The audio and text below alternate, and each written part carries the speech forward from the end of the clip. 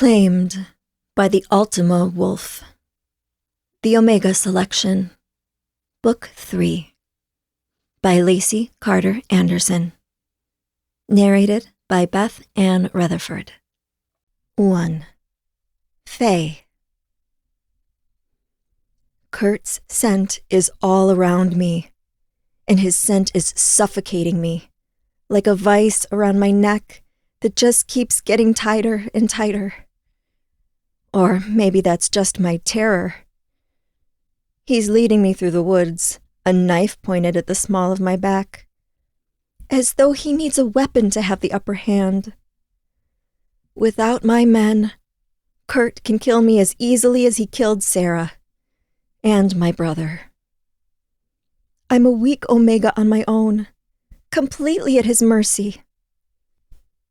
The forest is supposed to be my happy place. Surrounded by trees and wildlife, I'm supposed to feel at home. But now, the smell of mulch, bark, and running water, the very things that soothe me, are drowned out by Kurt's stench. It's everywhere, and it makes me feel like I'm going to be sick. Memories flash through my mind, and I can't stop myself from thinking back to when all this started, when I was running through the woods, thinking I could outrun the alpha of my pack, who came to collect me for the selection.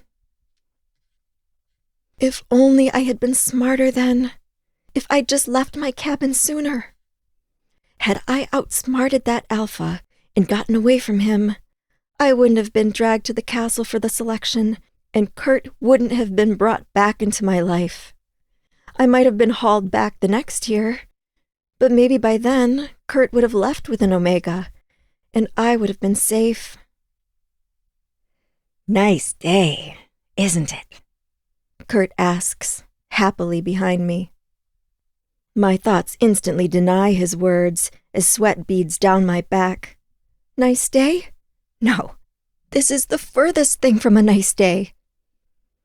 When I don't answer, he pokes me sharply with the knife. I cry out, feeling the blood already starting to ooze beneath my now torn dress. Isn't it? He asks again, this time a threat in his words. Blinking away my tears, I say, yes. I think of my men back at the castle, heart twisting when I picture them realizing I'm gone. Ezra will think it's his fault. Kaysen will try to joke and drink through the grief, which will alienate the others and only make him struggle more. They might not think they're my mates, but I know they'll feel guilty when they learn about my fate. I haven't known the Farrells as long, but they're absolutely certain I'm their mate and will react accordingly. I can picture them doing something reckless, like going after the Ultimas for failing to protect me. A sob rips from my lips at the thought of them learning about my fate, at the pain they might feel if we're mates. Who am I kidding? We are. Of course we are. I may never have been a mate before, but I know the stories. Losing a mate can kill you if your connection is strong enough. At least, hopefully, ours isn't that strong yet. But it could have been. With time, I know that. The worry for my men, for Adeline, for how my death might affect everyone else, is eclipsed by the potent, ardent fear clogging my airway now. I know, without a doubt, that I'm going to die out here. Whether I have seconds or minutes, I know my end is near. Kurt is going to kill me. All I can hope is that he'll do it quickly, that he won't do anything too terrible. My heart is beating faster and harder than it ever has in my life, to the point where my eyes are blurring from the impact of the blood rushing through my head. My mouth tastes like battery acid, and my hands are shaking. This moment is like every nightmare I've ever had about Kurt, come to life. And like my dreams, I'm helpless against him. He's at my back, prodding me every once in a while to keep me moving forward, whistling a little tune that I recognize from the day he killed my brother, Miles, years ago. I hadn't remembered it until now, but now it weaves through my mind, blending today with that day long ago. It's a tune that's somehow merry and filled with good cheer, yet it makes me feel like I'm eating glass. I can't stop picturing my brother, his neck turned at that awful angle. Then, years later, Sarah in the woods, her only crime being someone weaker than Kurt, being someone easy to take advantage of. These two deserved better than Kurt. If the world were just, Kurt would have lost his life for his crimes. Instead, his father's status as a powerful alpha had secured his freedom, and he was out here, completely free and able to kill again. And no one will punish him for this either. He'll walk away scot-free. More than anything, I wish I was stronger. I wish I could do something to stop this. That I had questioned the note I received. That I had asked Adeline about her note. Anything but just blindly trusting and believing that I would be okay. That this note was like all the other notes the selection had given me. Somehow, not living in constant anxiety and trying to calm my constant state of fear had turned me into someone dumb enough to make this mistake, and I hate myself for it. I hate myself for not heeding the warnings from my men not to go anywhere without them, for every mistake I made that led to this. Kurt kicks at my feet, making me trip over a root, then grabs my arms, grinning and whispering in my ear as he pulls me upright again. Oops. Watch your step, Faye. I wouldn't want you to fall down and get hurt. Not before we can play our little game together. The tears are running down my face in a non-stop stream, and I gasp for air, desperate to get away from him. But it's like my body knows we can't, and so I just keep walking along, going where he points me. Ice runs through my veins, and a strange acceptance of my coming death creeps through my mind. Okay, stop. He walks around to stand in front of me, his eyes roaming up and down my body, cold and calculating. This is all your fault. You know that, right? Sarah's death, Miles' death. You have no one to blame but yourself. Yes, I whisper, afraid of what will happen if I don't answer. His eyes narrow, and his voice is low and lethal. All I wanted was a chance, Faye, but you pushed me away at every turn. He turns on his heel, starting to pace in front of me. You humiliated me in front of the council, in front of everyone. I swallow thickly, watching as he works himself up, the vein in his neck growing more prominent as he spits his words. And it's weird. I'm just trying to decide if him being angry is a good thing or not. Will it make him kill me faster? Or will it make him drag it out? I killed your brother, okay? We both know that. But telling on me wasn't going to bring him back. So I kept asking myself, why would that bitch do it? I just stare. He advances on me, his breath hot on my face. Why did you do it, Faye? I swallow around the lump in my throat. You killed my brother. He stares. And? He doesn't get it. I loved him. And you killed him to show off to your friends for the stupidest damn reason in the world. So? His hand waves like he's waving away the idea. I'm a man, Faye. A great man. Our disagreement shouldn't have led to you not wanting me. I mean, look at me. I'm big, strong, good-looking, and from a powerful pack. Everyone should want me. I don't know what he wants me to say to that, but my tears finally stop as my brain tries to work out an answer that makes sense. When I don't speak, his eyes flash with rage. You're just like that bitch, Sarah. She fucks me one night, then won't let me fuck her again. She said I was too rough, that it didn't feel good. His tone becomes more dismissive, a quiet mumbling. Like it's supposed to be good for the woman, but I'm the one who decides when to stop fucking someone, not her.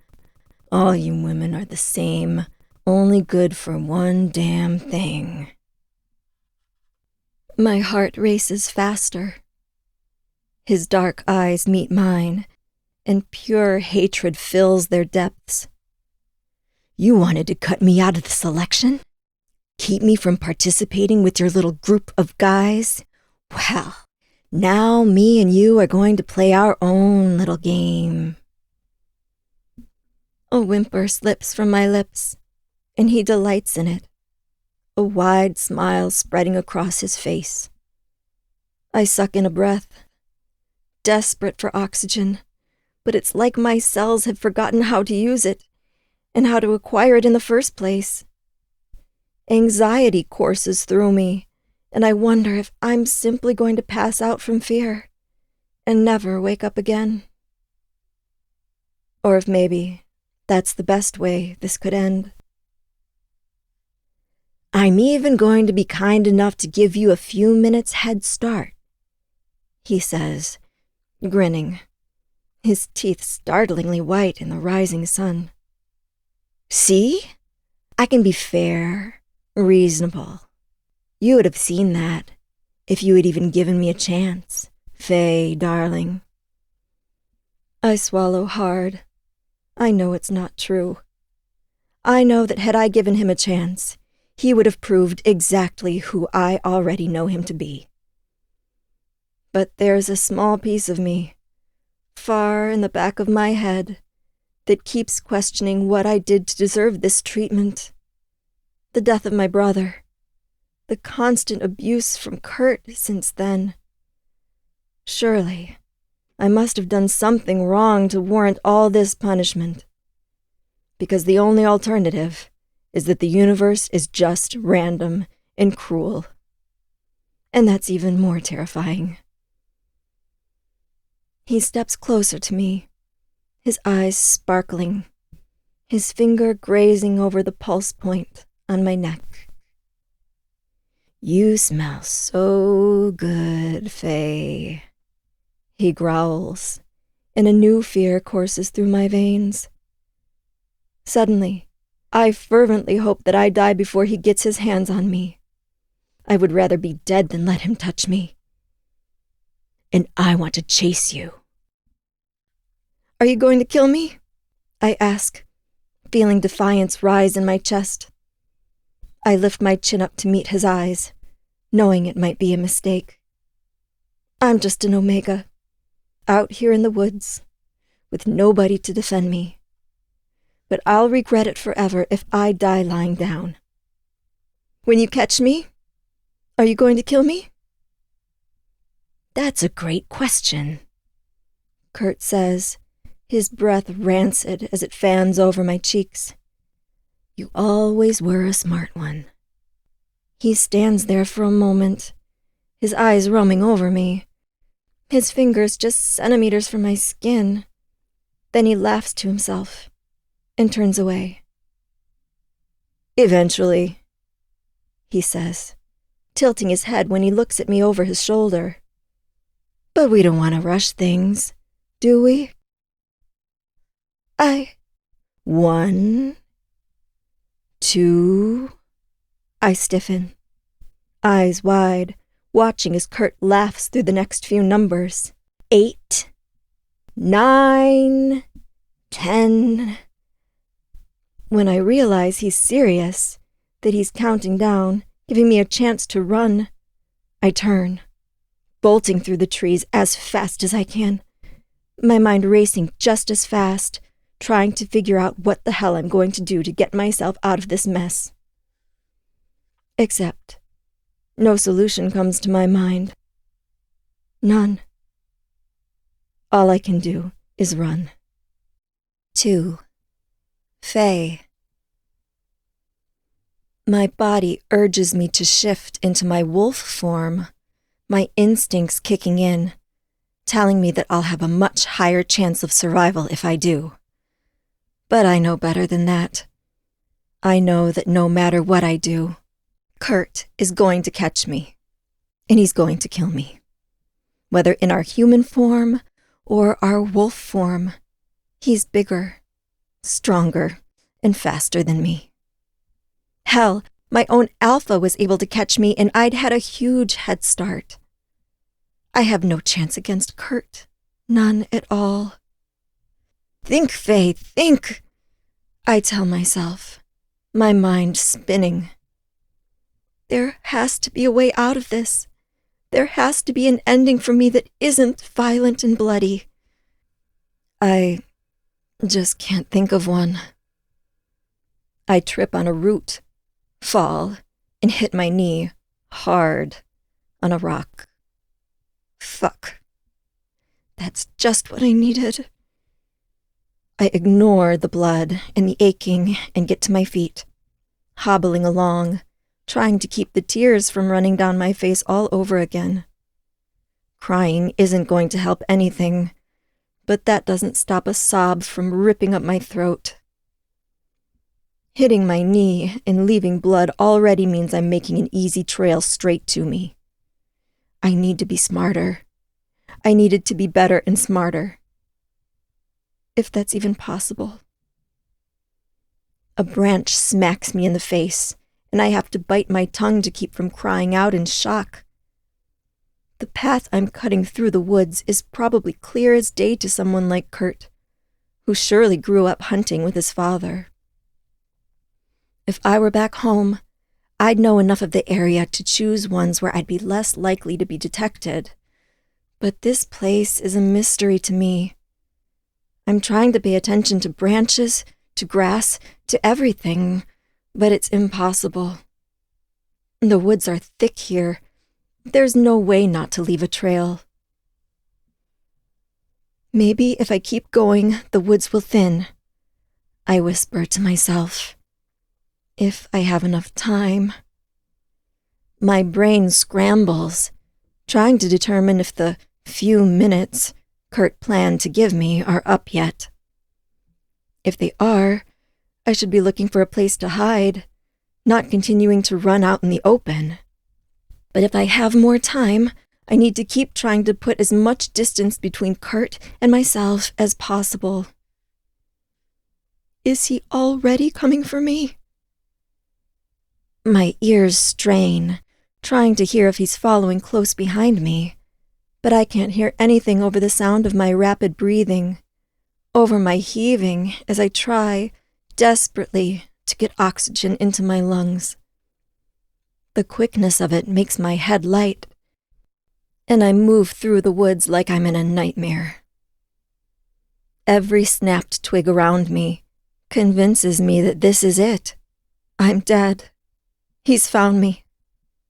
I picture, over and over, what it will feel like when Kurt gets his hands on me. He won't make my death a quick one. I shudder, pushing the thought away. Thinking about how he plans to torture me isn't going to make it hurt any less. I trip and stumble my way through the woods, my ears perking up when I hear something familiar. Running water. There's running water near here. The trees around me suddenly cease as I dash through them, and I skid out into a relatively bare area, heart thudding as I look down into the foamy, thrashing water of a narrow river. It's not just water. There are rapids, coursing through jutting rocks. It screams of danger. I stare down at it, then glance over my shoulder into the woods. There's nothing good behind me. Only Kurt. I could try to run along the river, but I'd be exposed, out in the open, easy prey. But what else can I do? My eyes trace the line of the rapids into the drop-off, then to where the water feeds into the lake far off in the distance, a spot of blue against a green landscape. It's the lake by the castle, the same water where I boated with Ezra, then later, with Maverick. This river could lead me straight to them. If I can survive the water, I'll wash up in the lake, and someone will find and help me. There are enough people around the lake that it'd only be a matter of time. But these rapids, they're dangerous. I'd have to not only survive them, but survive them until I reached the lake. If I ended up spit out along the riverbank somewhere, I'd be easy pickings for Kurt. Except, he would have a damn hard time following my scent if I jumped into the water. Something rustles in the woods behind me, and I glance over my shoulder, heart stuttering. That could be Kurt, or it could be something else. But if I keep standing here, he's bound to find me. It's now or never. I have to make a choice. Even if I die in the water, that's a fate better than Kurt getting his hands on me, than Kurt beating me or assaulting me. My legs trembling, my body revolting at the very thought of the thing, I take a deep breath and try to ease myself into the water. Except the second I start inching out into the raging river, the water snatches me, pulling me in with a force I never imagined. The water engulfs me, wrapping around me like a million liquid fingers, dragging me under, pushing over me, whipping me around.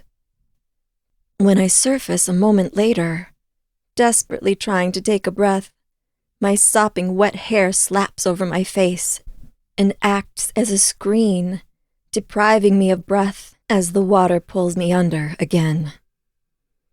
I feel my body starting to go limp, but I'm able to grab onto a root. I push my hair out of my face and heave, trying not to vomit. Then the water rips me away, into the rapids again. My side hits a rock so hard that pain rips through my body, and for a moment, I can't breathe. I feel like I've been broken in half, like I'm dying. But I'm swept along, conscious of the water and the desperate need to breathe, even as I'm dragging along sharp rocks and smashed against others. When I surface again, clutching a branch still attached to a tree overhead, I'm crying, sobbing, just wanting to be still for a moment. But already the slick branch is hard to grasp onto. The water pulls at me, pulls at my long coat and dress, demanding I keep moving, demanding that I be just another victim of nature.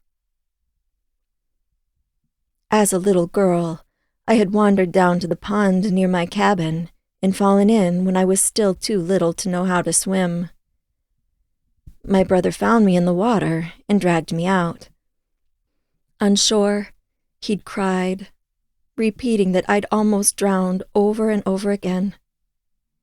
After that, I always told people that I'd almost drowned as a little girl. But now, I know the truth. I was nowhere near drowning back then. But now, my lungs feel waterlogged, my throat constricting with the need to vomit as the river snatches me once more and drags me under.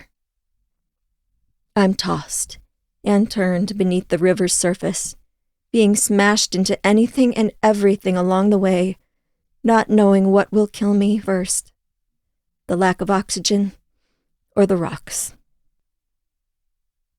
My body screams for release, either for a breath of air or to die, but I get neither, surfacing just enough for my traitorous body to grasp at branches, holding me above the water long enough to keep me on the edge of life and death before I'm sucked in again.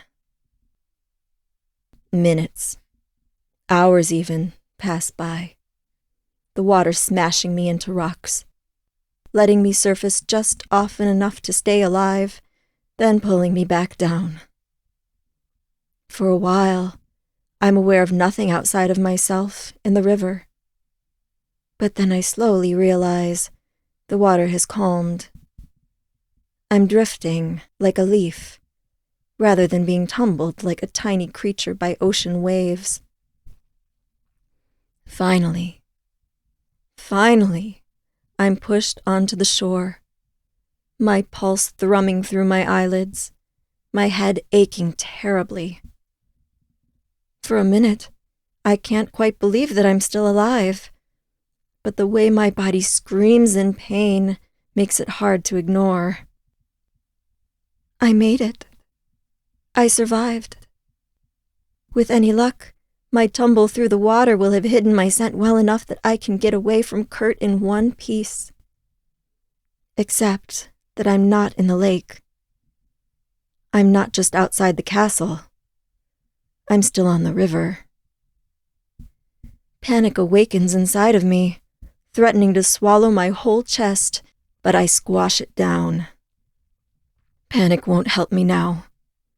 No one can help me now, and I'm too close to give up. I just have to keep going. Moving slightly, I cry out, then glance down at my body.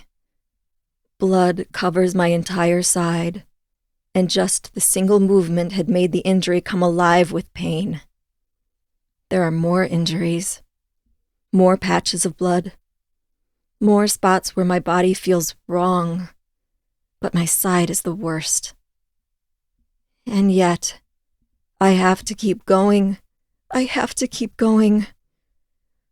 Through the tears in my eyes and the blood streaming down my face, I see a hazy vision of the castle, and, gasping for air, I crawl toward it, my body screaming in protest, a blinding pulse of pain moving from my spine and out to all my limbs, curling in my hands and feet, making every movement nearly impossible. But the castle is there. My men are there. I can't stop. I think of my men, waiting there for me, and about their responses to what I'd just done. I can see all of them in their reactions. Ezra, worried about the long-lasting injuries. Kaysen, impressed and wanting to try it himself. Maverick, thinking about the logistics of surviving. Xander, growling with rage, only focused on tearing Kurt limb from limb for putting me in that position in the first place. Come to think of it, that's how all of them will react. Pain makes it hard to breathe, hard to see. There's not a part of me that doesn't hurt. At least the rough ground tearing into my hands and knees barely penetrates through the fog of suffering, making it easier to just keep going, to never stop. It feels like I've been dragging my body along the shore for hours, but in reality, I know it's been less time. How much, I have no idea. But the castle doesn't seem to be any closer. Still, I cling to the idea of that castle, to the idea of people waiting there for me. People waiting for me.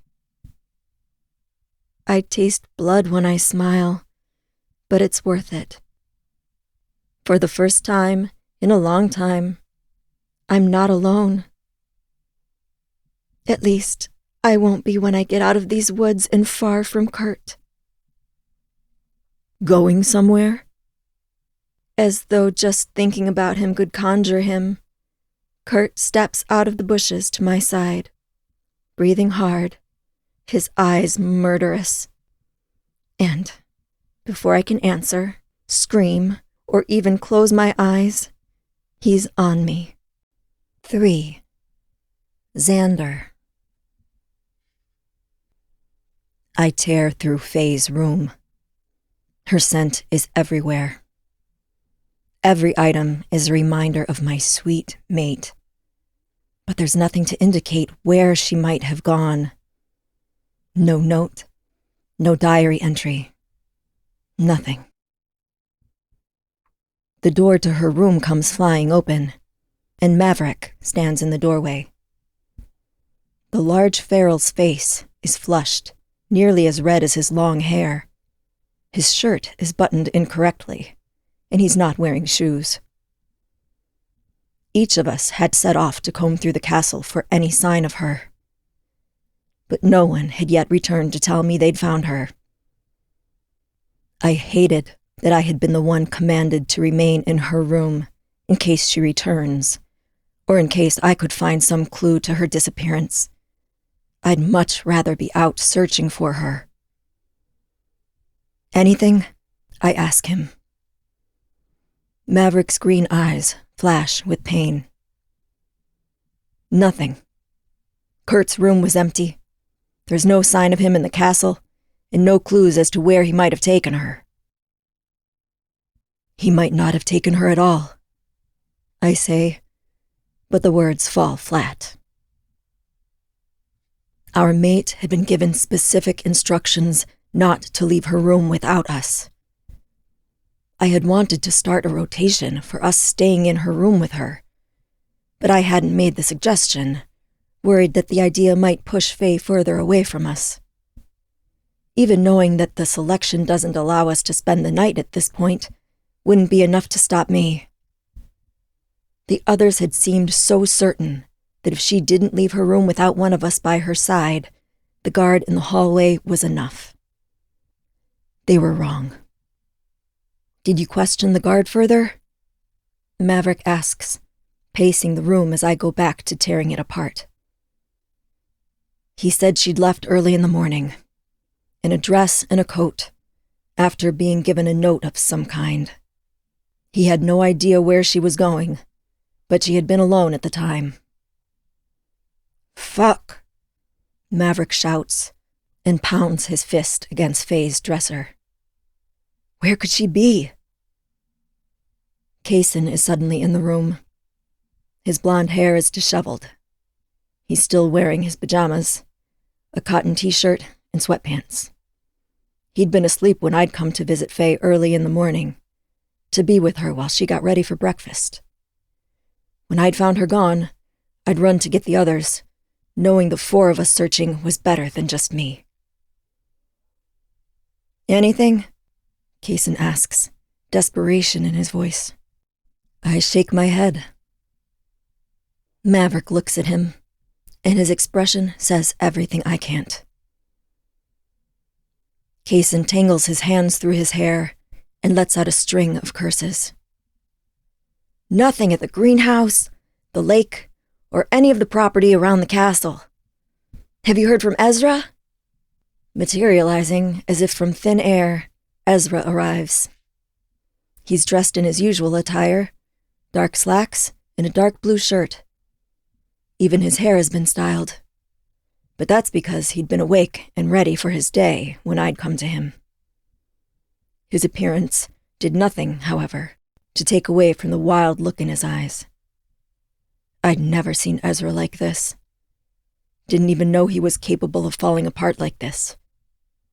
Not that I've known him long. That's just my impression of him so far. An impression I think is right. I've been through every room in the castle. He seems to choke on the words. She's nowhere. How the hell can she just be gone? Kaysen grasps his shoulder. We'll find her. We have to find her. Ezra shoves him, but there's no fight in the movement. Just heartbreak. Where, Kaysen? Tell me where. Kaysen doesn't seem to know what to say. We follow her scent. I can smell her everywhere. Can't you? Ezra asks. Kaysen's expression falters. We need to go to the Ultimas, Maverick says. We need their help to find her. Ezra shakes his head. We'll get caught up in their shit, and we'll lose her. Can't you guys feel it already? We're losing her. She's somewhere, with Kurt, and if we don't find her, he'll... Kaysen pulls him into a hug, and Ezra clings to him. My heart bleeds, and Maverick grips my shoulder, giving me a lost look. Our mate. Our Fae. She means everything to us. Without her, we're lost. We need to find her. We need her to be safe. I truly don't know what will happen to any of us if we don't. 4. Fae. My body begins trembling, shaking so hard that my teeth chatter together, the sound audible in the silent woods around me. This can't be happening. I survived the rapids. I can see the castle. I'm nearly safe. And yet, the castle taunts me. It's still too far away for anyone inside to see me or hear me. He leans over me, and his sweat drips onto my hand. I look up into his dark eyes and see that his pupils have spread, so that now the brown is washed out with black. There's something inhuman about his eyes, something that speaks of an evil force capable of the kind of things I've only ever seen in my nightmares. You think you're so clever, don't you? He asks, before driving a foot into my ribcage. I cry out, sinking back, curling around my torso. It takes a minute to get the air back in my body, but when I do, I start to back away from him. I'm crawling on my hands and knees, knowing I can't escape him, but needing to try. I am going to kill you, Faye, he tells me, his tone matter-of-fact, almost emotionless. Your men are going to find your body out here, and they're not going to be able to do a thing about what I've done to you. My thoughts start working. And what if they can, Kurt? What if this time it's finally enough for the council to do something? They won't just throw you out and make you a feral. After killing 3 people, they're going to end your life. His eyes narrow. That won't happen. I keep going, desperate for anything that might stop him. How can you be sure? It's hard to keep talking through the pain, but I grip my bloody side and push through, desperate. You left your scent all over Sarah. You're going to leave your scent all over me. They're going to know you did it. They won't care. I'm fucking obsidian. I'm untouchable. He shouts, the veins in his neck bulging. Are you? I challenge, crawling backwards. They are still investigating Sarah's murder. I mean, maybe if you'd attacked me years later, they wouldn't put it all together. But you think they won't connect the dots when the 2 Omegas you're connected to die within a short time of each other? He shakes his head, his eyes wild. You don't know what you're talking about. You have no idea how powerful my father is. Hector, the Ultima, is his best fucking friend. That figures. That's why Hector has been rooting for me to let Kurt be my mate. I keep crawling backwards, wanting as much distance between this dangerous man and myself as possible. What do you think it'd be like to have your head chopped off in front of everyone?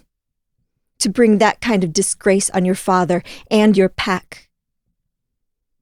He leaps out at me, capturing me around the throat. For a second, I can't breathe. But then his grip loosens, and he drags me closer. So close, our lips almost touch. You can't scare me, Faye. You can't trick me. Today, you're going to die. Then he shoves me back onto the ground. Is it worth the risk? I pant, trying to shift so I'm not on my back and completely at his mercy. He gives a smile that's cruel. To finally kill you slowly and painfully? Yes, it's worth the risk. I'm breathing hard, prepared for the worst. Unfortunately for you, you humiliated me. You insulted me so badly that there was no coming back from it. You could never be my Omega, never be mother to my children, all because of your damn ego and those assholes. Assholes you stink like. I plant my hands firmly on the ground and prepare to run, even knowing that I might not be able to. My legs are shaking like leaves, but before I can try to make a run for it, he lunges at me, shifting in mid-air, growling as he lands on me with all four paws. His teeth bury into my shoulder, and a scream tears from my lips. I'm crying and begging, hands fisting in his fur and pushing against him, trying to get him off, but he seems to not even feel my attempts to stop him. Pain burns through my veins, and blackness dances in my vision. I feel hot blood running over my shoulder and down the front of my chest. But then Kurt releases me, jumping back. I stare at him, heart thumping wildly in my chest, wondering what he's doing. And then I remember. He wants to make this slow. He's going to tear me apart, piece by piece. The puncture points from where his teeth embedded in me throb, gushing blood, and I keep my face pointed up, afraid that if I look at the wound, I might faint. Kurt pulls his lips back, showing me all his teeth, scarlet and eerie. The sand is sticking to every part of me that's coated in blood, grating on my skin. Please, I whimper when he snarls and advances on me again. Because I'm in my human form and he's not, he can't speak to me, but he can hear me and understand what I'm saying. So I try. I try one last desperate thing to save my life, no matter how pathetic it makes me feel. Please, I'll take it all back. He circles me, and I flinch every time his muscles tense. But he doesn't jump out at me. He just keeps circling me until one of his paws reaches out and he slashes my arm with his claws. I whimper and scoot back, trying to ignore this new injury. It's just one of many, after all. Please, we can figure this out. Things don't have to end like this.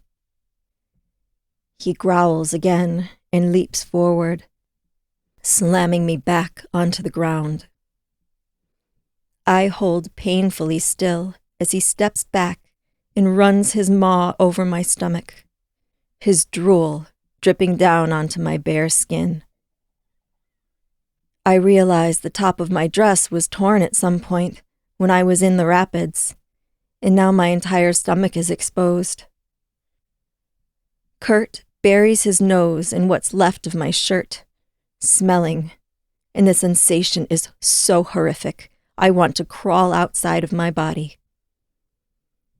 "I'll take everything back," I sob, still digging for purchase in the sand, inching my way up the beach and away from him as he watches me, as if that's going to accomplish anything.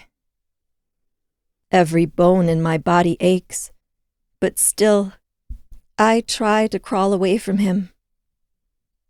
"I'll tell the council I was lying about everything, about my brother, about that girl. You'll never hear another peep from me about it, please." Kurt growls and follows me up the beach slowly, his head tipped down, his pupils almost overtaking his eyes, but still menacing and cold. He's watching me. He knows what I'm doing, but he doesn't care, because he knows I can't escape. "I'll do whatever you want," I say, the last word coming out in a broken breath, severed into 2 syllables. "Whatever you want, Kurt, please." With one last lethal growl, Kurt lurches forward, and I cower down into the sand, putting my hands up over my face and screaming as loudly as I can. I feel his teeth graze against my hands, but suddenly, it's like he's been deleted from thin air. When I look up, there's a flurry of movement, and a large white wolf is tumbling through the sand with Kurt, who now looks tiny in comparison. I'm still gasping for breath, but my hands flutter up around my throat, as though it's possible I died and didn't notice. But I'm alive. How? Whimpers, growls, and the sounds of a fight seem to rise up all around me. My gaze darts to the 2 wolves, my head spinning. Kurt is being ripped to shreds just feet away, yipping and whining, trying to get away from the white wolf, who isn't relenting. Even when Kurt starts to stagger and fall, the white wolf snaps at him and takes out chunks of his flesh, doing everything short of ripping his throat out. I've never seen wolves act like this before. Kurt had set out to slowly torture me, but it's like this wolf wants to quickly and violently shred the bastard to pieces. And he can do it, because he's huge. He's 3 or 4 times the size of any wolf I've ever seen before. I realize I'm backing up, the sand pushing against my heels, my hands grappling for purchase. When I hit the grass, I cry at the soft feeling of it under my hands and haul myself up onto the soil, just wanting to be on solid ground. But it's not enough. I have to keep going. I have to get away from the 2 fighting wolves, because when they're done, I have no idea what the white wolf will do to me. The white wolf suddenly takes Kurt by the neck and begins to shake him around. Blood oozes from his throat as Kurt flails about. Then the white wolf throws him before leaping on him once more. Kurt stops fighting, stops moving. But pieces of Kurt continue to be thrown around as the white wolf rips him to pieces. I try to keep crawling away, but my shoulder pulls and I cry out. This is when the massive white wolf turns, blood dripping from his maw as he looks at me, his eyes studying me intently. My body folds in on itself, recognizing the Ultima even before my mind does. It's something I would have known already in any other state, given the size of the wolf. The movement has me crying out in pain, but I'm unable to resist the urge to cower in front of the powerful wolf in front of me. He moves toward me, and I watch, even with my head lowered, my heart racing. Unsure of what this unknown Ultima's intentions are. Unsure if he might just not want to deal with two unimportant wolves fighting at all. I've heard stories of Ultimas who simply killed wolves out of annoyance. Maybe this wolf is like that. Kurt may not be the one to kill me today, but I may still die. Perhaps, even in a worse way, if that's possible. Please, I murmur. Slowly, I get my limbs to work again, and, still cowering, I try to crawl away, my shoulder and stomach protesting with every movement. My entire body screams with pain as I try not to look at the Ultima, as I try to just get away from him. Little one, someone says, and when I glance back, the white wolf is gone, and in his place is a tall, naked, strange man with white hair loose around his face. What's left of my breath whooshes out of my lungs. Even in this state, hanging on to life by a thread, my body and mind must acknowledge that he's one of the most gorgeous men I've ever seen in my life. His skin glowing with a stronger kind of life force than even the Ultimas I'd met. He's covered in blood, most of it likely Kurt's, but even as gory and disgusting as he is, his beauty shines through. And yet, I don't know what he wants with me. Please, I don't want to cause any trouble, I whimper, closing my eyes. The world fades away for the briefest moment, and then there's a feeling deep in my stomach, tugging toward him, wanting me to turn and look at him, to continue to take him in. But I fight the feeling. I just want to get out of here. I'm only trying to get to the castle, I say, hoping maybe he'll take pity on me and either let me go or help me get there. He kneels down in front of me, studying me, and instantly I'm swimming in hazel eyes that are flecked with green and brown, a ring of gold around the outside. They seem to stare into my soul and somewhere beyond. His skin is beautifully tanned, and his beard is neatly trimmed. There's something about him that just screams that he's put together, in a way I've never experienced before, in a way I wouldn't have expected from a man who had just torn Kurt to pieces. You're safe now, he whispers, reaching out and running a finger along my jaw. Power sparks from his touch, and I stiffen, unsure what to do. The sensation mesmerizes me. It makes me feel strange, keeps me looking at him, even when my instincts say to look away. What is this I'm feeling, and why does it make me nervous? Who? I begin. I'm Eli, he tells me gently. Eli. For some reason, I thought he was older than me when I first spotted him, probably because of the strength of his power.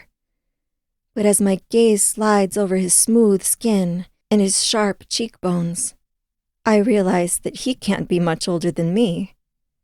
An Ultima, with this much power, barely older than me. "Oh, my little mate," he murmurs, his gaze moving over me. "My tiny mate," he continues, as though the first statement warrants a correction. Mate? I repeat, confused. Moving, I wince as my body screams with pain. I don't know what this man is talking about. I don't know why he's here or what he wants from me. Please, don't hurt me, I say, then a sob explodes from my lips. He frowns. "Never, my tiny mate," he says. Then, to my surprise, he reaches down, scoops me up, and hefts me into his arms. I cry out as pain rips through my body. He trembles, leaning down and kissing my forehead several times. "I'm sorry. I'm so sorry. I should have been here quicker. I should have known."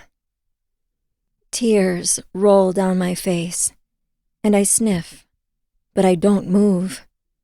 His arms are warm, deceptively safe. "No one will ever hurt you again," he says, and there's a note of anger to his voice, of determination. His scent rolls over me, that of sandalwood and musk. It's a scent that's powerful and subtle all at once. A scent that begs me to breathe it in and relax. It moves through me, lifting me up, and I suddenly feel as though I've had several glasses of champagne.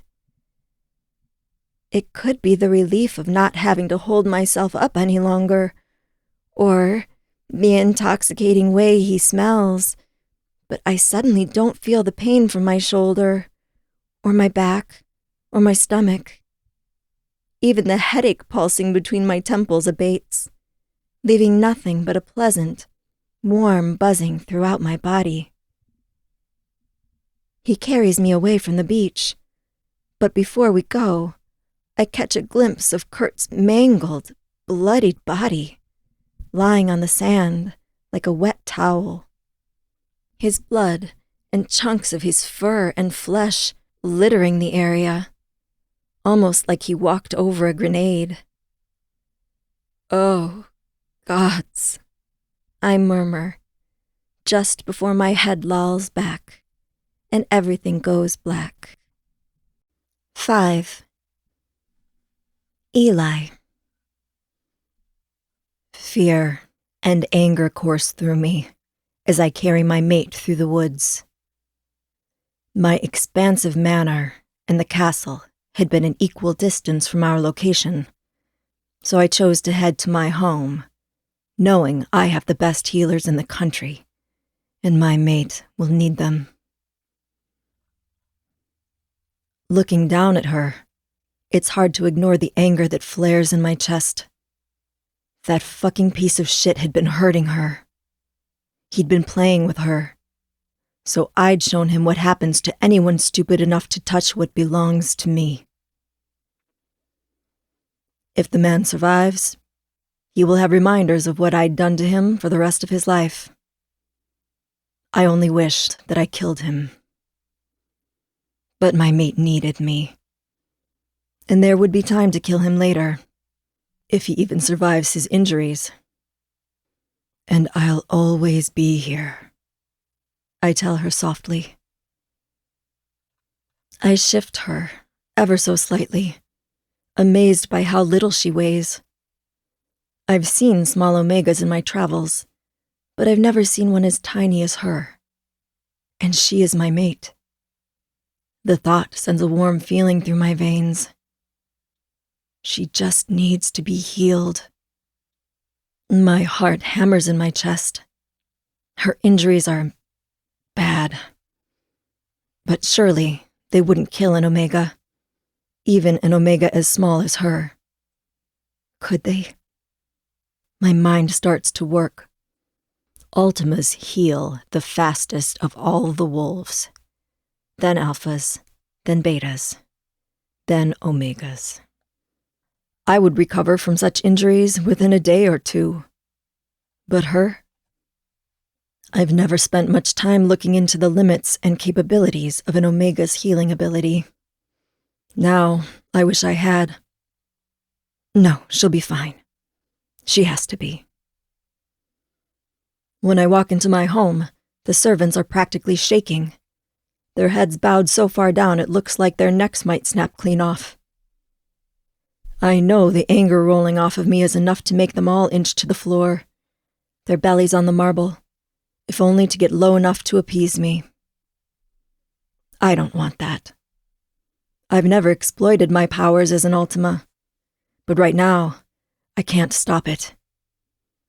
Anger, cool and unmovable, like liquid steel, flows through my veins. I have half a mind to turn around and find that alpha where I left him and finish him. If he's even still alive. Find the other Ultimas. Send them to me, I command, and the servants race to obey. Pushing through the main ballroom, I watch as several of the servants stop what they're doing, gasping and falling to their knees when they catch sight of me. It must be quite the show. Me strutting in, naked and covered in blood, holding my tiny Omega in my arms. My tiny mate. What kind of alpha would attack an Omega under any circumstance, let alone one in which the Omega in question was this small, this weak? I call her weak, but that's not entirely true. It's clear that she's strong enough to withstand many abuses. Her hair is damp, her body is covered in bruises, and she smells of the river. I'd hazard a guess that she spent some time in the rapids before I found her. Something even I wouldn't do. And that's not taking into account that she'd fought with an alpha so much larger than herself. He'd put his teeth in her, his claws in her, playing with her like a thoughtless animal, rather than a shifter. Why? I have no idea. But when my mate is well enough, I'll be sure to ask her.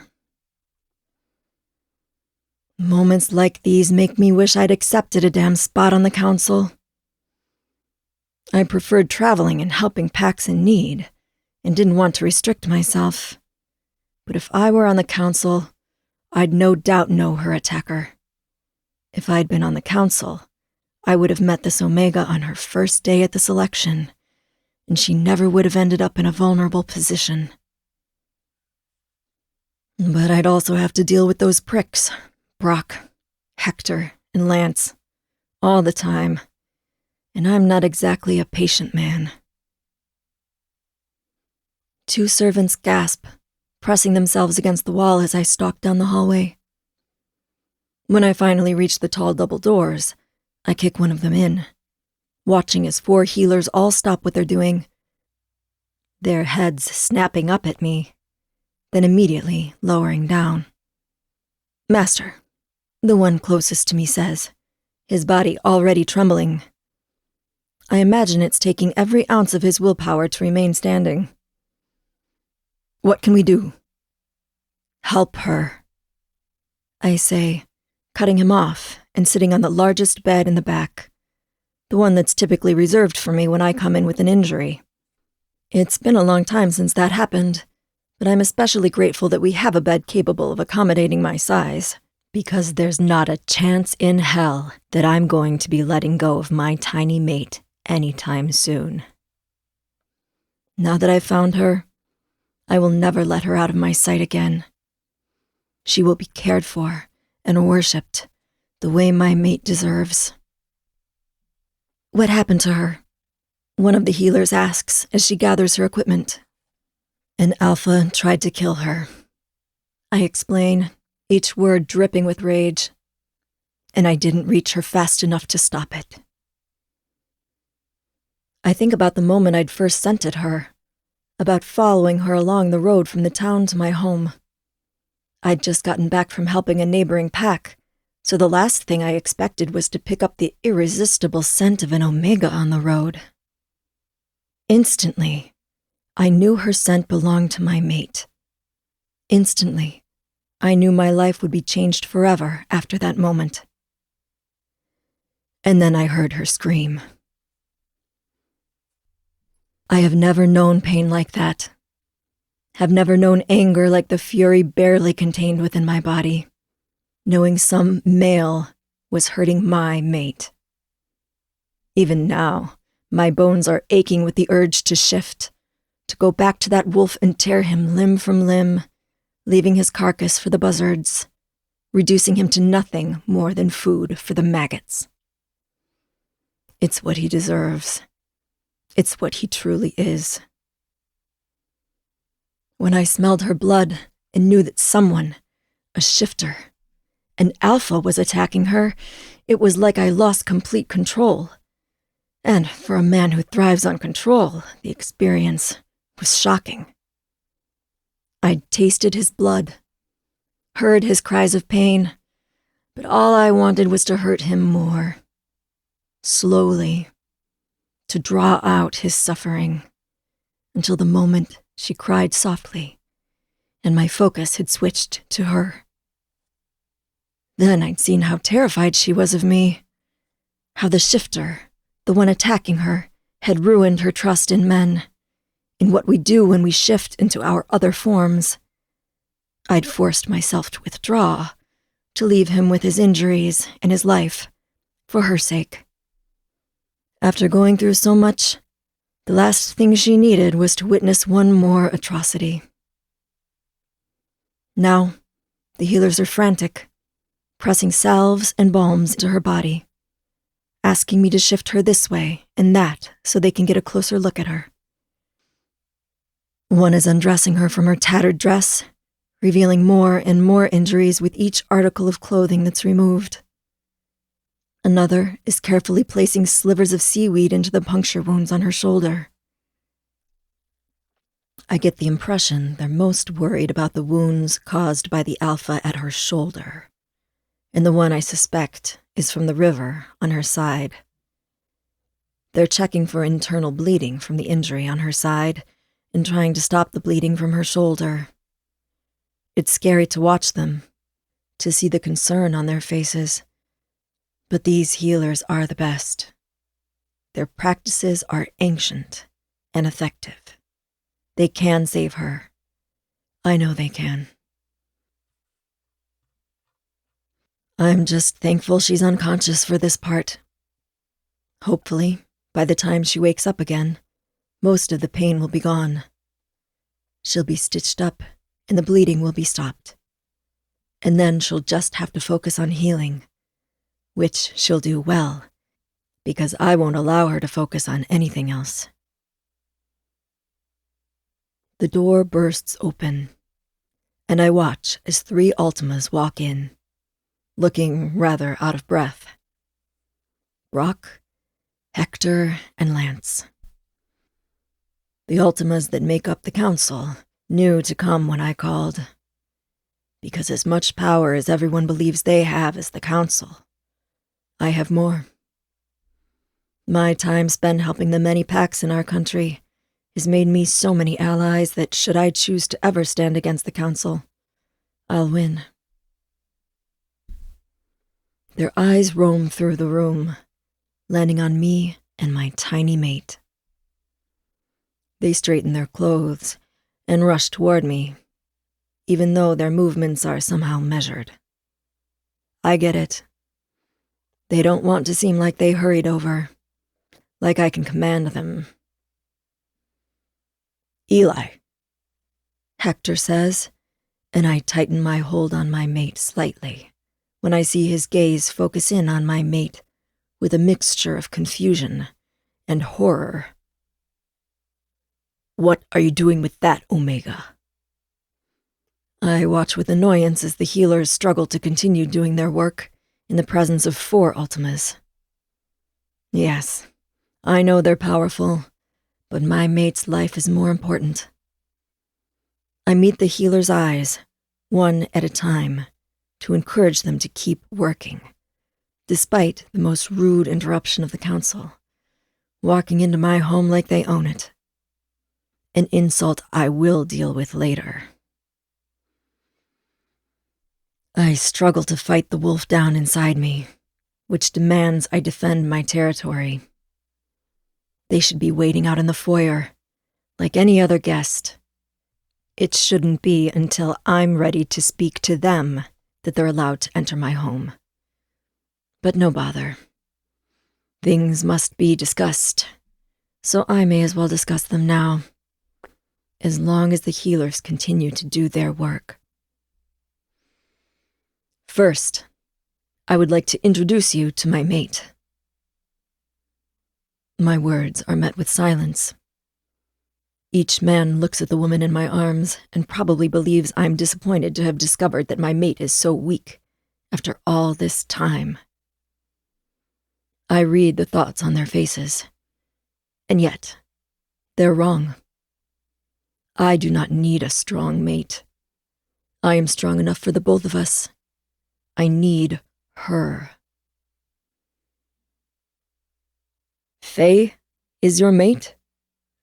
Are you sure there's not some kind of mistake? Brock finally asks. And at the sound of her name, my body feels our mating bond click into place. Faye, my tiny mate. My voice is deadly low, daring any of them to try and challenge that statement. Yes, she is my mate. There is no doubt about it. And she is gravely injured. I say coolly, even though just mentioning her injuries hurts. My healers are doing their best to patch her up, which is an endeavor that you're currently interrupting with your presence. I don't think I need to say it, but should something happen to her, you should fear what I'll do. Eli, Brock starts to say, but I cut him off, tilting my head. I was not finished. Apologies, Brock says, gritting his teeth. The reason I called you here is because there's something you must handle, and handle right away. The reason for Faye's injuries is my mate was attacked by an alpha.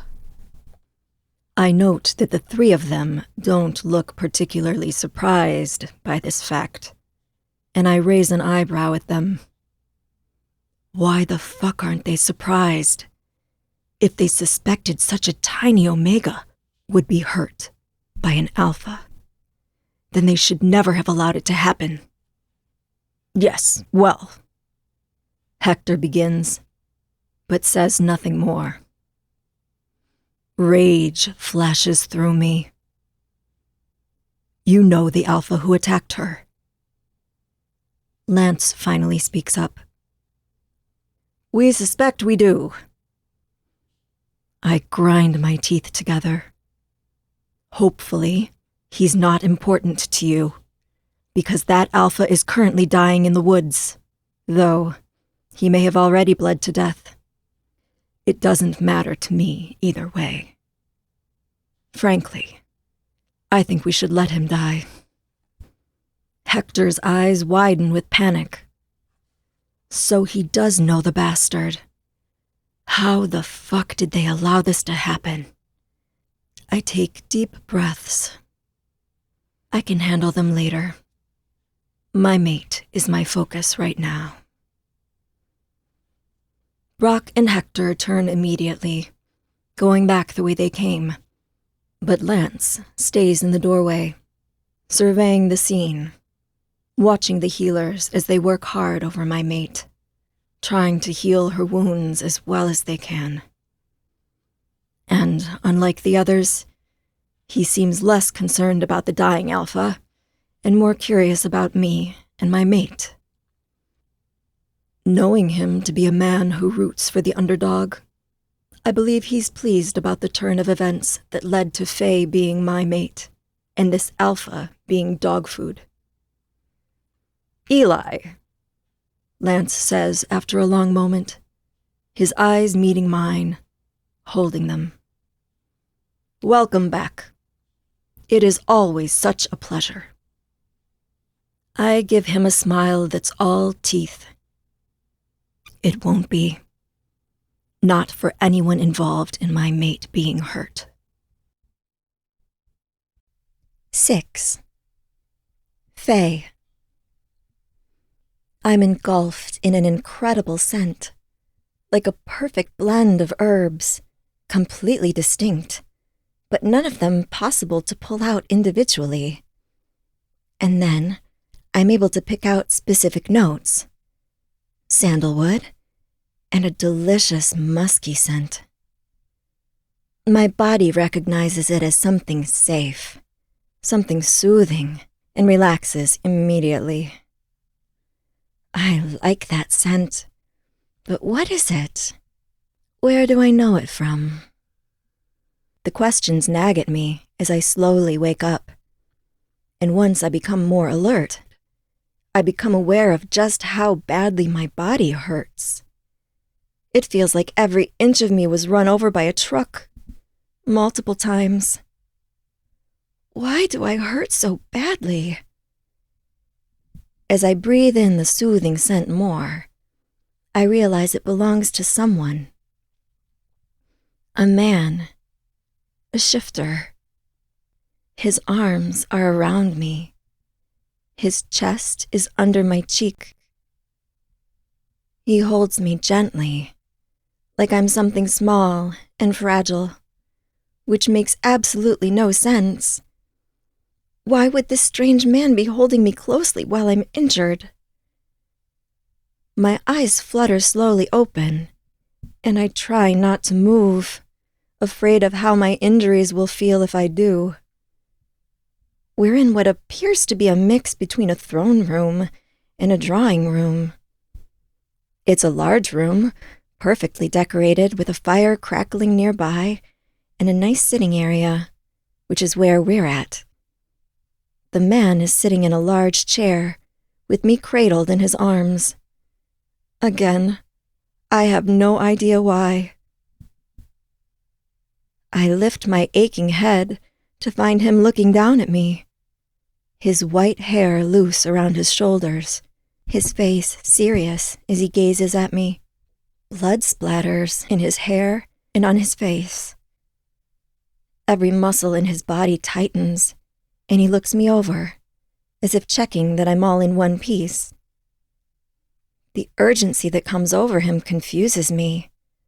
All of this confuses me. He's an Ultima. He shouldn't care about one broken Omega. Is there something I'm missing? My swimming head makes it hard to think. As soon as I shift and my muscles contract, I feel a flash of pain. It takes my breath away for a moment, but it's manageable.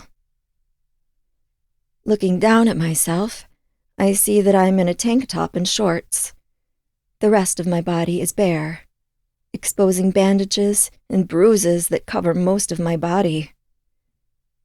Something in my brain notes that as much as I'm hurting, I should hurt more than I do. But then I try to remember why I should be hurting at all. And then, everything comes back to me.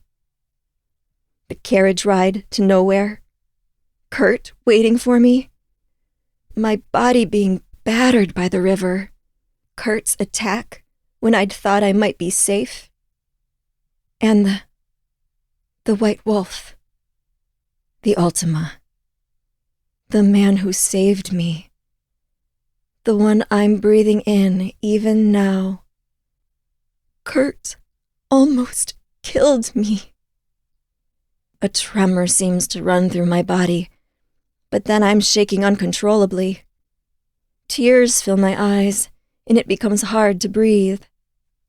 Every injury I received rolls through my mind, and I flinch, trying to protect my past self from the pain.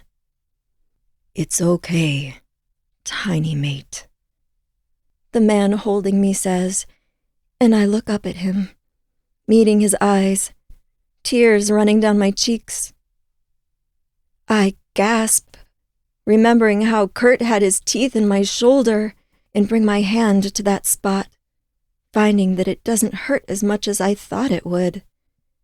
It still hurts, though, and the bandages are a reminder of the gnarly mess that's hidden underneath.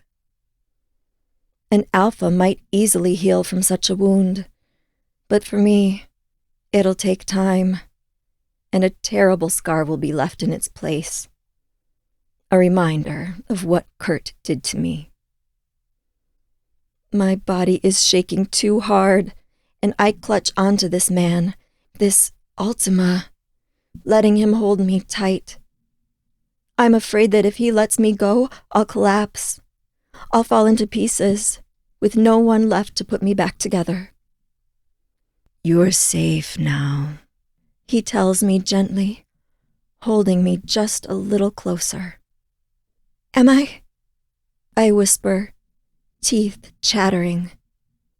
I thought I was safe before, but I wasn't. Kurt always finds a way to hurt me again, and no one can stop him. Not my men, and certainly not me. You're in my manor, protected by me. I shake my head, more tears falling. He'll find me. Anger flashes in his hazel eyes, and his jaw ticks. You don't have to worry about that alpha anymore. He can't hurt you now. Yes, he can, I say, gasping, feeling suddenly like Kurt could be searching for me, even now. This Ultima means the best. I know that. But I'm tired of people telling me not to worry about Kurt, to keep my head up, to ignore him like he's some sort of schoolyard bully and not an actual murderer. He killed my brother, he killed Sarah, and he almost killed me. Kurt is absolutely someone I should be afraid of. And the second this Ultima is done with me, I'll be vulnerable again.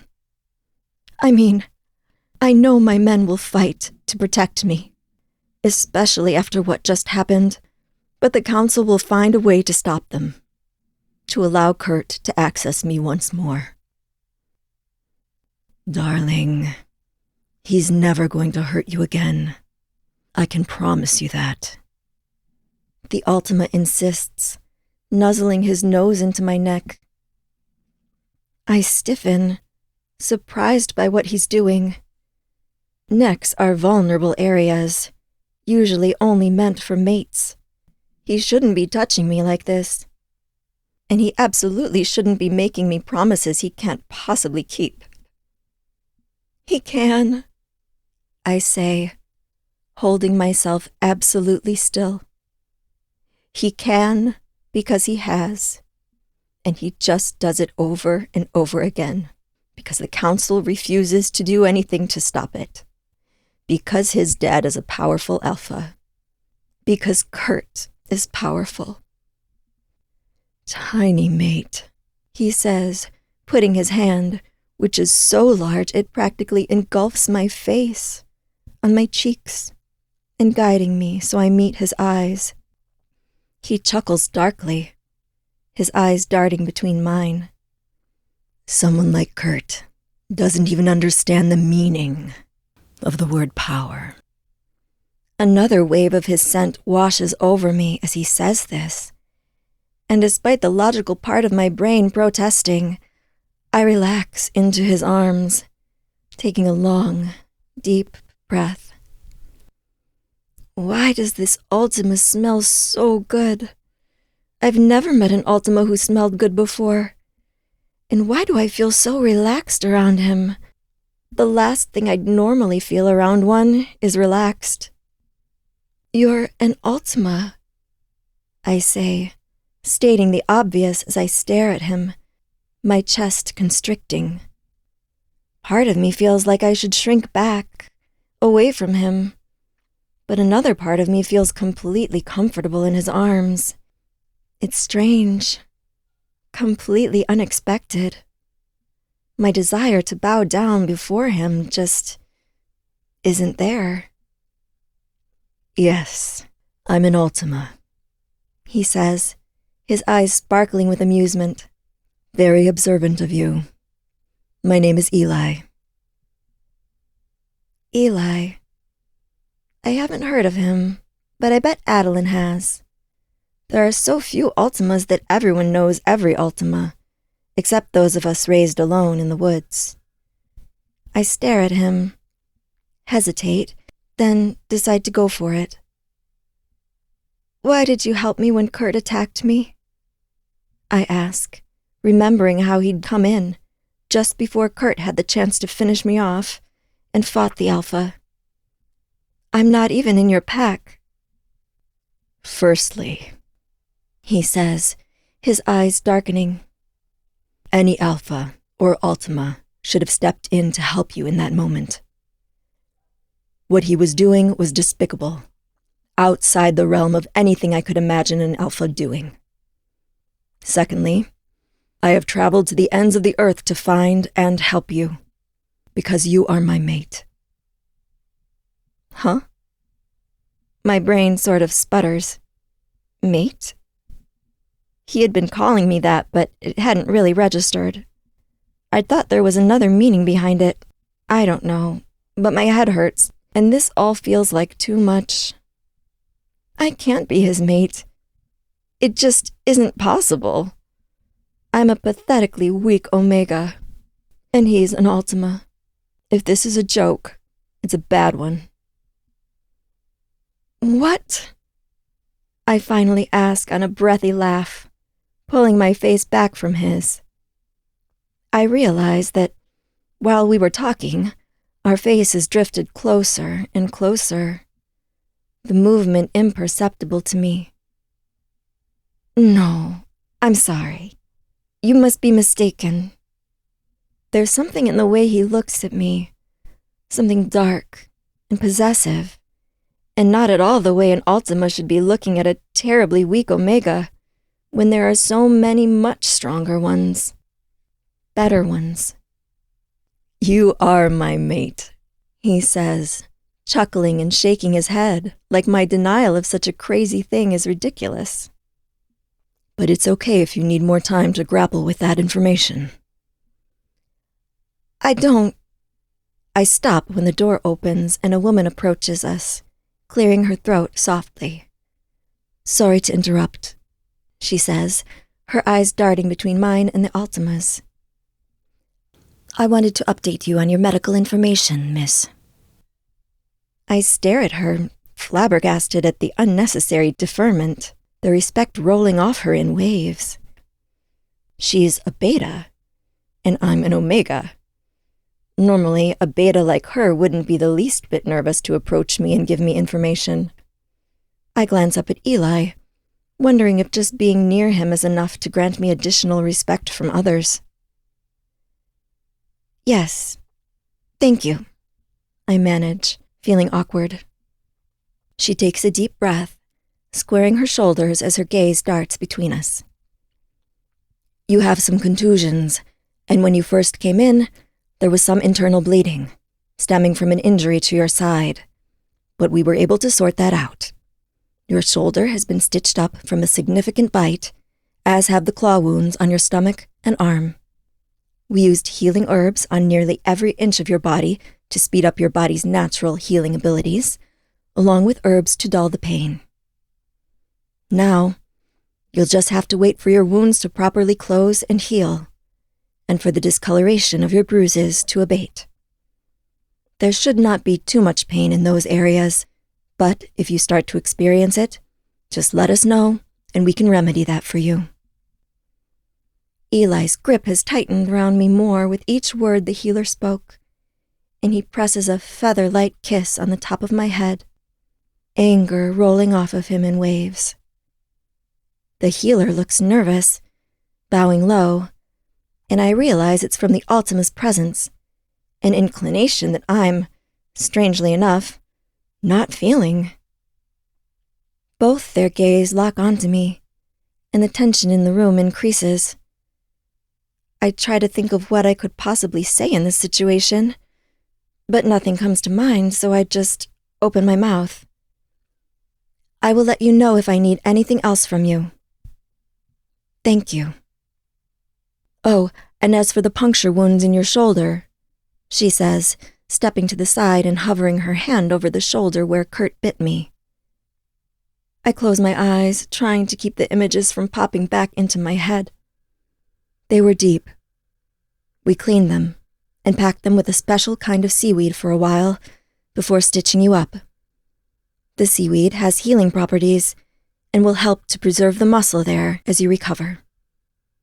I anticipate that this is the wound we will have to monitor most. Trying not to move too much, I nod.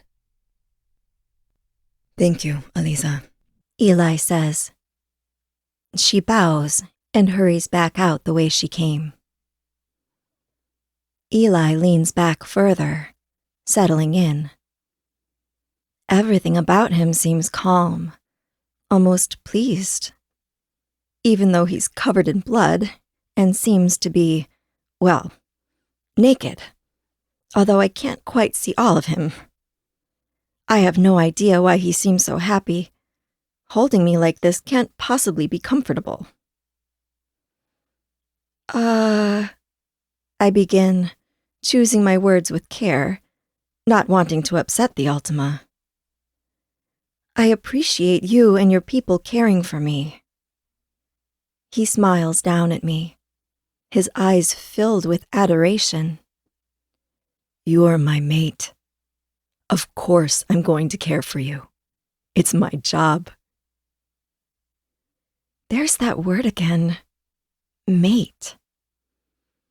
Then, all at once, I think of Ezra, Kaysen, Maverick, and Xander, my heart racing at the prospect of them looking for me, not knowing where I am. They'd be frantic, terrified. Does anyone from the selection even realize I'm gone?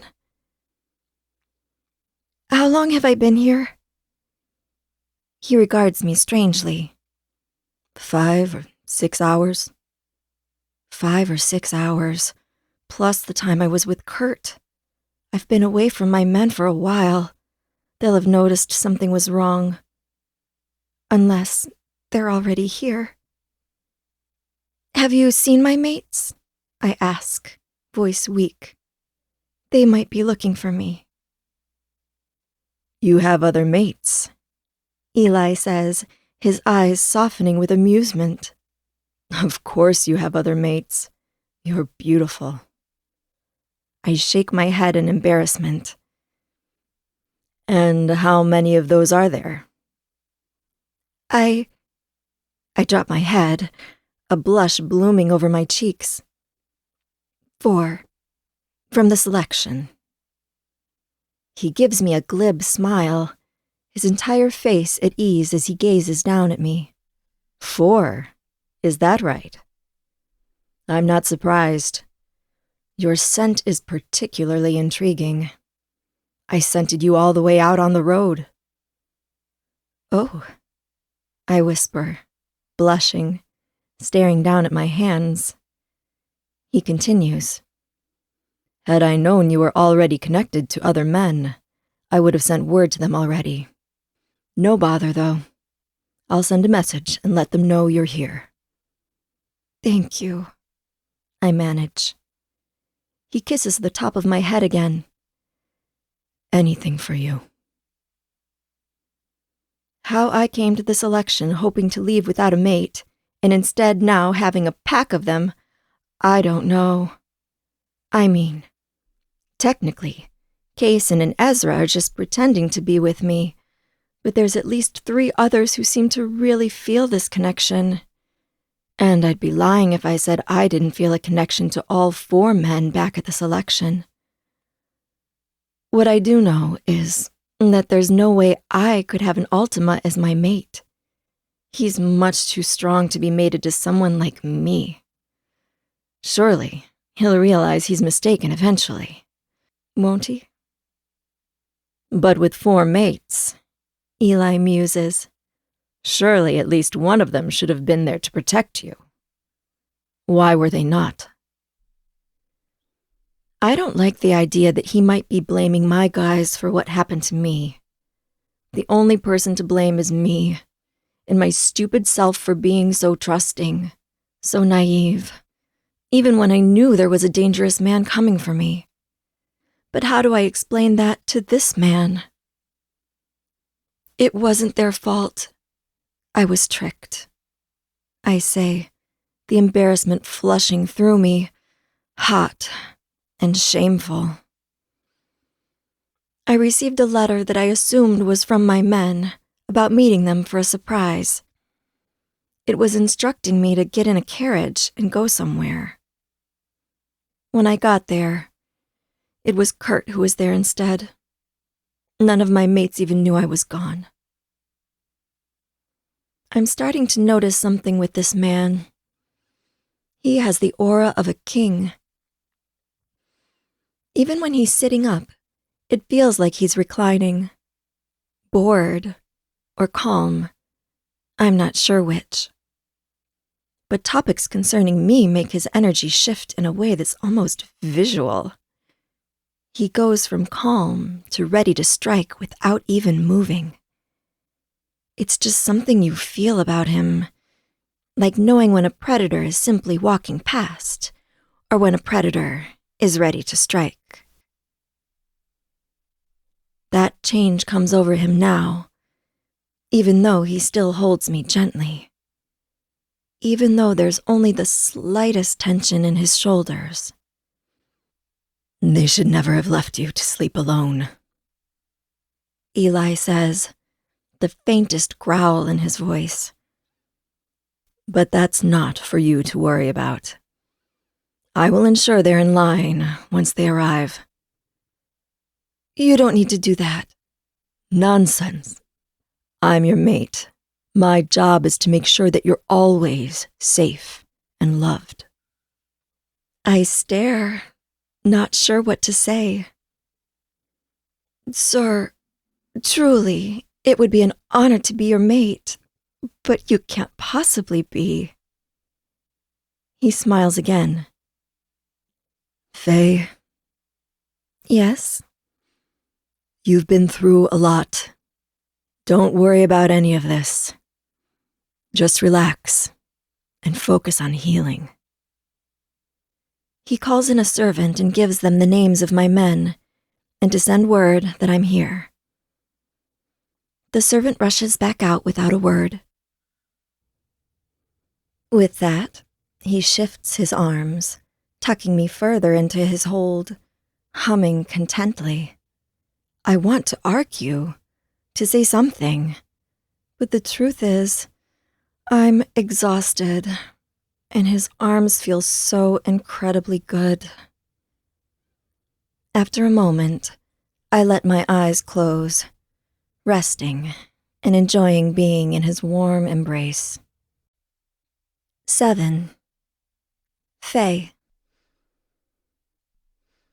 I awaken, feeling groggy and out of sorts. To my surprise, Eli is still holding me, his warm arms wrapped around me. It takes me a minute to realize what had drawn me from my sleep before I breathe in the scent of food. My stomach grumbles, and Eli lifts a brow. Hungry? Embarrassed, I simply nod. He leans forward and assembles a plate of food from the spread on the table. Then I sit in his lap and slowly eat, trying to ignore the fact that he's still naked, although he's managed to clean off the vast majority of the blood that was on him earlier. There's a croissant with ham and cheese inside, a ball that tastes like some magical mix of potatoes, cheese, and something gooey and perfect. There are little pastries with cream and raspberries. I eat all of it until the clawing in my belly eases. More? I shake my head. No, I'm feeling much better. He sets the plate back down. How are your injuries?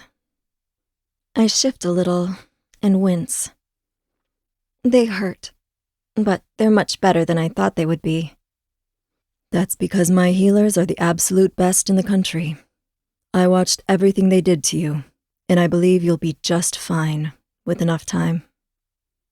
Thanks again, I say, then glance down at where his arms encircle me, at his bare chest. If you want to, you can put me down. I'm okay.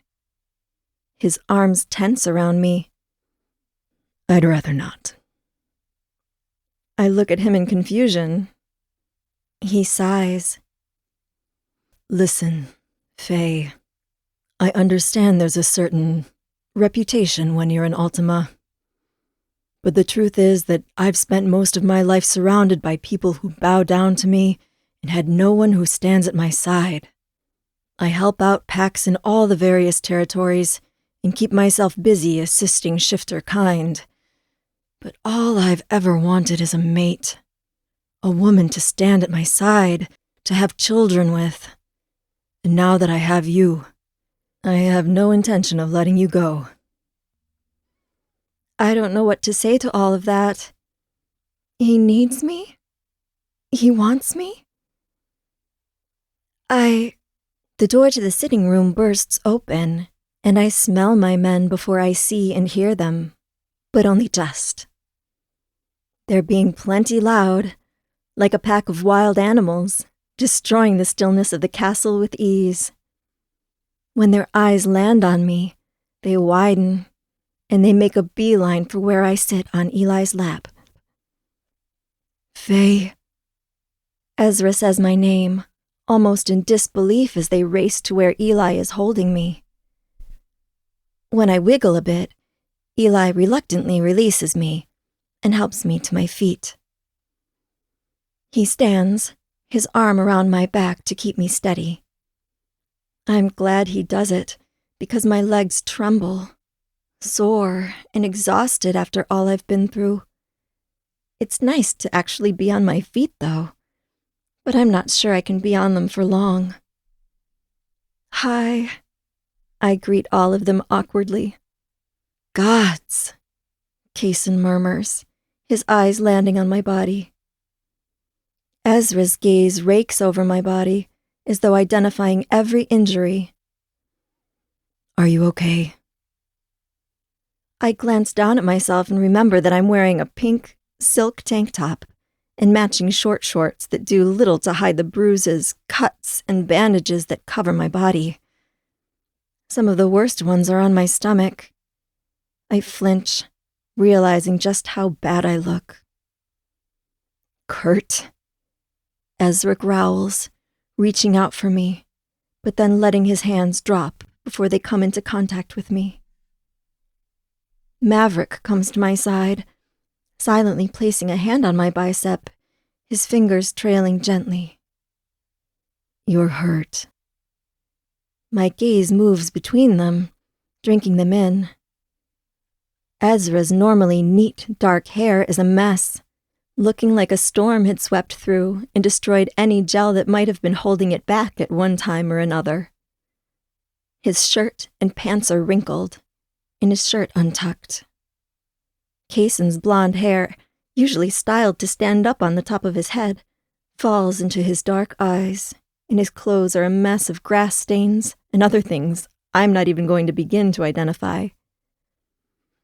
Maverick's long auburn hair looks like it went through a tornado, and his bright green eyes are bloodshot and full of worry. Xander stands silently. His long black hair is tangled by anyone's standards, and his blue eyes drink me in like he can't quite believe I'm real. I missed them, and like I thought, they weren't doing well without me. She is okay, Eli says, and all the guys look up at him, suspicion in their eyes. their gazes sweeping over his large, naked form. A form I've been careful not to notice too much. I watch as Ezra, specifically, appraises him. No thanks to the four of you. What did you just say? Ezra asks, and there's a chill to his voice that makes me shiver. He insulted us. Xander mutters softly. Who are you? Maverick says. At the same time, Kaysen says, What happened, Faye? I swallow and glance back at Eli before refocusing on my four mates, their worried expressions making my chest twist. I need to tell them what happened. I know I do, but the story will be hard to tell because it's all still so fresh. But you have to do this. Early this morning, I say, breathing through the panic that rises in me when I start to tell the story. There was a knock on my door. When I answered it, it was one of the servants. I'd seen him around the castle, and that's part of why I thought it was a legitimate note. He handed me a paper, then left. When I read the paper, it instructed me to board a carriage outside the castle, suggesting you had a surprise for me. I thought this was the surprise we'd talked about last night, so I didn't question it. They all stare at me, mouths slightly open. As I tell the story, it becomes clearer to me the lengths that Kurt had gone to manage this deception. This wasn't the same as seeing me in the hallway and assaulting me. This was premeditated. It was completely planned from beginning to end, and that makes it all the more terrifying. I followed the instructions. I continue, swallowing hard when I remember how happy I was, thinking I was going to find my four men waiting for me. The carriage took me far away from the castle. Ezra's jaw is ticking. Kaysen has crossed his arms over his chest. Xander has started to pace, and Maverick is running his hands over his loose hair thoughtfully, eyes boring into me. But obviously, you all were not there when I got out. It was a ploy, a trick from Kurt to get me far away from anyone who could help me. He walked me into the middle of the forest, then told me to run. Like that other game, Kaysen muses, his eyes hard. When the Omegas were supposed to run, and we Alphas were supposed to go after you. Yes, I say, swallowing and glancing at Ezra, who looks frozen with rage. Back then, I was terrified that Kurt was going to catch me, and I'd have to go to dinner with him. This time, I had to run or die. Fucking bastard, Maverick mutters, working his jaw. I start, a sob catching in my throat when I think about the decision to jump in the water. I saw the river, the rapids, that led back to the castle. I thought it was my only chance to get help. My choices were to let Kurt catch me right away, or jump in. Faye, Ezra whispers, his eyes going wide. He must know the area I'm talking about. Know what kind of leap it was into the water. That was very brave, Xander says, his voice gruff. It was painful, I admit, tears coming to my eyes. I thought I was going to drown. Then, when I washed up on the beach, Kurt was right there anyway. My voice catches again, and the guys all wait, watching me carefully as I breathe and try to work through the bundle of feelings. The relief at being okay now, the terror at the memory of his teeth on me, the anxiety of knowing he's still alive and out there somewhere. He bit me and hurt me, I say, finally, my voice small. I thought he was going to kill me. And then I found her, Eli says, sparing me from telling the rest of the story. I heard her screaming when I was following her scent. I beat that puny little alpha to within an inch of his life, and even now, sitting here, I wish that I had ripped his heart out and left it beating on the sand. Gods, Maverick breathes, staring at Eli with wide eyes. This is Eli, I say, clearing my throat and gesturing to him. As I'm introducing him to my mates, to the 4 alphas in front of me, something solid and leaden in my chest tells me that this is the start of something. A new beginning for us all. And I'm not sure how to feel about that. There's already so much to handle. I'm not sure more complications is what we need. Well, Ezra begins, eyeing Eli. We're incredibly grateful that you saved Faye. Thank you.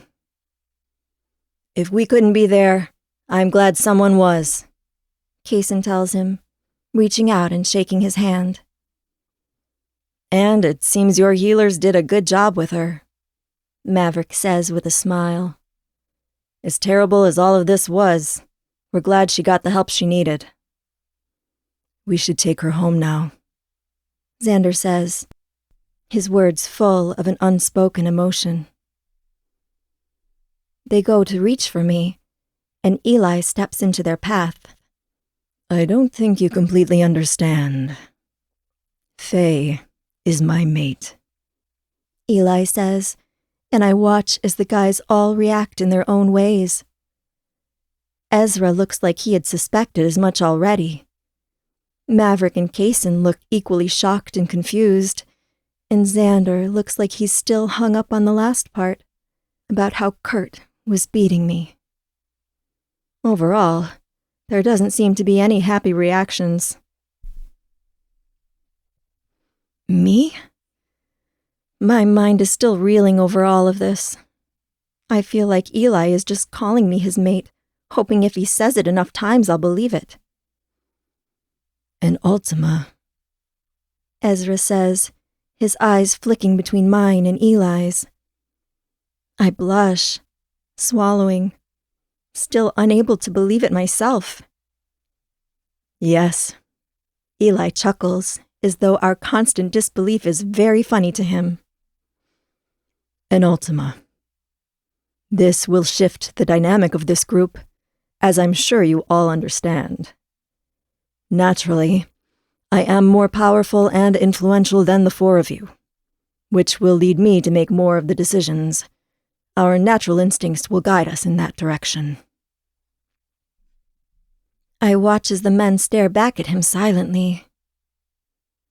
However, Eli says, clearing his throat, I would very much like for us all to be a family, to work together to keep our Omega safe, cared for, and happy. I believe that is what our Omega wants as well. Faye? Kaysen asks, his eyes meeting mine. I gaze at all of them, heart racing in my chest. I never thought it would end up like this. If anyone had told me that this would be the result of the selection, I would have thought they were mad. But here I am, apparently with 5 mates, one of whom is an Ultima. I'm not a math person, but even I understand how incredibly rare this situation is. If someone has a mate as an Ultima, they normally don't have any other mates. One mate is enough in that situation. Maybe this is because Kaysen and Ezra aren't really your mates. I try to push the thought away. Everything inside of me says that what we have is real, just as real as what I feel with Maverick and Xander. I just need to know if Kaysen and Ezra feel the same way. Either way, if all I wanted was to be safe, There's nowhere safer for me to be than with the protection of these men. An Ultima who bows to nobody, and 4 other strong, capable, loving, goofy men. I don't know if Eli is my mate, I confess. But I know that I only want to be in a relationship where all my mates are equal, at least within the confines of the relationship. Agreed. Ezra responds easily, glancing at Eli. Eli turns me to him and then uses his hand to lift my chin way up to look at him.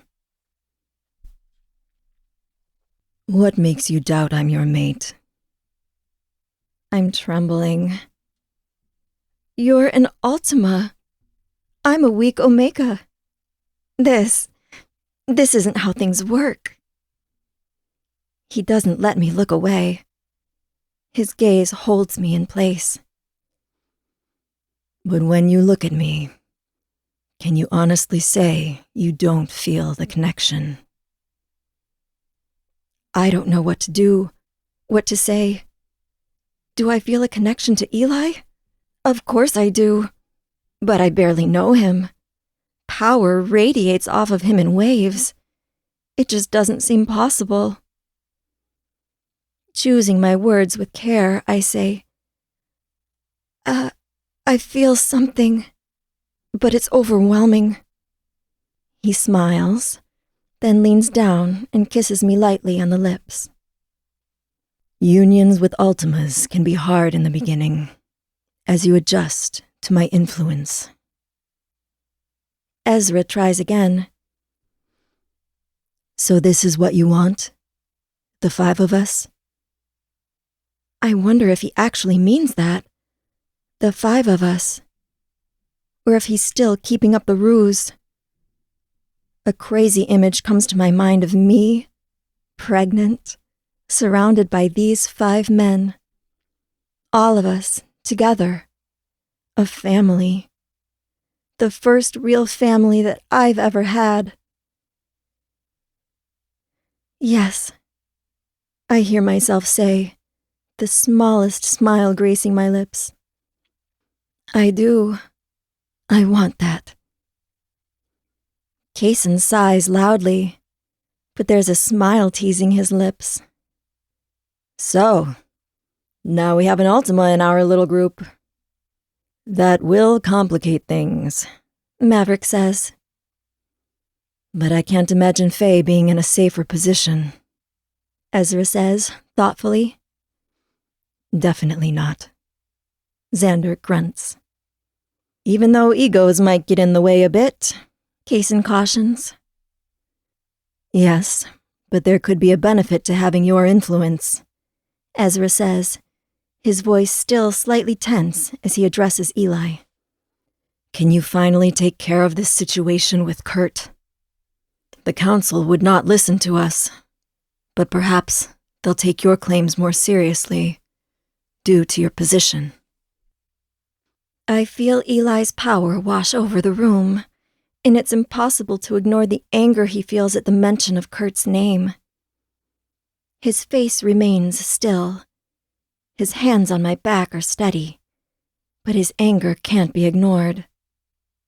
Not to worry, Eli says, his voice still as calm waters. I assure you, it will be handled swiftly. 8. Xander. Eli's scent is everywhere in his bedroom in his manor. But at least he's finally put our Faye down. When Ezra pointed out that him being naked and covered in blood might be traumatic for Faye when she wakes up again, Eli had reluctantly slipped her into his large bed and left to bathe and clean himself up. But not before reminding us to watch her, in a tone I didn't like. As if we, her mates, would not watch over her, even though we're the ones who know her and have a relationship with her. What are your thoughts on the Ultima? Kaysen asks quietly, sweeping his fingers through his messy blonde hair. The healers had made it clear that Faye had been given sleeping tonic and would likely sleep through wild horses stomping near her. But we all still spoke in low voices, although we rarely spoke. Guilt was still hovering heavily in the room. "He's bossy," I say. Maverick snickers as he uses his fingers to try to untangle the many knots in his long auburn hair. "Ultimas are always bossy." "This is going to change things," Ezra remarks, leaning back in his chair. "Of that, I'm certain. Ultimas are rare and powerful. They're like stars, burning balls of light. No one gets close to them, except, maybe, their families. But everyone else endures them when they're close. It's hard to imagine comfortably having one in our group." "We don't really have a choice, though," Ezra says, staring down at his hands. "He made it clear he thinks all of this is our fault," Kaysen says. "As if we could have stayed in Faye's room and just watched her every move. Everyone knows the Omegas and Alphas are expected to sleep separately. Although, to be fair, they'll look the other way on the occasional sleepover, which we'd certainly taken advantage of without consequence." "We could have broken the rules," I say, but even the thought makes my stomach turn. It's not that I'm a rule follower. It's more so that the expectations of the selection are ingrained in most shifters from a young age. Our fathers make it clear to us that having sex with an Omega is allowed. Moving into her room after staking our claim on her is not. The selection is the dating part of us getting to know each other. To move into her room is to show her disrespect. I don't honestly know why on the deepest level, but I know that the guard felt like the smartest thing we could have done to protect Faye. It should have been enough. Except that bastard Kurt was smarter. I hate that he was smarter. Our job is to protect our mate, and we failed. It was our fault, I say. But the guard, Maverick begins, wasn't enough to protect her. There's silence for a minute before Ezra says, "It won't happen again. We'll never let her get hurt again." All of us nod, but I can feel it in my bones. We won't. We'll be smarter in the future. She deserves smart mates. She deserves everything. Fuck. She deserves better than me. I have to tell her, before this goes on too far. I'd told Maverick the truth about me, and he'd accepted it. He'd understood it. The others will too. She will too. But the thoughts don't bring me comfort. "Do you think he killed Kurt?" Kaysen asks, his dark eyes even darker for a painful moment. "I hope so," I say. Ezra sighs, crossing his arms in front of his broad chest. "That will bring Dexter to our doorstep." "Is he that bad?" Maverick asks. I watch Ezra, wondering the same thing, and his wince says everything I need to know. The man would start a war over the smallest slight. He sure as hell will start a war over this. His pack has a lot of strong alphas. Perhaps all the alphas in Kaysen's and my packs will be enough to take him and his men down. But there will be a lot of lives lost, even with Eli at our side. Although, granted, the addition of an Ultima certainly changes the tides of war.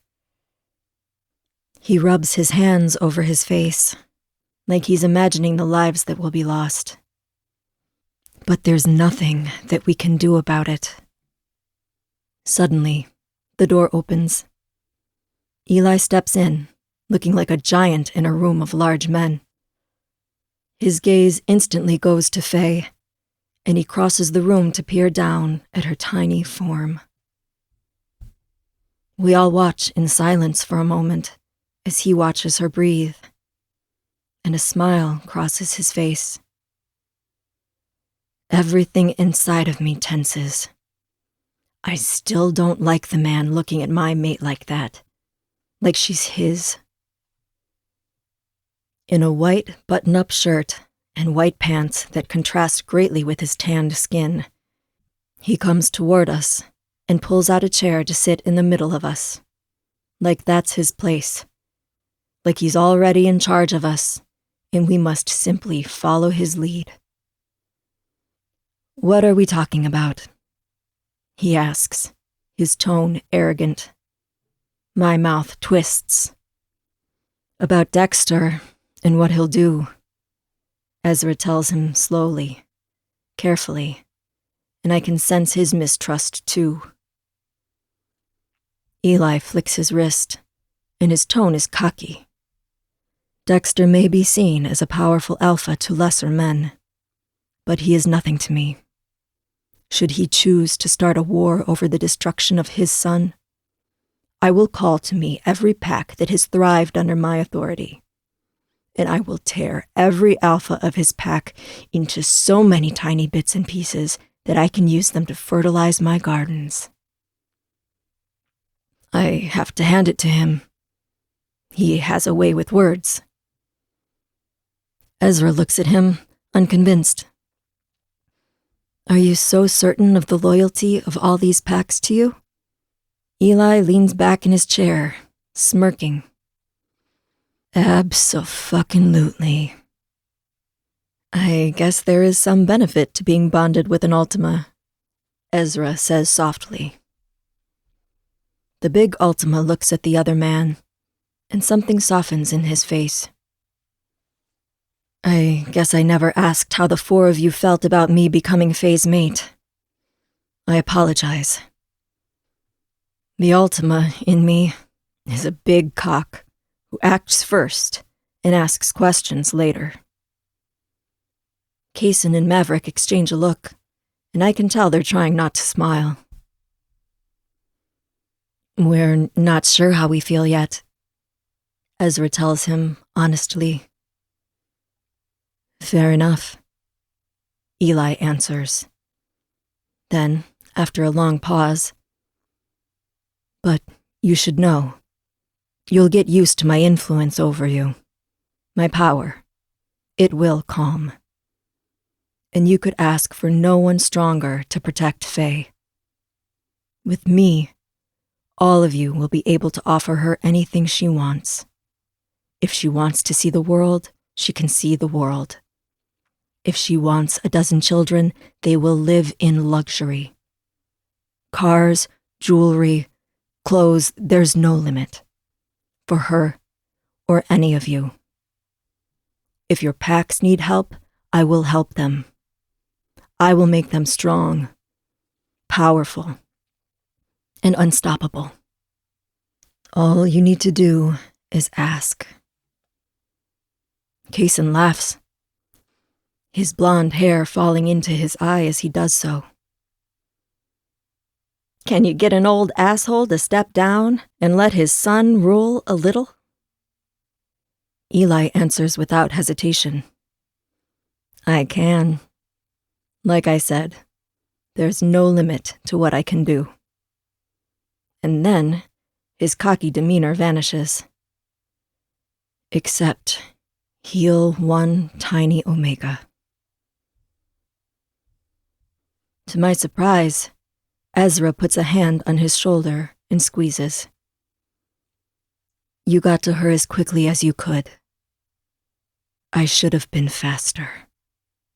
He whispers, then looks at all of us. But she seems to be improving, right? And I realize he genuinely needs reassurance. She already has more color in her face, Kaysen says. And she stopped bleeding, Maverick adds. Eli takes a breath that shakes his whole chest. She'll be all right. She has to be. And it's strange, those little words. They pull us all together. They make us all realize that we're all on the same side. We love Faye. She's our everything. We're in this together. It's strange how nice that is. This is my new family. 9. Faye. I wince as I try to sit up in bed, and Eli is there in an instant, helping me with a firm hand on my back. Maverick shifts my pillows behind my back so they can support me, and I lean back, releasing a breath. I'd expected it to be hard to sit up, but that was worse than I thought. I can't believe how foreign my body still feels. How are you doing? Ezra asks. All my men are around me, staring at me, the same way they've been doing for the past 2 days. It's like they think if they take their eyes off of me for a second, I just might break all over again. I'm okay. And before I can stop myself, I say, just a little hungry. All 5 of them are suddenly at alert. Kaysen asks, "Are you in the mood for something specific, or do you just want them to bring a selection of items?" I blush. I'm not in the mood for anything specific. Eli goes to his bedroom door and shouts for a servant. Someone is instantly there, and he informs them that we'll be having lunch in his room. The servant scurries off like the hounds of hell are nipping at her ankles. They'll take care of it, Eli says, coming back in and sitting on the bed at my side. I shake my head. You know I can be hungry for a little while. I won't wither up and die. Eli lifts a pale brow. No, you can't be hungry for a little while. Xander speaks up from the edge of the bed, where he's been watching everything quietly. It's our job to take care of you. I smile, even though they're being overprotective. I'm definitely injured, but the healers have made it clear I'll be okay. I should even be able to shift in a week or 2 without risking my body healing wrongly.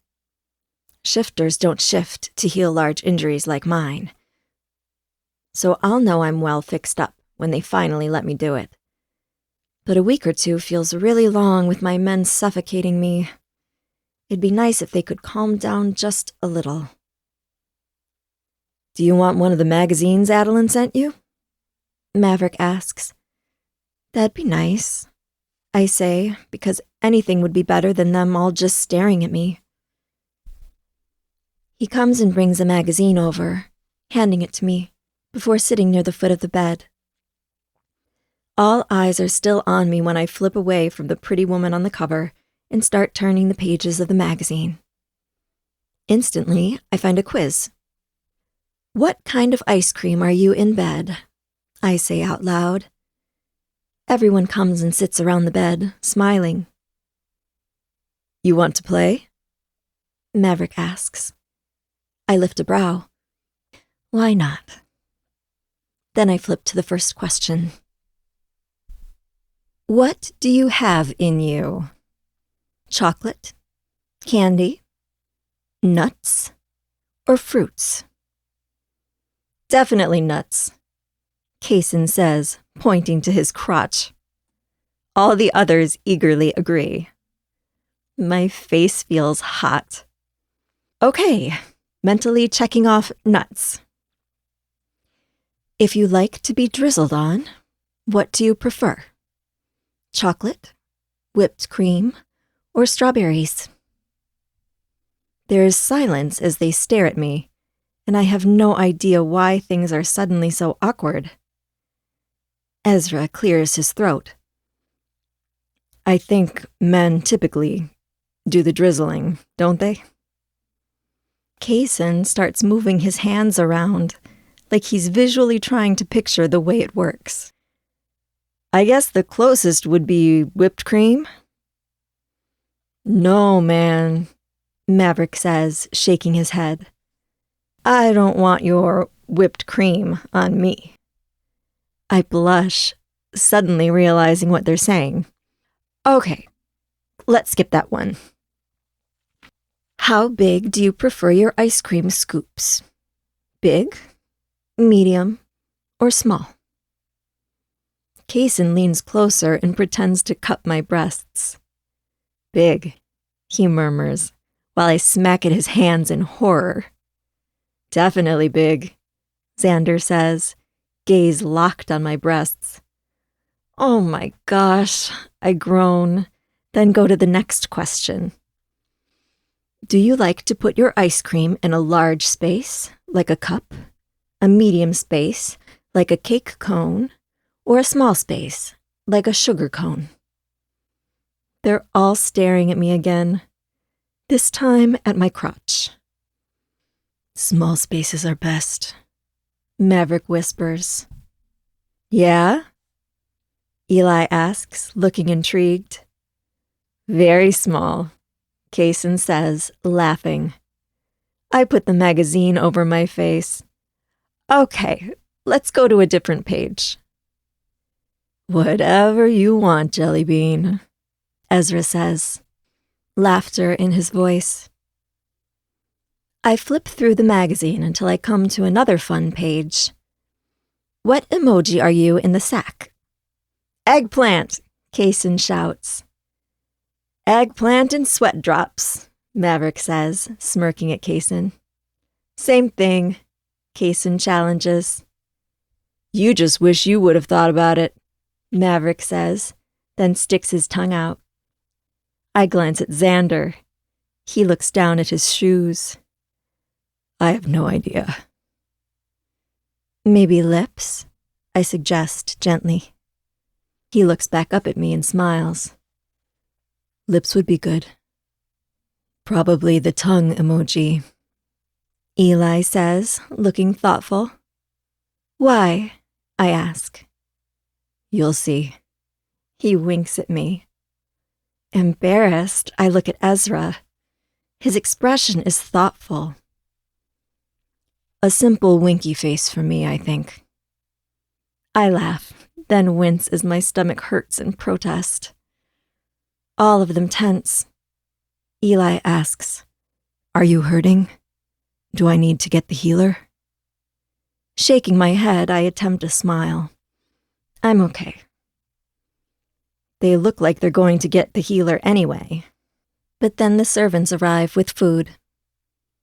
Ever since I've been here, they've been piling plates high for each of us, making it easier for us all to eat scattered around the room.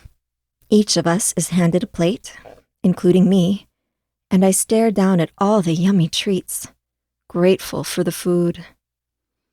Beef Wellington, lobster risotto, short rib ragu, garlic bread, and shrimp in a white sauce.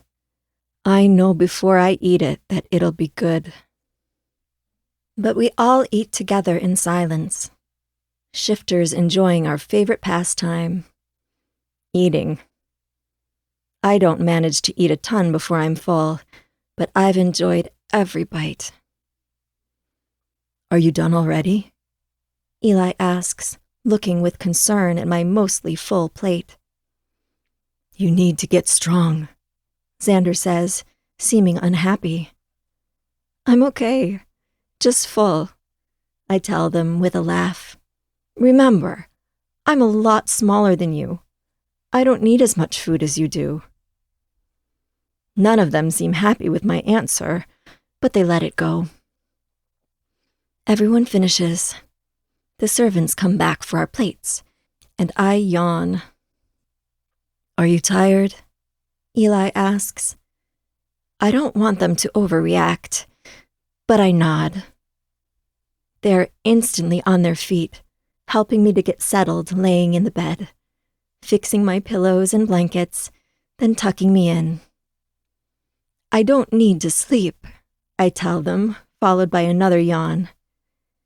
Eli combs his fingers through my hair.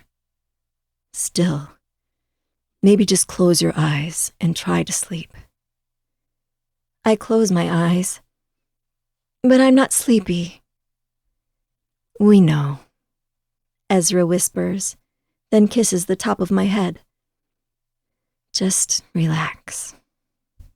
Then he returns to his spot.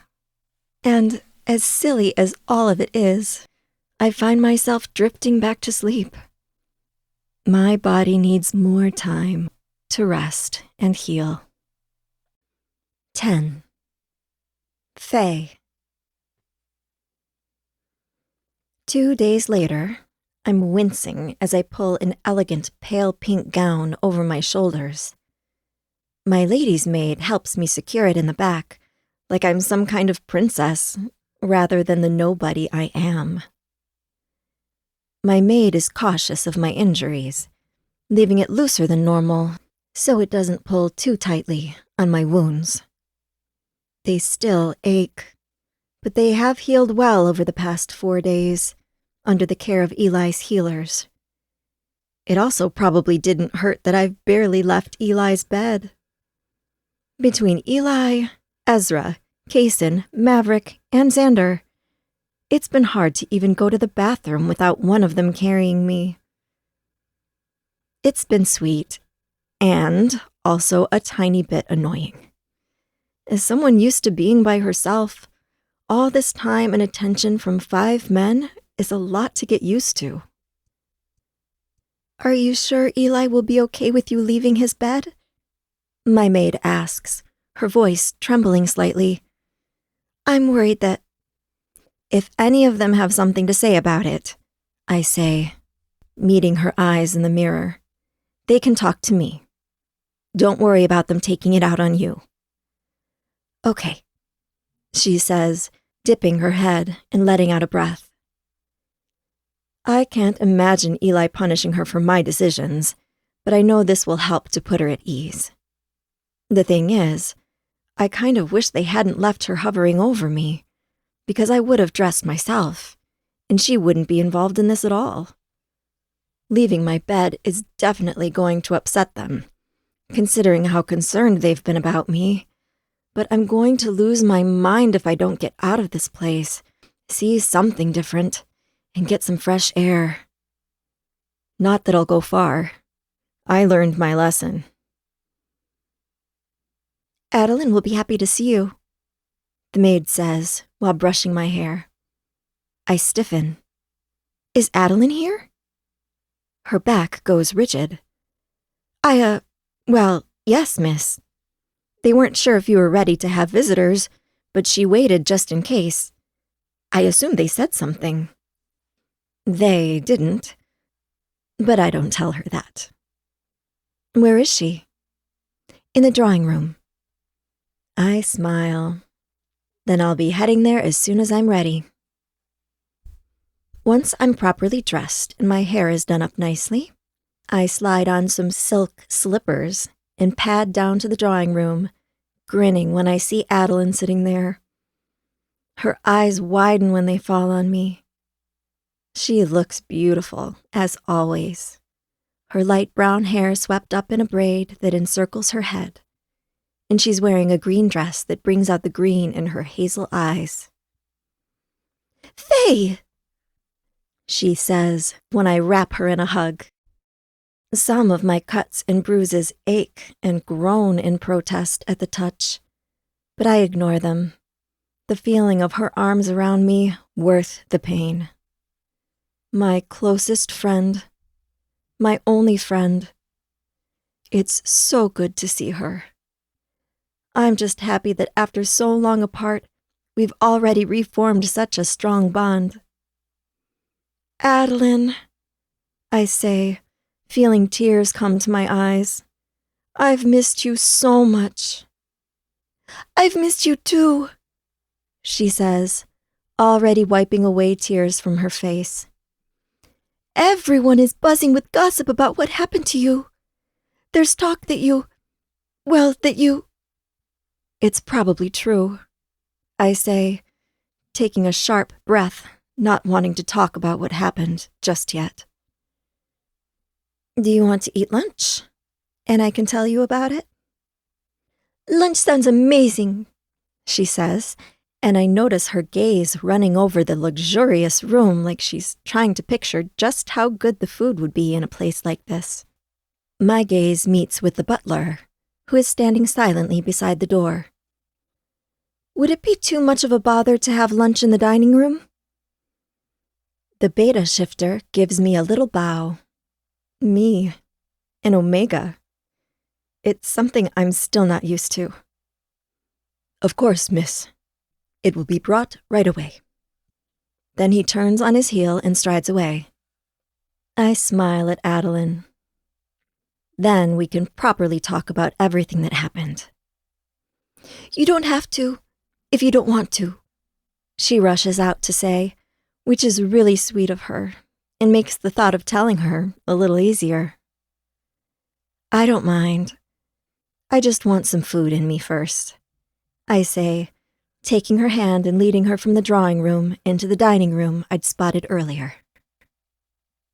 Eli's home is gorgeous and historical, and he's made it clear that he has several more properties, each impressive in their own way, all handed down from a long line of powerful Ultimas. I can't imagine owning more homes than this one.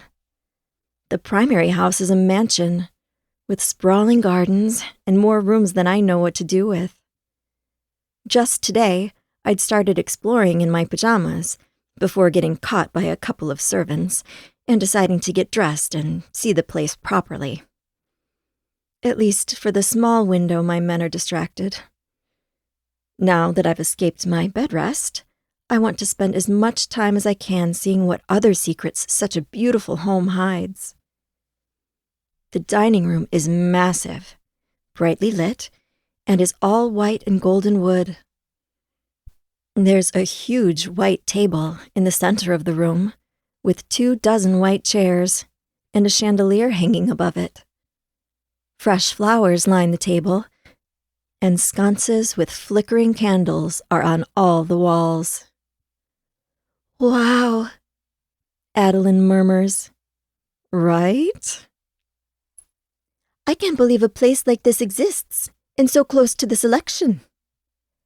I squeeze her hand. I guess Eli owns most of the property around here. I thought the council owned it, but they just own the lands just around the castle.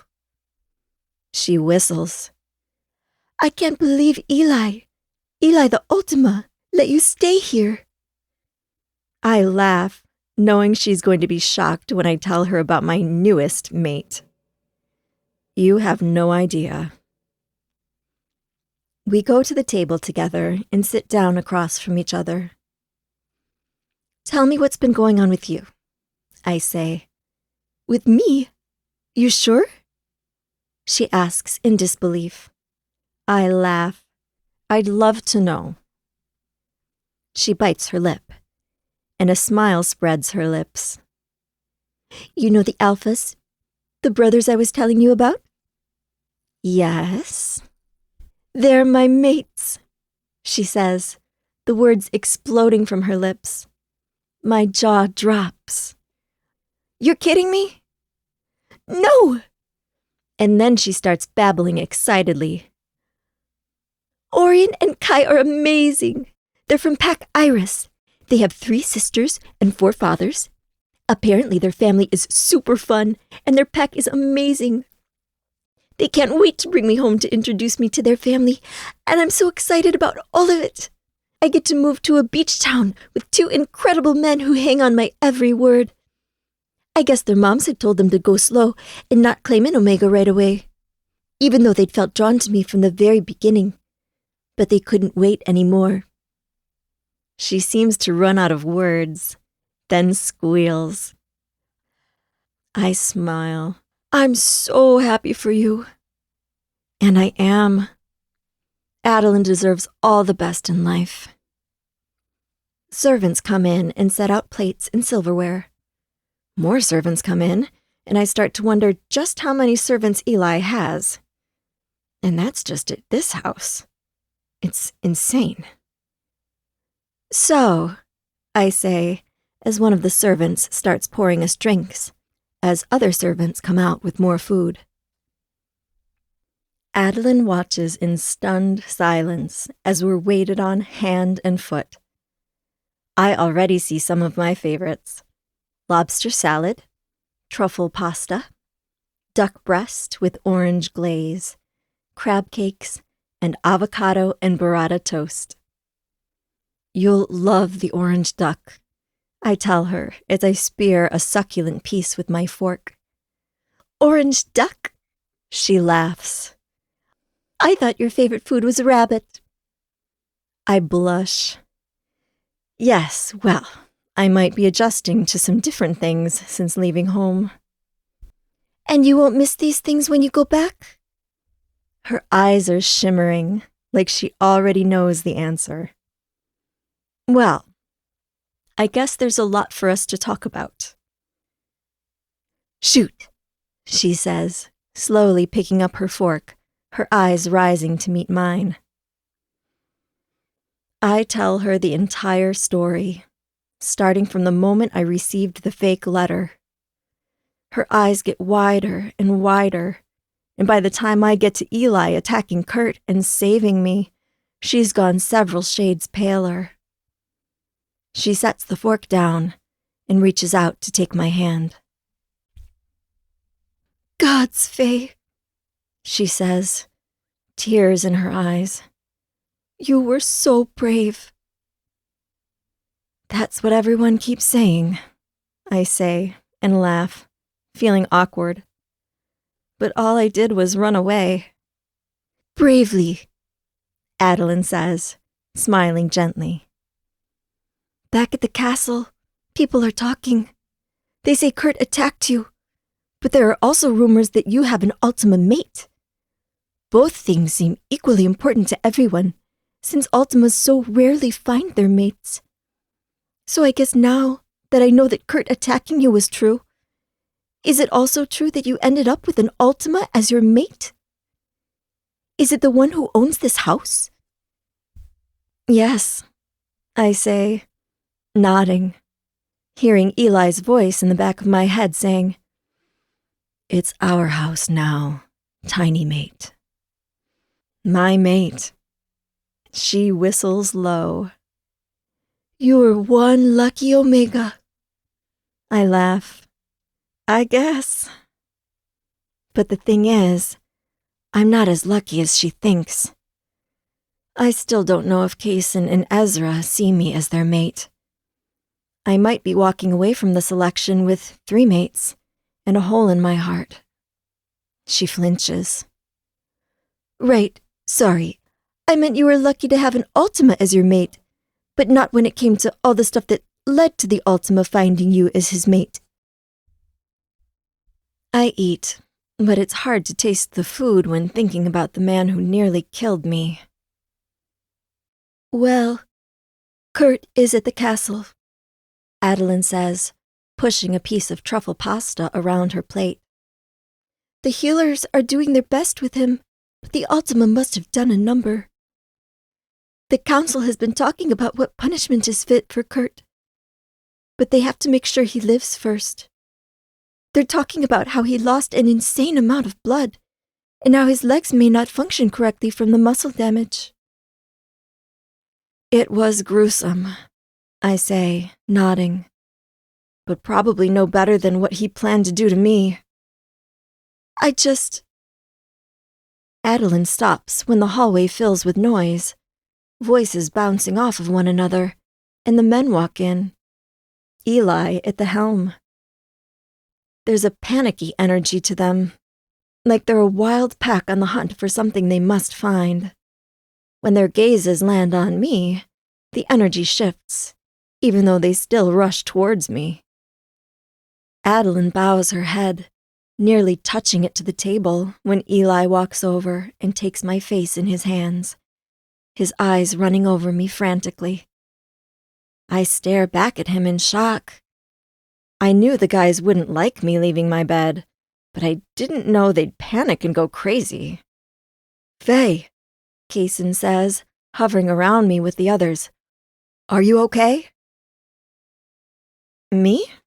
I blink, still trying to process their reaction. I'm fine. Never do that again, Eli says, his gaze intense for a long moment before he releases my chin and straightens. We all expected you to be in my room. I'm sorry, I say, glancing at Adeline, who still has her head bowed.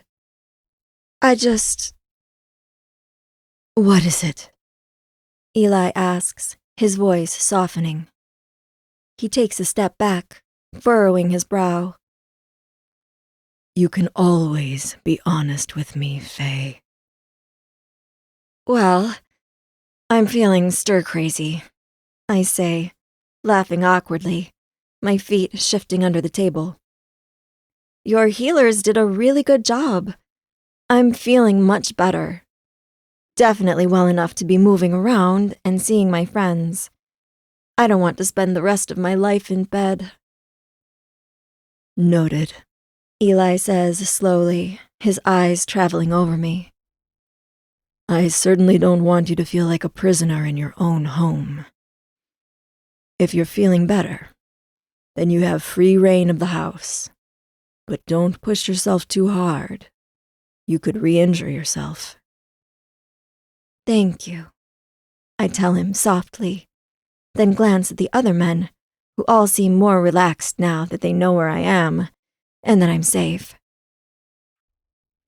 I know we've been a bit stifling, Kaysen says, and I think about how he insisted on carrying me to the bathroom rather than letting me walk myself. A bit? I ask, with a small smile. Perhaps, Maverick agrees, and I think of how he fed me berries one by one so I wouldn't have to lift a finger. And perhaps more than a bit, I suggest, blushing. Ezra leans down and gives me a kiss. Forgive us for being a little overprotective. While our plight has been nothing compared to yours, I think we're all a bit scarred by what happened to you. We've made it our goal to never let you get hurt again. I smile. Fair enough. There's a moment of silence where my men seem to notice Adeline for the first time. I look over at her, with her head bowed, and feel a wave of sympathy. I hate how it feels to be around Ultimas, even though Eli's presence no longer makes me feel that way. You may raise your head, Eli says, directing his voice to Adeline, who's blushing fiercely when she looks up. Her hands are trembling, and I reach out, taking one of hers across the table. We're delighted to have you as our guest. Then Eli turns and kisses my forehead before taking a seat to my left. The rest of the guys follow suit, pulling out chairs and sitting down around the table. More plates and silverware are brought out by the staff, and then they're digging in. Their warm, comforting energy is all around me. Maybe now that you're feeling better, Maverick says, a devilish grin on his face as he looks at me. We can have you stuck in bed in a different way. Gods!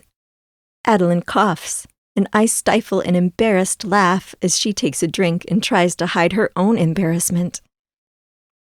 The moment she recovers, Kaysen speaks up. You can be bedridden, he laughs. If you know what I mean. Tucked in, Xander says, and we all look at him curiously. Because I want to tuck. That's enough, I sputter, unable to control my smile as I look down at my food. You are mortifying our guest. More like making me deadly jealous, Adeline says, rolling her eyes. I'm going to have to bring my men to strut around next time. I smile at her, as the men argue about whose innuendo was the best in between bites of food. Maybe next time bring your mates for dinner. I think it would be fun, I murmur, locking eyes with Adeline while her face glows with amusement at my situation. Bedhead, Ezra says, which makes Kaysen burst out laughing. It's... Eli starts, before whipping his head to the door, his eyes sharp. A servant appears at the door. There is Ultima Lance to see me, Eli says coldly, but gives a nod of acceptance. His servant disappears, and the rest of us stop and go still, watching as Lance appears in the doorway. For some reason, the instinct to bow my head to him is gone, and I glance between the two Ultimas, wondering what will happen. Eli, Lance says, his voice grave, stealing any lingering happiness from the room. We must talk. Eli just stares at him, and it feels like the temperature in the room drops a few degrees. It makes me wonder about their relationship. Do Ultimas not like each other? Or is this something strictly between them? Then Lance clears his throat, looking up to the ceiling quickly, before speaking again. My apologies, he says, for interrupting your meal. We would like to request your presence for a conversation about the next steps, for resolving this situation. Ah, so Lance wasn't showing Eli the proper respect. The idea astonishes me. Is Eli somehow more powerful than the council? Or are they the same, but Eli is making certain that Lance knows that? I honestly don't know. There's another long moment in which Eli just stares at him. Then, slowly, he nods, pushes his chair out, and stands.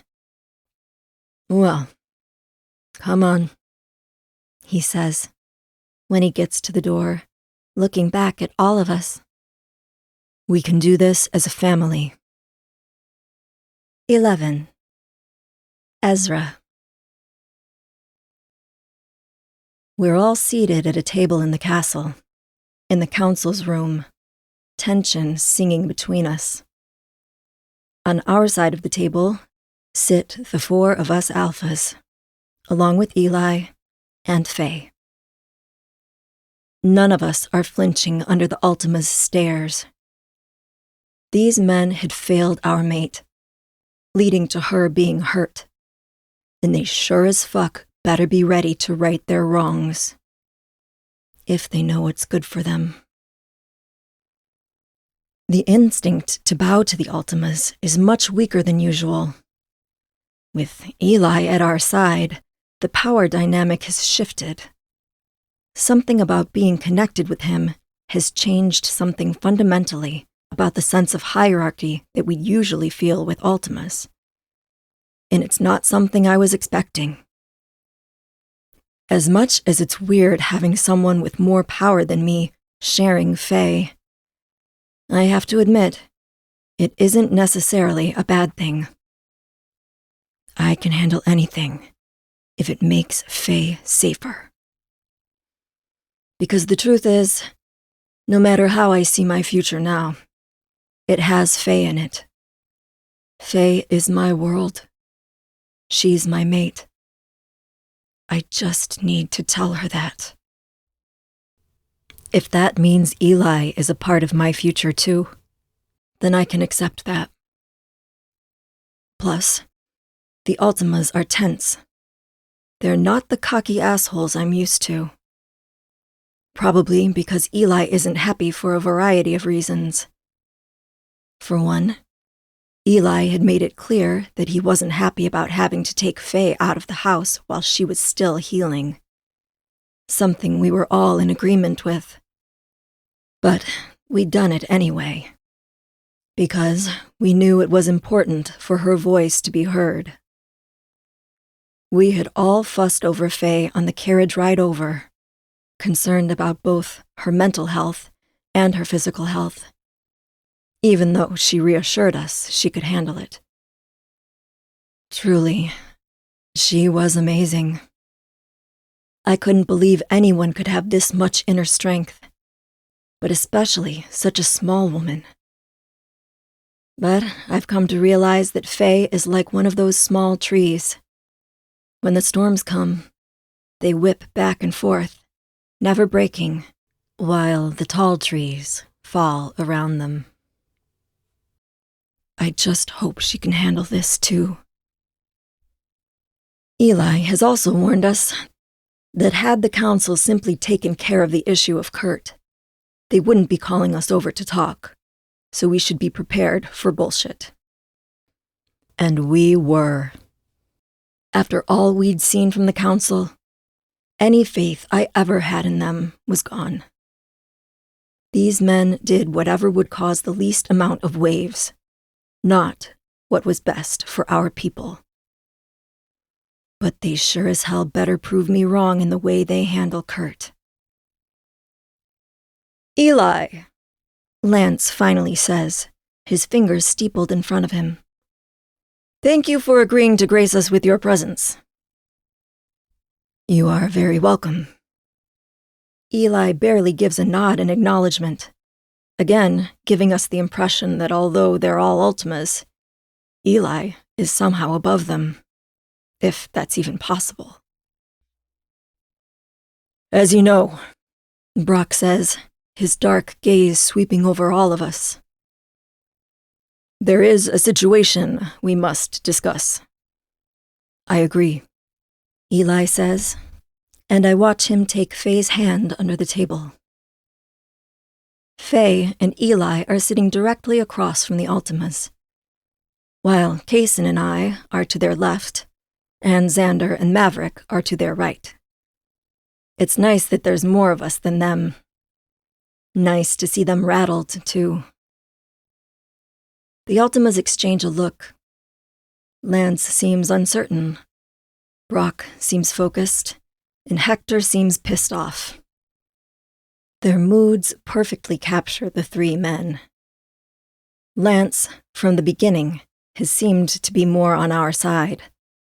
Brock appears to be more on the side of the letter of the law, and Hector is weirdly devoted to Kurt and his father. We have been communicating with Kurt, now that he has regained the ability to talk, Lance says, and I glance at Eli, eyes wide. I'd heard rumors of how badly his attack hurt Kurt, but had assumed that, like all things at the selection, they were broadly exaggerated. It's good to know that it wasn't. That bastard deserves to have his heart ripped out and served on a platter for our Faye. And if I could reach him right now, that's exactly what I'd do. I can't say I'm thrilled to hear of his recovery, Eli says coolly. I'm not quite sure he deserves to live. Brock clears his throat, and Hector glares. We have also spoken with Kurt's father, Dexter, Hector says, and he believes there's no proof of anything untoward other than his son being somewhat too rough with the Omega, which is not that uncommon. We all know how alphas can lose their senses, especially when their mates are in heat.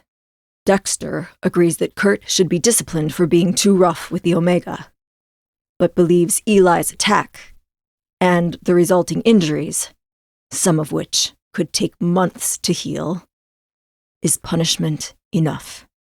That's bullshit, Kaysen says, starting to stand, his voice loud and echoing throughout the room. I reach up and put a hand on his shoulder, urging him to sit back down. He may feel emboldened to shout because Eli is here, sitting with us, but so far, from what I can tell, Eli doesn't seem like the shouting kind. I have a feeling this will be handled by the Ultima, without the need for us to shout. What's the point of even having a council if you don't protect the shifters under your care? Maverick asks, his usual calm mask fallen away. Ferals have no council, but we would never be talking about letting a man like Kurt roam free, to hurt whomever he pleases. Fucking morons, Xander mutters, crossing his arms over his chest. Guys, I say, just before Eli sends a wave of chilly rage down our side of the table, effectively shutting all of us up. I clear my throat and lace my fingers together, equal parts worried and excited to hear what the Ultima will say. I know that if he doesn't handle this the way we want, I'll step in. He might be an Ultima, but I'm Faye's mate. Men, Brock says, waving his hands downward. We need to stay calm in discussing this. This is us calm, I say quietly, and my words fall between us. I look at Faye, her bright hazel eyes, the way she holds herself stiffly, every inch of her exposed skin covered in bruises and cuts. This is us calm, I repeat to myself. If it helps, Lance says, we've already rescinded Kurt's claim on Faye as his Omega. We've agreed that the match simply isn't the right one. Kaysen slow claps, and the Ultimas look uncomfortable. Kurt, Eli says, his voice dripping with contempt, was attempting to kill this Omega, and would have succeeded had I not intervened. I witnessed this with my own 2 eyes. Would you dare to doubt my word? Nobody is doubting your word, Hector says. Dexter's position is just that there is no proof. After talking to my mate, and to these alphas here, it's clear that this Kurt has done more than enough to warrant banishment from his pack, and even to warrant execution, given the fact that he has taken the lives of at least 2 shifters, though there are probably many more we aren't aware of. And yet, this council refuses to act. If you wanted to have a say in the actions of the council, Hector says, his voice just as cold, perhaps you should have accepted our invitations to join us. Certainly, that would have given you the voice you wanted in the matter. I blink, then glance over at Eli. To be given the chance to join the council and to decide not to. Truly the privilege of an Ultima. He's staring back at the Ultimas before us, something ticking in his jaw. Of course he was offered a place on the council. There are fewer than a dozen Ultimas, and Eli is clearly young and powerful and located so near to the castle. It makes perfect sense. I wonder why he denied them. Although, I'm kind of happy with it, because it makes things less complicated in an already complicated situation.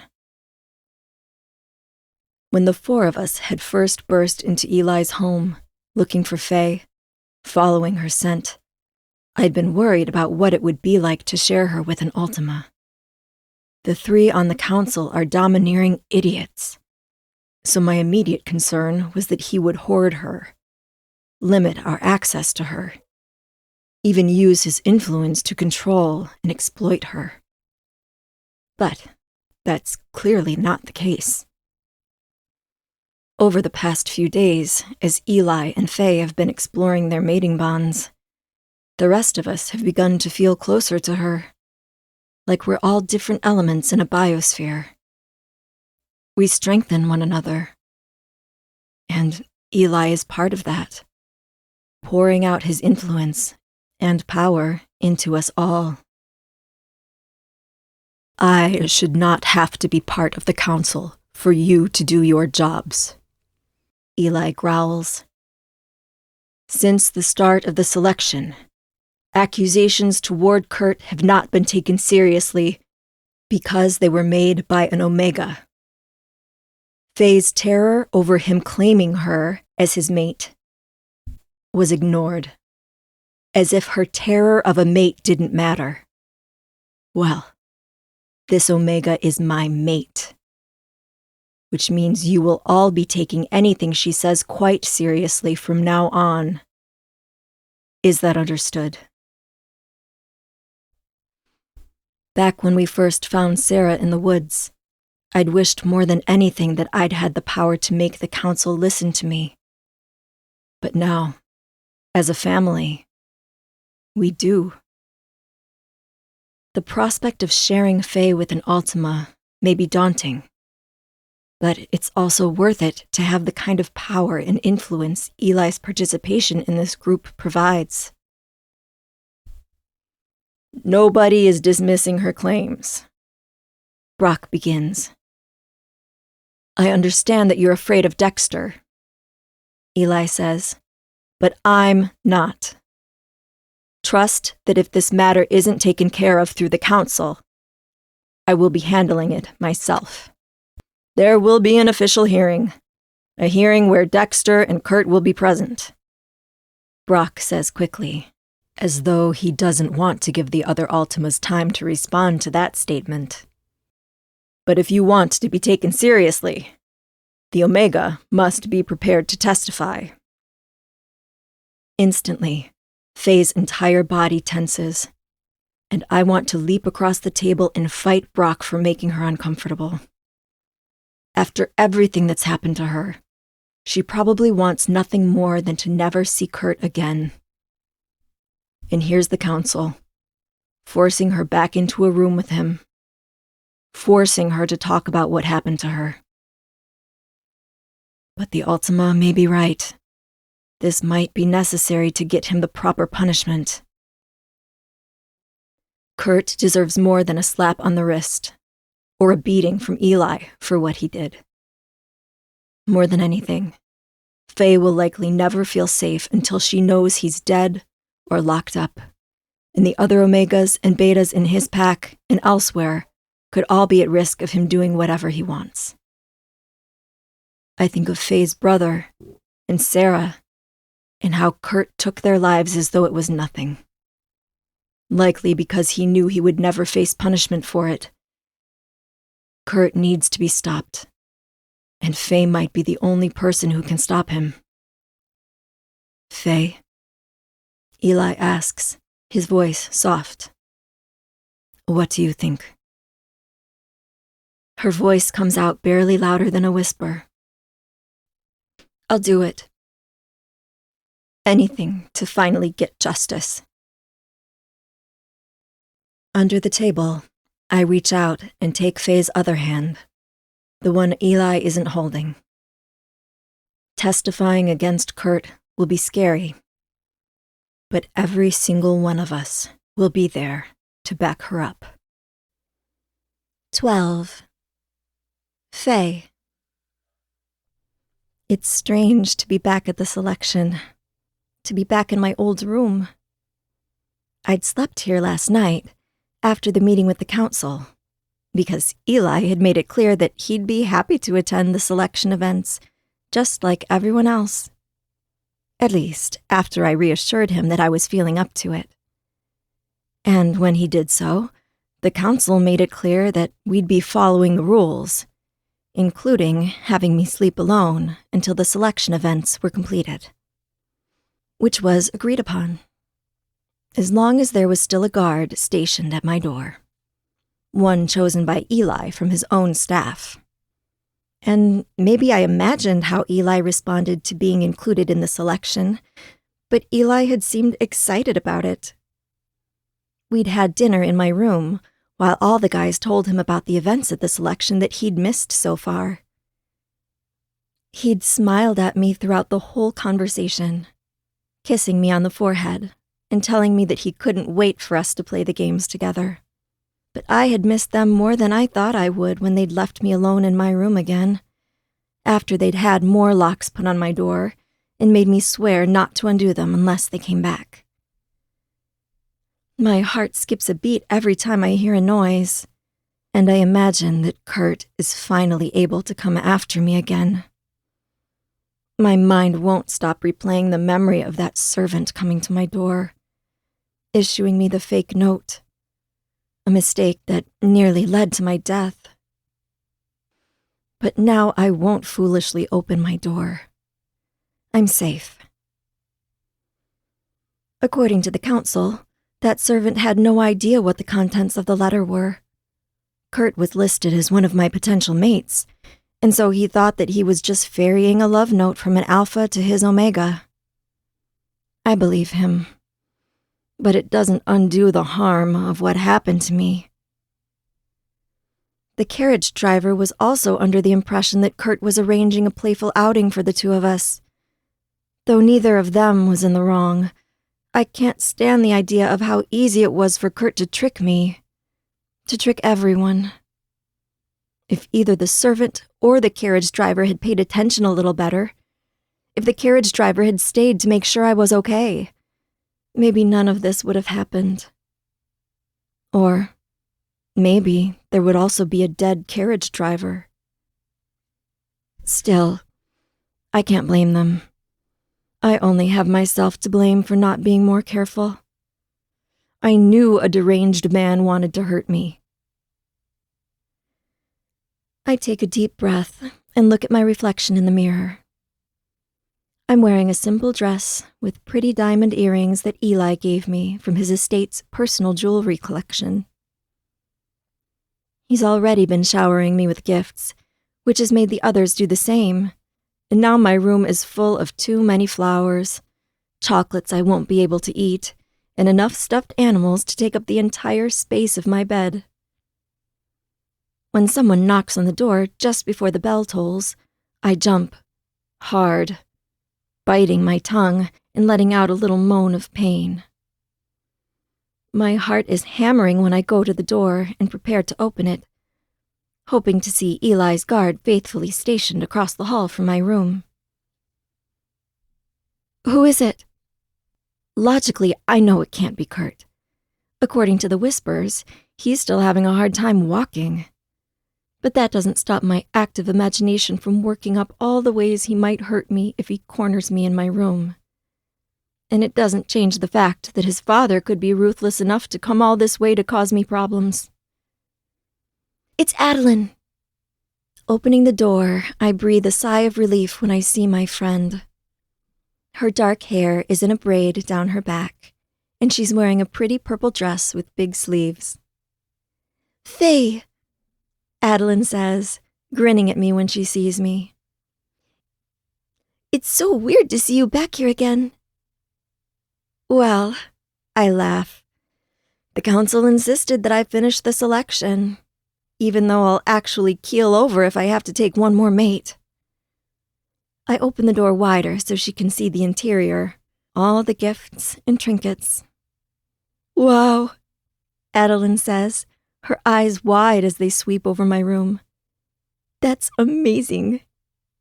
Amazing? I laugh. I can barely walk through my room. Well, that's not from the gifts, is it? She asks, wiggling her eyebrows suggestively. I smack her arm, but a picture begins to form in my head of me with all 5 men. The thought makes me blush. I've already slept with 4 of them. I have no idea what sleeping with a man as big and powerful as Eli will be like. Pair that with the possibility of sleeping with the other 4 at the same time, and I have no clue what will go where. Are you participating in the games then? She asks. I wanted to check before I went down on my own. I am. Weirdly, Eli seems kind of excited about it. I grab my bag before stepping out into the hallway with her. The guard nods at me, and I nod back. I'm planning on participating in the games. Eli said you'd walk me to them, I say softly. The big guard nods, then becomes our shadow as we head down the stairs. And Ultima, Adeline says, kicking out her leg so her skirt flutters around her. Seriously, what is that like? What is that like? Weird, for sure. I never imagined myself with alphas, no less an Ultima, the rarest kind of wolf there is. It was intimidating at first, I admit, thinking about that moment on the sand when he approached me and every cell in my body had insisted that I get away from him.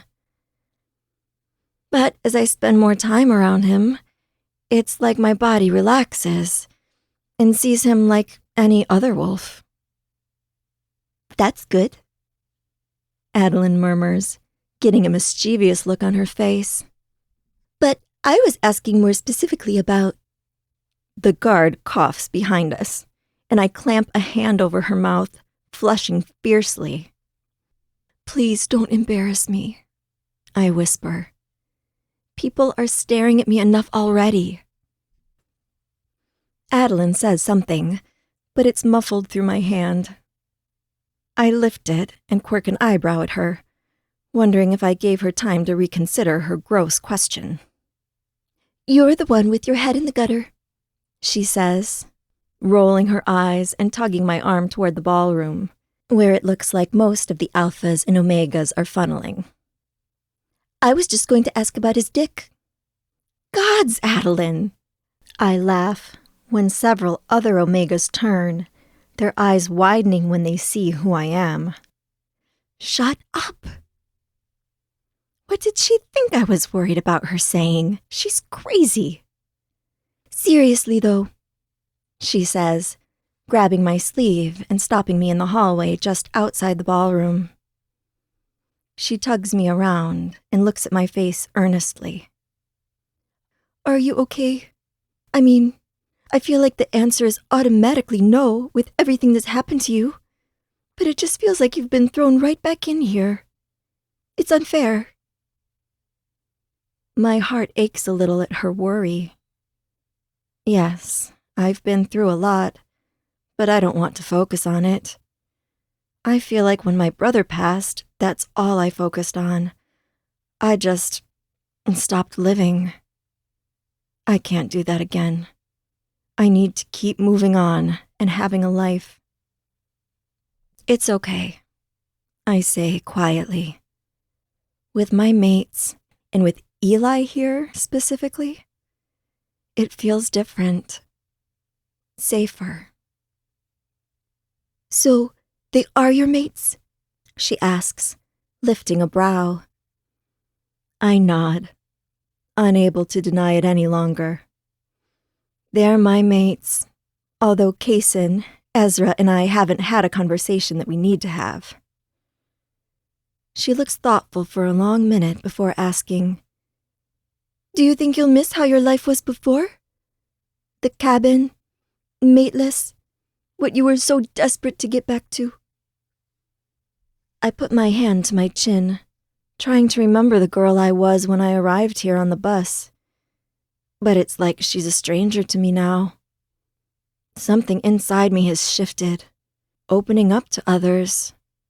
Like the walls I put up after my brother's death have finally crumbled.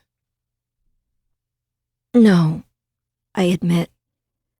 I'm not exactly sure what life is going to look like when the selection is done, but I definitely won't be lonely. And Eli will be there to protect me with his influence when the others can't. I'll be safe. Safe. What would it even feel like to live a life where I feel that way all the time? At this, I feel a prick of tears in my eyes, and I turn away. Adeline shields me from the other omegas and the guard, pulling a handkerchief from her pocket and offering it to me. I carefully dab at my eyes so I don't smudge the makeup I worked so hard on this morning. Thank you. I whisper a moment later when the tears subside. I don't want the guys to know I've been crying. They'll get all up in arms about it. Adeline laughs and takes her handkerchief back as we head for the ballroom. Well, better to have them up in arms than up in... I jab her with my elbow as we enter the ballroom, and she laughs hysterically while I smile. Throughout the room are pedestals and racks of fabric, sewing machines, and design books. What the heck are the Ultimas planning now? Good morning. To those of you who are just joining us for today's game, one of the council people says. Today's game is fashion-focused. The men will be designing a dress for their Omega to wear at dinner, assembled with the assistance of the designers and seamstresses from the wardrobe division. Oh, gods. I feel the color drain from my face and look across the room. My men are already holding up swatches of fabric, clearly debating the merits of each with one another. But the thing is, I have a lot of faith in my men in a lot of ways. Making an outfit for me? No way. This is going to be brutal. You have to save me, I whisper. There's mischief in Adeline's eyes. Have fun, she says, followed by a little cackle before turning on her heel and moving toward two dark-haired men who have to be the brothers she's so excited about. Unable to help myself, I follow her. Hello, I greet the alphas. Both men turn to look at me. They're big, one with blue eyes and one with brown. They're definitely not pretty, the way my men are, but I know Adeline loves men that look a little rough, and these two definitely fit the bill. Hello, one of them says, glancing at Adeline with uncertainty. This is my best friend, Faye, she introduces with a sweep of her hand. She's the one who has to ride 5 cocks, and one of them is an Ultima's, which you shouldn't even get me started about. They both grin at her antics, and already I like them. If they get Adeline's sense of humor, they have to be winners. They have to be the kind of guys who will rise to Adeline's happy level, always making sure their home will be a good place to live. It's nice to meet you, the one with blue eyes says. I'm Orion. The brown-eyed one smiles. And I'm Kai. And you're Adeline's mates, I grin. Orion grins back. We are. And now that we found her, we're not letting her go. Not that I'd let them, Adeline says, followed by a twirl. They watch her with adoration in their eyes, and I feel like my heart is full of love. Adeline found her mates, my childhood friend. She won't be leaving alone, or be left with the betas. She found 2 wonderful alphas. Well, I say, I better get back to my men, but it was nice to meet you. They bob their heads, and Orion responds, It was nice to meet you too, the Fae of Legend. I laugh. I'm hardly that. Kai smiles. Well, we have to assume half of Adeline's stories are exaggerated. An Omega left alone in the woods, a girl who fought off an alpha, a girl mated to an Ultima. It all sounds like a children's fable. Adeline and I exchange a look, and I say, Yeah, Adeline and her wild tales. 13. Faye. I walk toward my men, with the guard behind me slowly drifting back at the sight of Eli. The guys stand in a circle talking, noticing that everyone who catches sight of me stops what they're doing and stares. Even the people around my men are behaving strangely, eyes downcast, shoulders slumped, and I realize it's because of Eli's presence. Whether he likes it or not, the other wolves can't help but respond to his nearness. When I get closer, Kaysen looks up and smiles.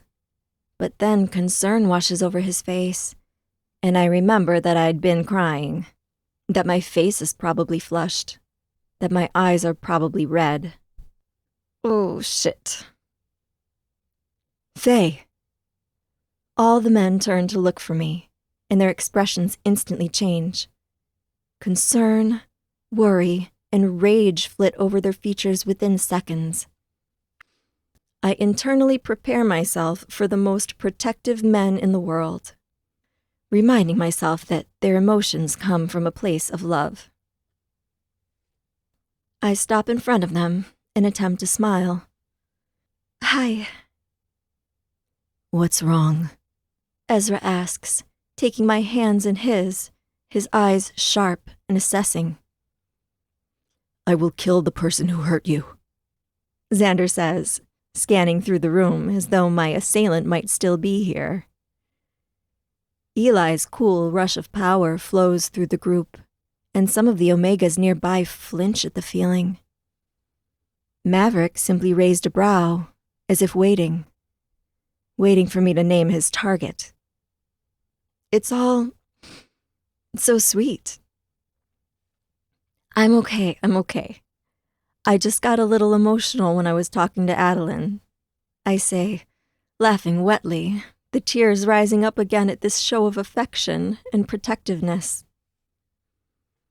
Maverick steps forward, wrapping me in a hug.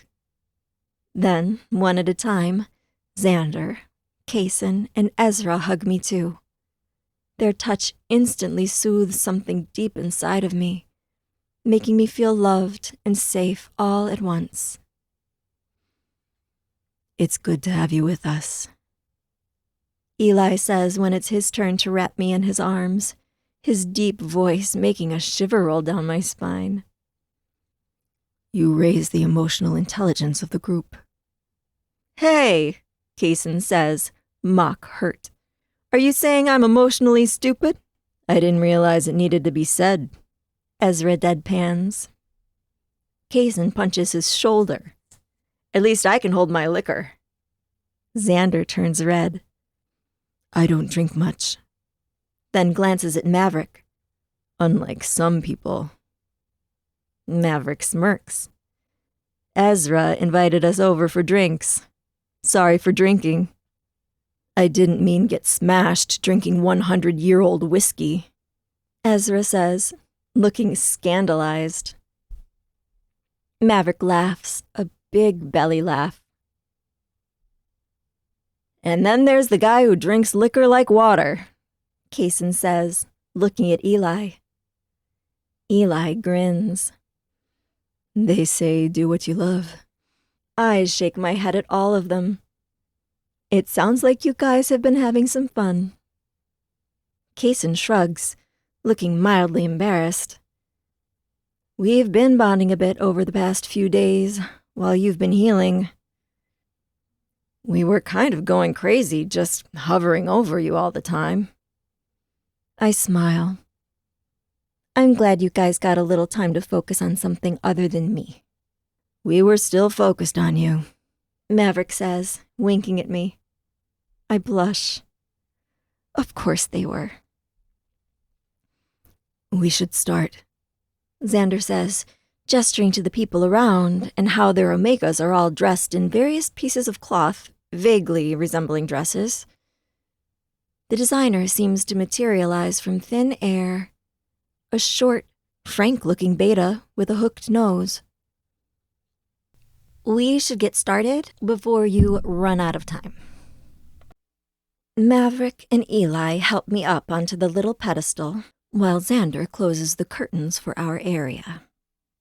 I don't fail to notice that the other ladies had their curtains open, which I know damn well is because my men are so overprotective. But I let it go.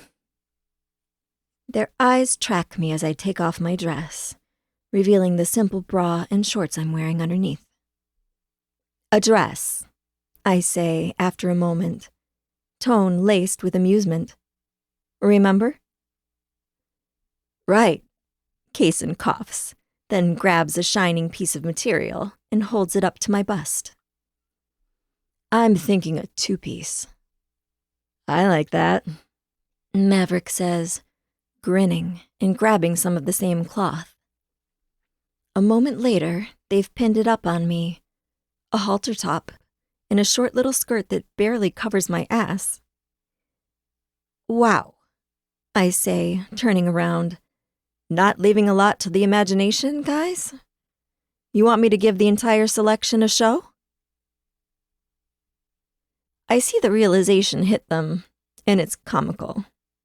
Like they'd imagine me wearing this dress for them and only them.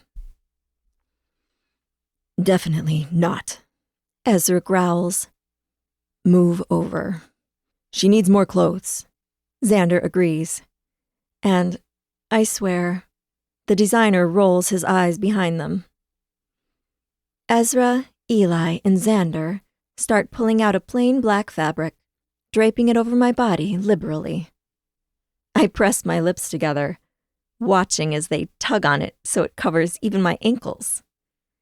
When I lift a leg, pushing it through the opening of 2 panels, Eli shakes his head, pressing 2 fingers to my ankle and tucking my leg back inside. We should add a hood, Xander says, grabbing another piece of fabric and covering my head with it. I burst out laughing when I catch myself in the reflection. I look like a monk, I say, bringing my hands together and bowing to each of them. I'm not really sure this will qualify as a dress. Does it have to be a dress? Ezra asks, eyes narrowing. Perhaps we should ask about the rules again. Besides, you're always cold. This will keep you warm. I'd also like to eat my food, I laugh, showing how weighty all the extra fabric is in my arms. We'll feed you, Xander offers, eyes bright. What about this?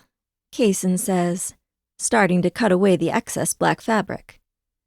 Maverick joins in, trimming up the hem so it falls just above my knees, and following the designer's advice to pinch the fabric so it pleats and gives me more wiggle room.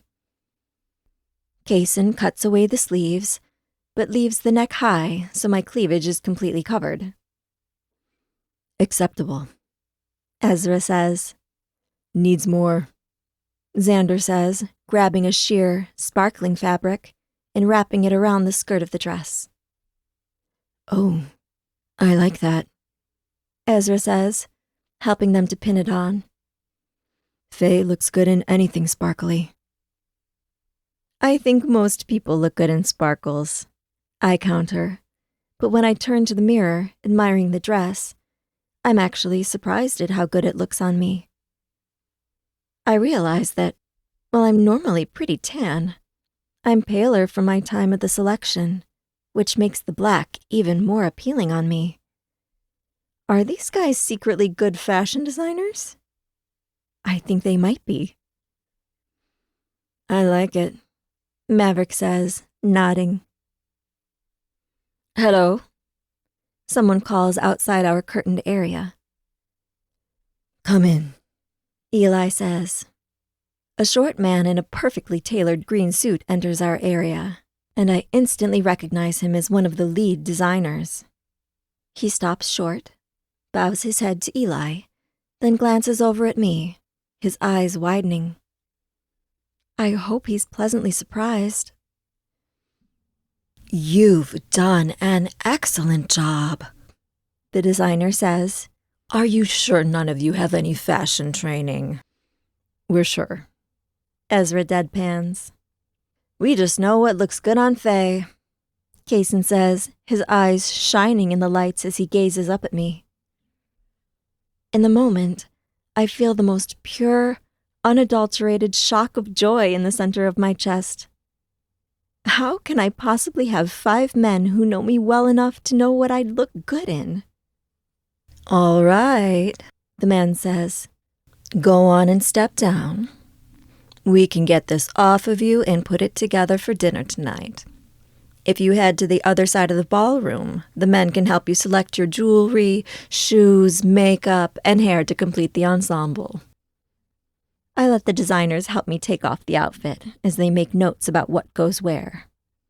My men start to filter out, already arguing about which shoes will go best with the dress.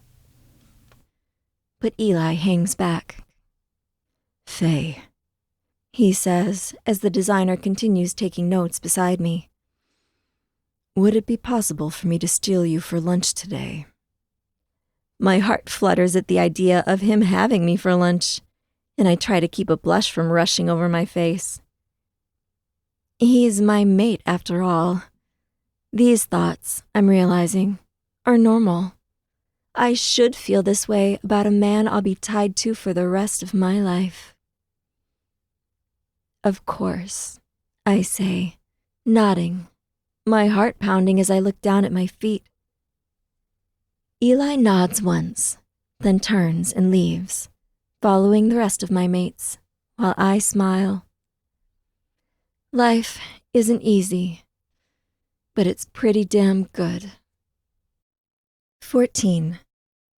Faye. This time, when there's a knock at the door, I don't jump. I can tell it's Eli because his scent is so strong, even through the door. I honestly don't know if Ultimas just have stronger scents, or if I'm getting better at noticing things I never noticed before. Maybe both. "Hi," I say, opening the door and revealing him standing there with a bunch of lilacs for me.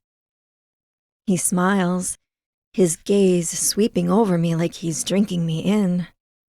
"I brought you some flowers," he says, then holds them out to me. "Oh, they're beautiful," I say, smiling, "and they smell so good." Luckily, the servants had brought over a few empty vases, since the guys keep bringing me flowers. I pick one of them, fill it up, and put the flowers in the water, then set them back on my desk. Stepping back, I smile at them. I like seeing fresh flowers in my room. More than that, I love the little things my men do to show me they care about me. "They're really lovely," I tell him. He moves to stand behind me and wraps himself around me, his big body like a warm blanket. "Lovely flowers for a lovely lady." I laugh. I'm not that lovely. "You're the most beautiful woman I've ever seen in my life." I turn around, and his hands go to my waist. Staring up at him with wide eyes, my gaze slides over his bright white hair to his brilliant hazel eyes. My breath hitches, and it's suddenly really hard to breathe. He leans down, brushing his lips against mine. He's watching me, waiting for my reaction, but I'm not sure which one to give him to get him to kiss me more. I must do the right thing because he kisses me again. This time, more deeply. His hard lips press into mine, stealing my breath.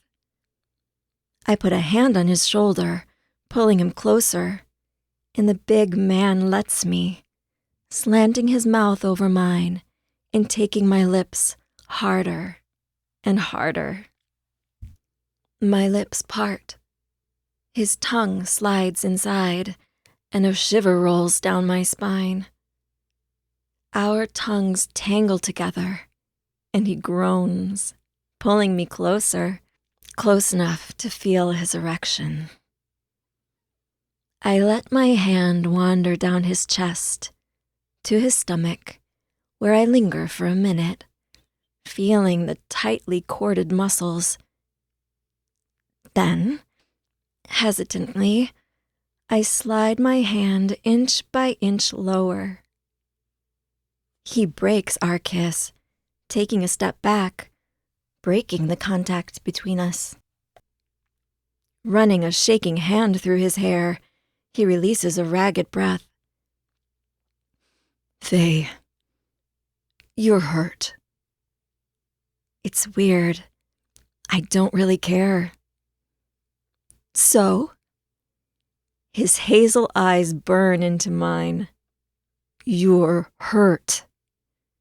I bite my bottom lip, wanting to tell him that I need him, that I want to see what it feels like to have him inside of me, but the words won't slip past my lips.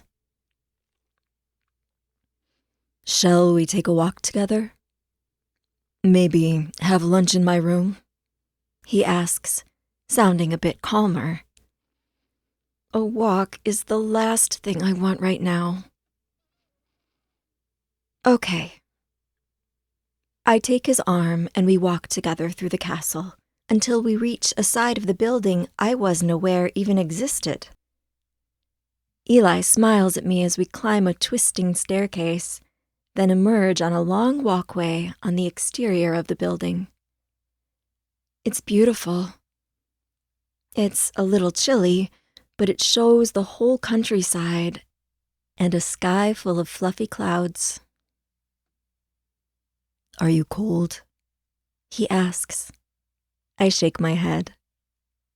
He removes his jacket, putting it on my shoulders, and I'm instantly surrounded by both his scent and his warmth. Thank you. Is the walk too much for you? Do you want to rest? I shake my head. I'm okay. So tough, he tells me, his gaze holding mine. Do you want to shift for just a little while? The healers have said it's time, and it could help with your lesser injuries. Shifting actually sounds perfect. I roll my shoulders. Just thinking about being in my wolf form makes me happy. He shifts in front of me, and then I shift. Within seconds, my body feels even better, like some of the aches and pains have vanished. I stare at the big white wolf near me, and he watches me with gentle eyes. Unable to help myself, I start running along the outside of the castle. Then he's there, running along beside me. I can tell it takes him no effort at all to keep up with me, but he matches my pace, happiness radiating off of him. Pushing myself, I run ahead of him and around the corner of the castle. Then I stop, whirling around. As he rounds the corner, I leap out at him, and we tumble around together. It's shocking that nothing he does hurts. He's so much larger than me, but as we play, all of it is simply fun. He lets me tackle him to the ground. He rolls around with me, and it makes me feel big and strong in the silliest way. Finally, he says, "You ready for lunch?" My stomach growls. Ready. We shift back and stand together. Again, he offers me his arm, and I take it, feeling alive and happy in a way that's hard to describe. My dress tangles around my legs from the breeze, and I lean in closer to his warm body. Hey, can I ask you something? He nods. Why were you naked the first time we met? He smiles. I often go naked before I go wolf. It makes me feel closer to nature. I laugh. Eli is kind of funny. I've never been to this part of the castle before, I say, smiling up at him. I'd hope not. He laughs. It's a special area, away from all the people in the selection, reserved for Ultimas. That makes my heart lodge in my throat. It's another reminder of the fact that Eli is rare and so much more powerful than me. It makes me self-conscious. makes me wonder why he would ever choose me as his mate. I mean, not that it's a choice, but I know for a fact he could reject me if he wanted to. When we walk into his room, it's clear that the Ultimas get better treatment in all ways. His windows, many of them floor to ceiling, overlook the lake. His room, or rooms rather, are interconnected. There's a water feature that leads into a massive, steaming tub that already has various flowers floating within it. I would give anything to relax in it, but my mouth waters when I see the lunch table set out for us on the balcony. Little sandwiches, quiches, and macarons. We go out to the balcony, and Eli helps me into my seat, then sits down across from me and pours a drink into my wine glass before pouring himself one too. And I don't need to ask. I already know the wine is expensive and of the best quality. Everything that Ultimas have is like that. You know, he says after taking a sip, his pretty eyes meeting mine. When I imagined finding my mate, I had pictured having her all to myself. But I am coming around to the others. They are a strange mix of personalities, I say and laugh, then take a small sip of my wine. It's delicious, fruity and floral. I never thought much about wine, but I'm beginning to realize I really like it. Part of me doesn't want to get used to it, just in case all of this falls away like a dream in the morning, while another part of me says to just enjoy it, that this is part of my new life. I've found that I like all your mates, in different ways, and I see a value in them, he says, swirling his glass and looking thoughtful. A value? I ask, a little confused as servants begin coming out, setting down even more food on our table. There are times I may have to travel to manage my estate, Eli continues. It's unfortunate, but it's just the way it is when you have many businesses and many properties. It's good to know that with your mates, you won't be lonely. My pulse picks up. A picture of my life starts to form in my mind, but it's incomplete. All I ever imagined was going back to my cabin. I'd started to picture a life with Ezra and Kaysen, but then everything started moving so fast. Maverick and Xander claimed me, Kurt's attack, Eli's appearance. But maybe it's time to think about the future with all these new factors. All these new men. If we end up together, I say, heart in my throat, what would that look like? If? Eli laughs, shaking his head and setting his glass down on the table. Not if, darling. You're mine. You belong to me. You're my mate, and I wouldn't let you go for all the wealth and power in the world. I realize that we're still getting to know each other, and that you've had a lot of trauma, but my wolf chose you. There will never be another woman for me. Right, I say, looking down, unsure how to feel. The servants finish putting everything down. Eli looks at them. You're dismissed. They nod and disappear back inside. He reaches over and takes my hand. I promise, this is a good thing, okay?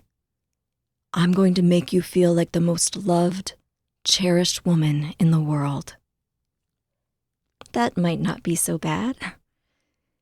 And our life would be at your manor? With the others? As an Ultima, Eli says, squeezing my hand gently, I'm tied to no one pack, which means I have no qualms with Kaysen and Ezra running their respective packs as they see fit. Meaning, we could mainly live on or near their lands. I wouldn't even be opposed to building a new manor there. Something more to your taste. He smiles, then continues. I will only be there to oversee and occasionally step in, if I feel it's necessary. As I said, I do need to travel sometimes. Sometimes for the sake of my own estate, sometimes to help resolve conflict and maintain the peace amongst the wolf packs. But otherwise, I plan to be home with you and our children. It is important to me to be present as a father. Children? I ask, raising my eyes to his. That's something I haven't thought much about. I've never seen myself as a mother. Probably because I've never seen myself as a wife or partner. But when I picture a little one running around with Eli's shock of white hair, Kaysen's smile, Ezra's logic, Xander's quiet intelligence, or Maverick's sense of humor, I can't say I don't like the idea. Of course we'll have children, Eli laughs, giving me a bemused smirk. We will have many, many children together, Faye. It's only natural. And I want to have a big, happy family. I have the resources to support an infinite number of children, so why not fill our homes with laughter? I nod, trying to process that. He sits a little straighter, his smile falling away. I'm doing that thing I do again, being an Ultima, saying how things will be without asking. Sorry, love. What I should have asked is if you want to have children. The question calms something inside of me that I didn't even know was tense. I think I do. I like the idea of it. But I'm still getting to know all of you. It's a lot to process. That's understandable. There's no rush. He flashes me a smile. Even though I'd love to have lots of kids. Oh, good, I say, heart skipping in my chest. Lots of kids. The idea still feels foreign to me. The idea of being a mother, and, all at once, I'm worried that I would make a terrible maternal figure. Well, did you have many siblings growing up? No.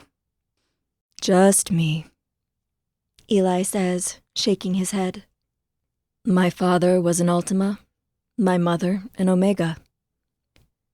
I grew up mostly on Pac Iris lands, on my mother's lands. My father stepped in to run things when necessary, but otherwise, our focus was on our estate and holdings. I spent a lot of time traveling between different packs with my father to learn the ways of the Ultimas. Wow, I say, picturing all the incredible places he must have seen. I would like to travel some. I've only ever seen the mountains, and here. He smiles, and his smile is breathtaking. You are from Pac Ivory, correct? Yes, I say, clearing my throat and smiling as Eli dishes out food onto our plates. It smells delicious, and I take a small bite, nearly groaning as the meat melts in my mouth. But I can't say that I'm attached to my pack. He tilts his head, looking curious. Why not? Well, I take a deep breath. It's gotten easier and easier sharing myself with my mates, but there is still the sting of the past when I have to explain it. My parents died when I was very young. He looks troubled. I'm so sorry for your loss. That can't have been easy. I give an awkward smile. One good thing about them dying when I was young is that I don't really remember them, as sad as that might sound to say. It makes complete sense. He reassures me. And then you at least had your brother, Miles, for a little while, right? Yes, I say, trying not to let the sadness take me over. Until Kurt killed him in front of me. All to show off for his other alpha friends. To show them that Kurt could kill Miles. He already knew. The guys had told him, so that he was aware of what he was dealing with when he went to the Ultimas. But I wonder how much of the story he knew. There were things only I could say. I see, Eli says, his jaw ticking, his grasp on his fork tightening as he looks out over the view from the balcony. And what was he like, if you don't mind me asking? What was he like? He was wonderful. That's the simple truth of it all. Otherwise, losing him wouldn't have hurt so bad. We were best friends, I say quietly. He was like my mom and my dad all rolled into one. Taught me how to hunt, how to forage, how to laugh and play. He was my whole world. His expression is gentle. He sounds like a good man. He was. What do you miss the most about him? He asks, taking a bite of his food. I wrap my arms around myself. I think the way he made me feel. With him, I was safe. With him, the world wasn't this big, scary place.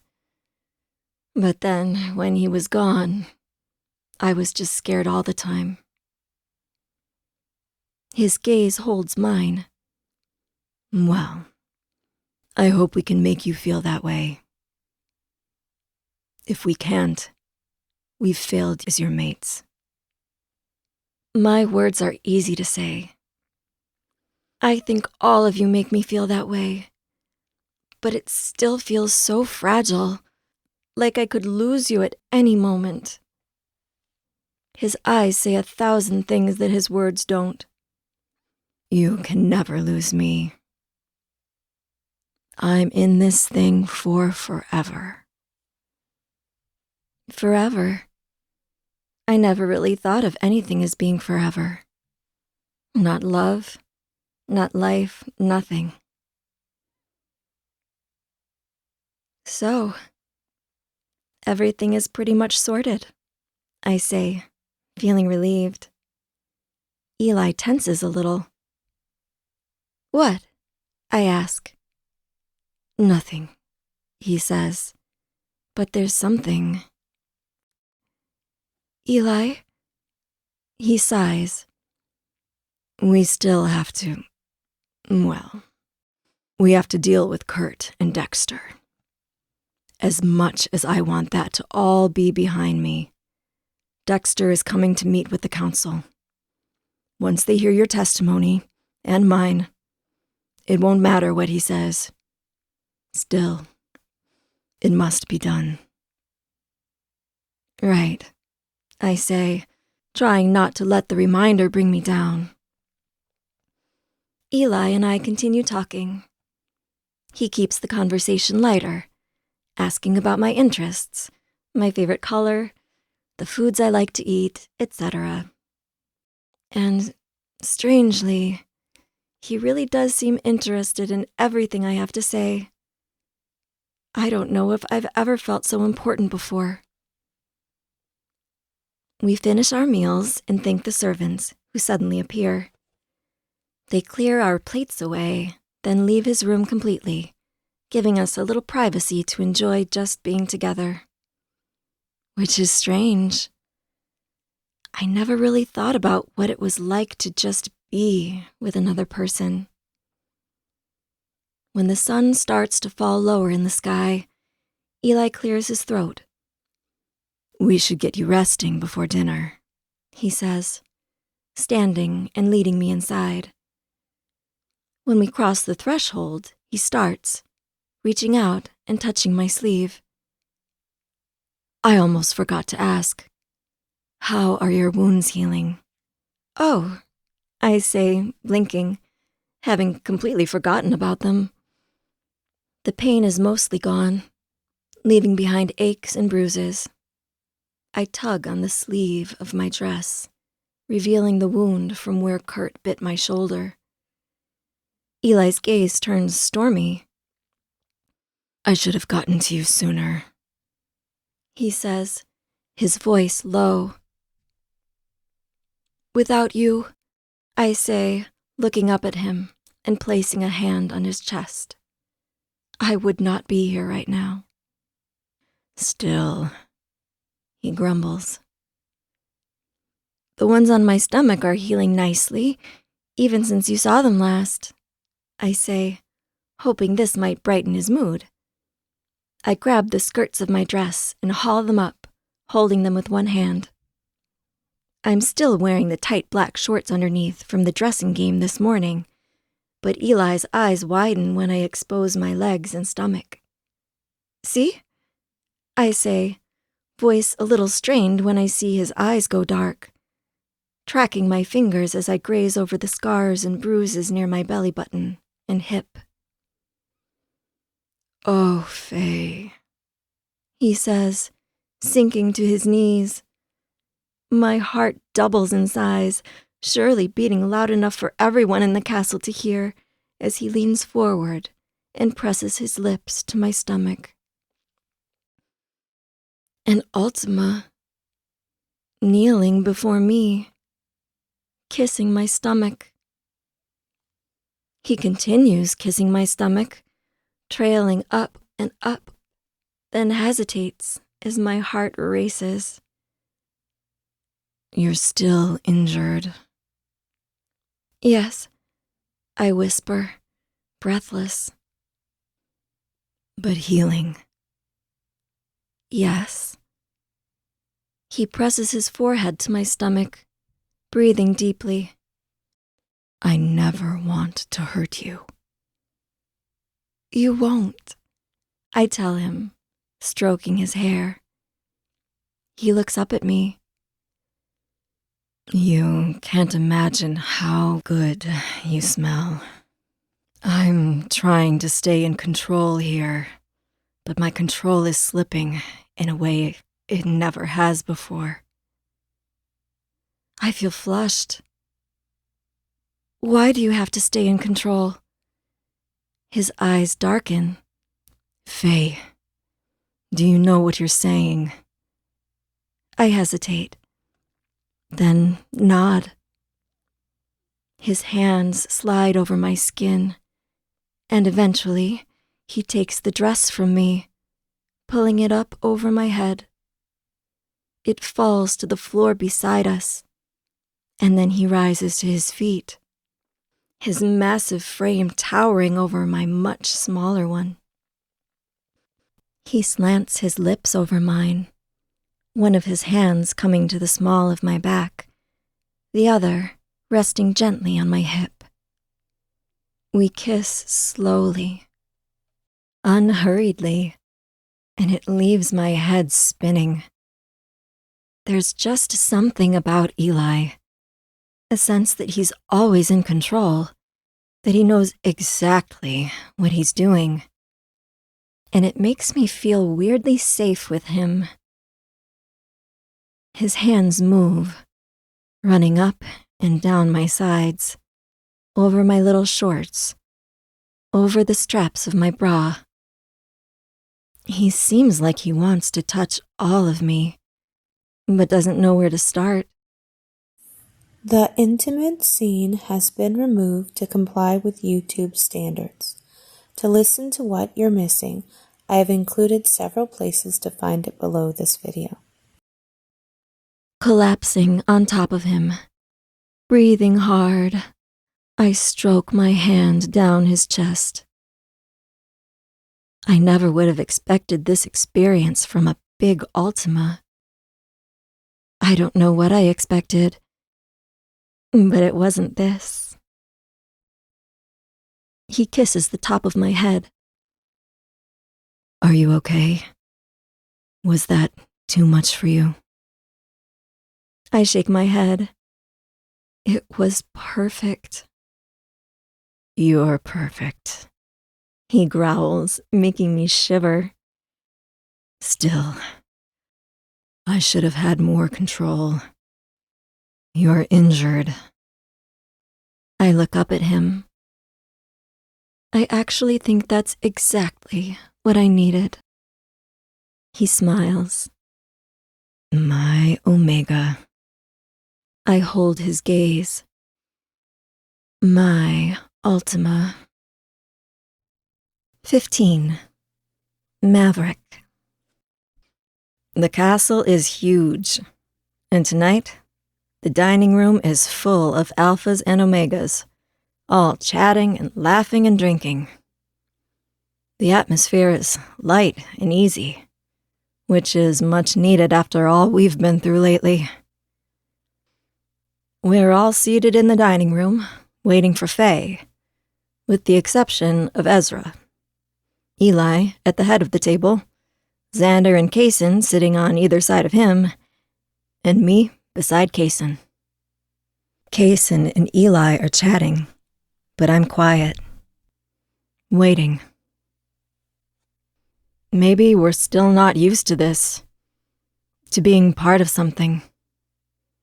Sometimes we seem to blend in with the others, and sometimes there's still a feeling that we're on the outside of something we've never been a part of, and probably don't properly understand.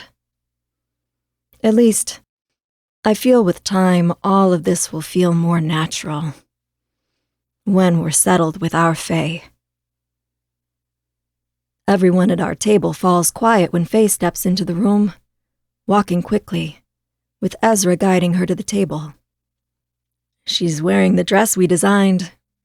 It's black and shimmery on the bottom, goes down to her knees, has simple sleeves, and has a high neckline. The seamstress clearly took some liberties, tucking it in and cleaning up some of the lines, but it's gorgeous. No, it's not gorgeous. Faye is gorgeous. She steals my breath, sucks the air out of the room. As she comes toward us, I can sense the tension that spreads through the men. It's a tension filled with wanting, with need, with love, with an awareness that this woman is the most important thing in our world. All of the women in this room are dressed to impress, but she's the most beautiful by far. How any other Omega at the selection thought they had a chance next to her is beyond me. I swallow, hard, my breath catching in my throat. Xander leaps to his feet and pulls out a chair for her, and I curse internally, wishing I'd had the foresight to get up first so I could have been the one to do it. Good evening, Faye. Eli drawls, and we all glance at each other. We all knew Eli had had sex with her today, the moment he came to the table, which we tried to ignore. Sporting hard-ons with our woman not around to do anything about it is pretty damn miserable. But it's even worse now, because we can smell Eli on her, and an overwhelming scent of her arousal. She's blushing furiously, but there's no jealousy at the table. There's enough of her to go around, and we're all eager to share now that she seems like she's able to have sex again. Good evening, she says, tipping her head. Her hair falls over her shoulders, and I want to brush it away for her, but can't reach her. We all chat and laugh together as the food comes out. As always, the selection pulls out all the stops, bringing out lobster and steak, rich butter with garlic and herbs, potatoes and roasted vegetables in a huge spread. Faye eats her fill, and we all make sure her cup is never empty, handing her things so she doesn't have to reach. I can butter my own bread, she says with a laugh when Kaysen insists on doing it for her. Nonsense, Eli says, waving his hand. Let us handle it. Faye rolls her eyes, but there's something pleased in her expression. It makes my chest loosen to see it. As annoying as we might be, she's happy with us. We're making our Omega, our mate, happy, just the way she should be. It makes me feel like I'm glowing with pride. When dinner is finished, and some alphas start moving to the dance floor with the Omegas, I stand first, holding out my hand to Faye. When she looks up at me, her cheeks flushed and her eyes shining, I want to pick her up, hold her close to my chest. But instead, I just clear my throat. May I have this dance? I ask, giving her what I hope is a charming grin. Oh, man, Kaysen says, crossing his arms. I should have thought of that. That's all right, Eli says, clapping his hand on Kaysen's shoulder. We have all night to dance with our girl. We can finish our drinks while Maverick takes her to the floor. I'm already pulling Faye to her feet, drawing her out to the dance floor, her small hand warm and soft in mine. A perfect fit to my much larger hands. To me, it's a symbol, a reminder that my much smaller mate will always need my protection. She rubs her fingers along mine. Your hands are so rough. I'm embarrassed. She's right. Sorry. She smiles. Don't be sorry. It just makes me think that I could moisturize them for you. That would be nice, I say, trying to keep the arousal from my voice as I pull her into my arms on the dance floor. I wonder if there will ever come a time that having her close like this doesn't make my skin flush, my body ready to take her at any moment. Surely, she'll start to grow tired of me if I'm constantly approaching her with a hard-on like a horny teenage boy. I'm sure Eli has more control than that. My thought is that while there are lots of ways you guys seem to be able to take care of me, I want to be able to take care of you too. My lips quirk up. You know, you'll have lots of ways of taking care of us. Oh? She asks. Well, the obvious way, of course, I say. She looks confused. I pull her a little closer. In bed, sweet Faye. Her cheeks turn red. Of course. But you're also the sweetness in our lives, the gentleness. She again looks surprised. But how is that useful? My gaze holds her. We're all big, tough men. We need someone who cares about the roughness of our hands, or whether we've had a bad day. We need someone to hold when we're feeling lost, who will keep us grounded. And you think I can do that? She sounds happy. I kiss her lips lightly. I know you can. You're an amazing mate. She laughs a little. You guys seem to have figured out all kinds of things about me. But I'm still figuring all of you out. My little one has trust issues. Rightfully so. Ask me some questions. Anything. I want you to feel like you know me. She seems to take a minute to think. How do you know how to dance? She asks, raising an eyebrow at me. You're pretty good. Am I? I say, laughing and bumping my elbow against hers. It's nice to have her so close, to be dancing through the ballroom together, speaking quietly in the space between us. Remember, I had the whole human experience thing. I went to a lot of dances in high school. My schools and the others too. I had a lot of friends at some really fancy places, and we had to do this kind of ballroom dancing sometimes. Wow, Faye says, lowering her head and looking at me through her lashes. I didn't realize I was in the presence of an expert. If you think this is good, I say, hearing how low my voice is, you should see my club dancing. Club dancing? Yeah, well, I kept dancing in college, but that was when we would go out to the clubs. How is club dancing different?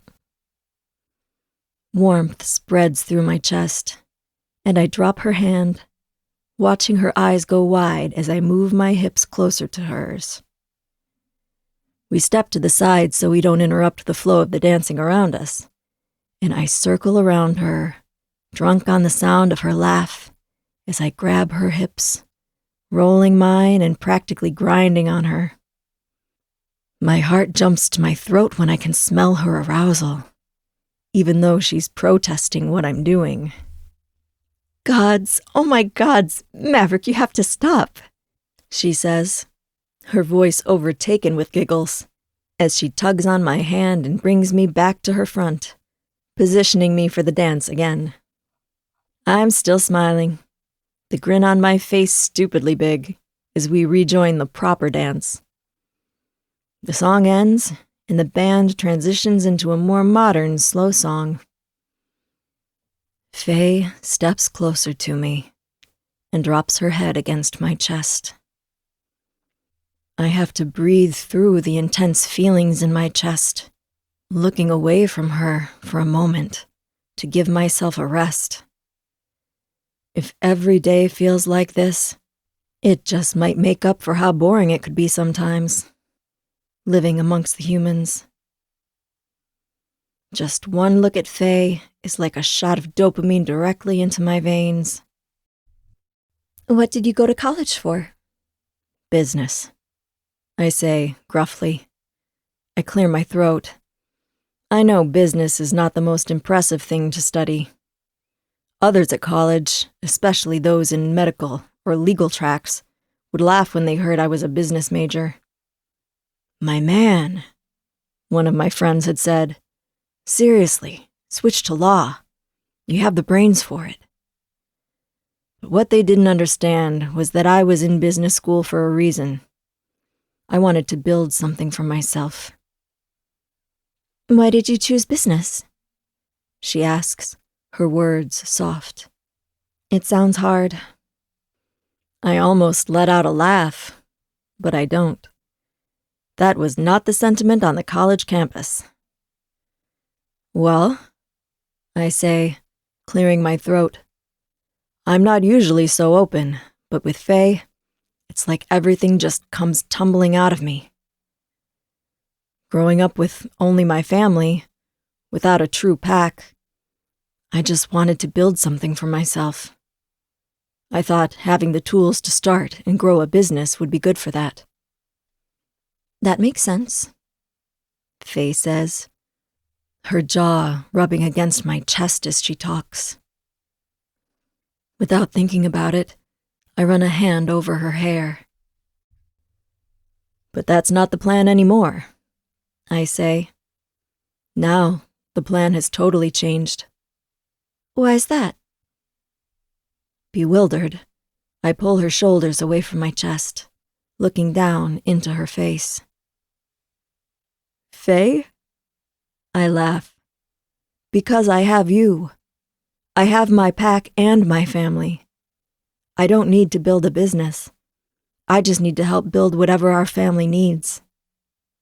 Oh, she says, and I see something undecipherable pass over her face. I would give anything to know what she's thinking. Ezra and I have been talking, I say, meeting her eyes steadily. And I think I'm going to be his right-hand man, in operations and governing for his pack. Xander might be more involved with Kaysen. He needs something a little more firm. But I think I can integrate some things from business school into running the pack. Did you know Ezra and his father still keep track of everything on paper? A good database and automated system for inventory would free up so much time for them. Wow, Faye says, admiration glinting in her eyes. You're really smart, aren't you? I can't help it. I lean down and kiss her. She leans into me immediately, her body softening like warm taffy, molding to me. Her hands press into my back, and even though I know there are people all around, my body urges me to take her, here and now. Then, something bristles over the back of my neck, and I pull away from her, looking over her shoulder. There's an older man standing in the doorway, his eyes set intently on Faye. Immediately, I reposition us so she's slightly behind me, and I hear Faye ask what's wrong. My entire body has gone from warm affection to stiff protectiveness in an instant, and I have no idea why, but I know deep down that that man is a threat to my mate, even though I'll be damned if he ever gets near her. 16. Faye. In an instant, the other alphas are at my side. Ezra, Kaysen, and Xander are just as stiff and on edge as Maverick. I don't understand what's wrong. One minute, Maverick and I were having a wonderful time. And the next, this was happening. Could it be Kurt? I pushed the thought aside. The men had been keeping tabs on his progress. He still can't walk. I highly doubt he'd be pushed here in a wheelchair to let everyone see what Eli had done to him. He has too much pride for that. I have to get on my tiptoes to see over Maverick's shoulder. Standing in the doorway is an older man, his sharp eyes staring right at me. I feel a shock of cool fear run through me. An instant later, a stronger feeling runs through me, an urge to lift my head higher, without realizing why. The men next to me seem to stand up straighter too, and it dawns on me. Eli is walking toward the man in the doorway, his power growing stronger and stronger. All around us, alphas and omegas stop dancing, the omegas falling to their knees, the alphas going still, some kneeling, some bowing their heads. Standing on my tiptoes, I see the older man standing in the doorway, fallen to his knees, bowing the lowest of everyone in the room, even more than some of the omegas. As Eli's powers become more potent, everyone in the room falls to their knees, paralyzed by it. My alphas and I are the only ones left on our feet, besides Eli. It's distracting. It's overwhelming. What could possibly get Eli to act this way? Dexter. Eli says, not a question, but a statement. Everything clicks. All at once, I see the resemblance. The wide, square jaw. The nose that's too big.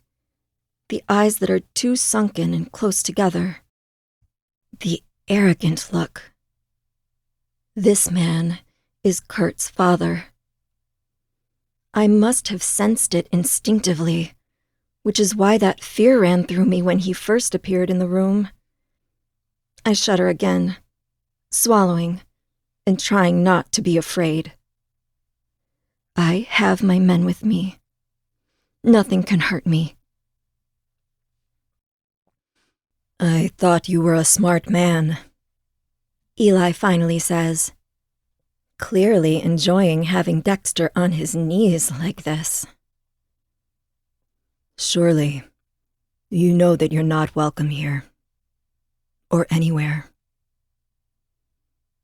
Eli, someone says, and I see Brock appear in the doorway as well, his hand reaching out for Eli, but stopping when Eli pins him with a sharp look.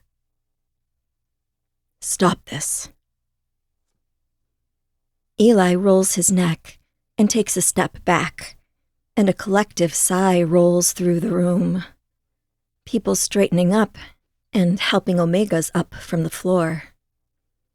Everyone is riveted on the scene in front of us. It's not every day that you get to see Ultimas facing off. I'm here to get justice for my son.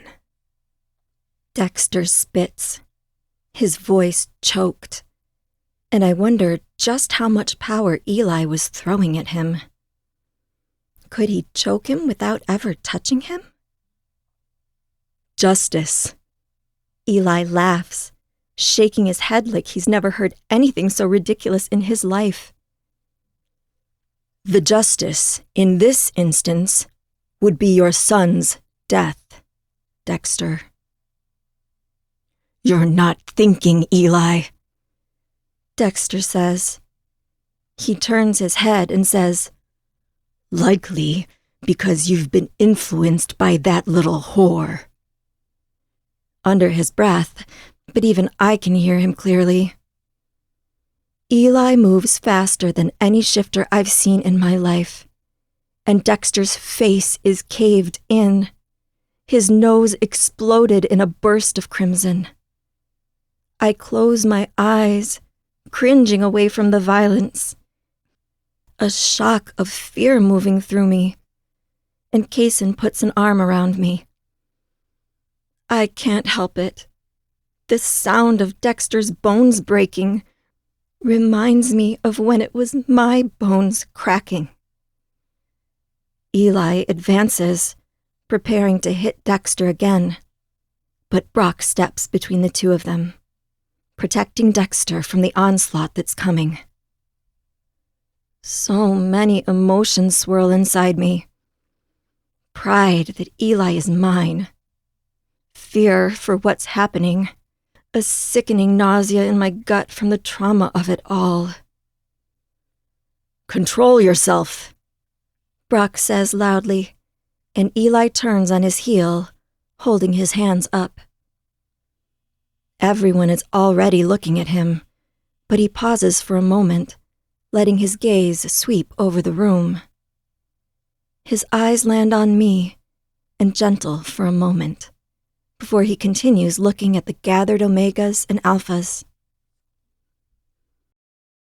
Kurt, of Pack Obsidian, is a monster, Eli says, projecting his voice loud and crisp over the group.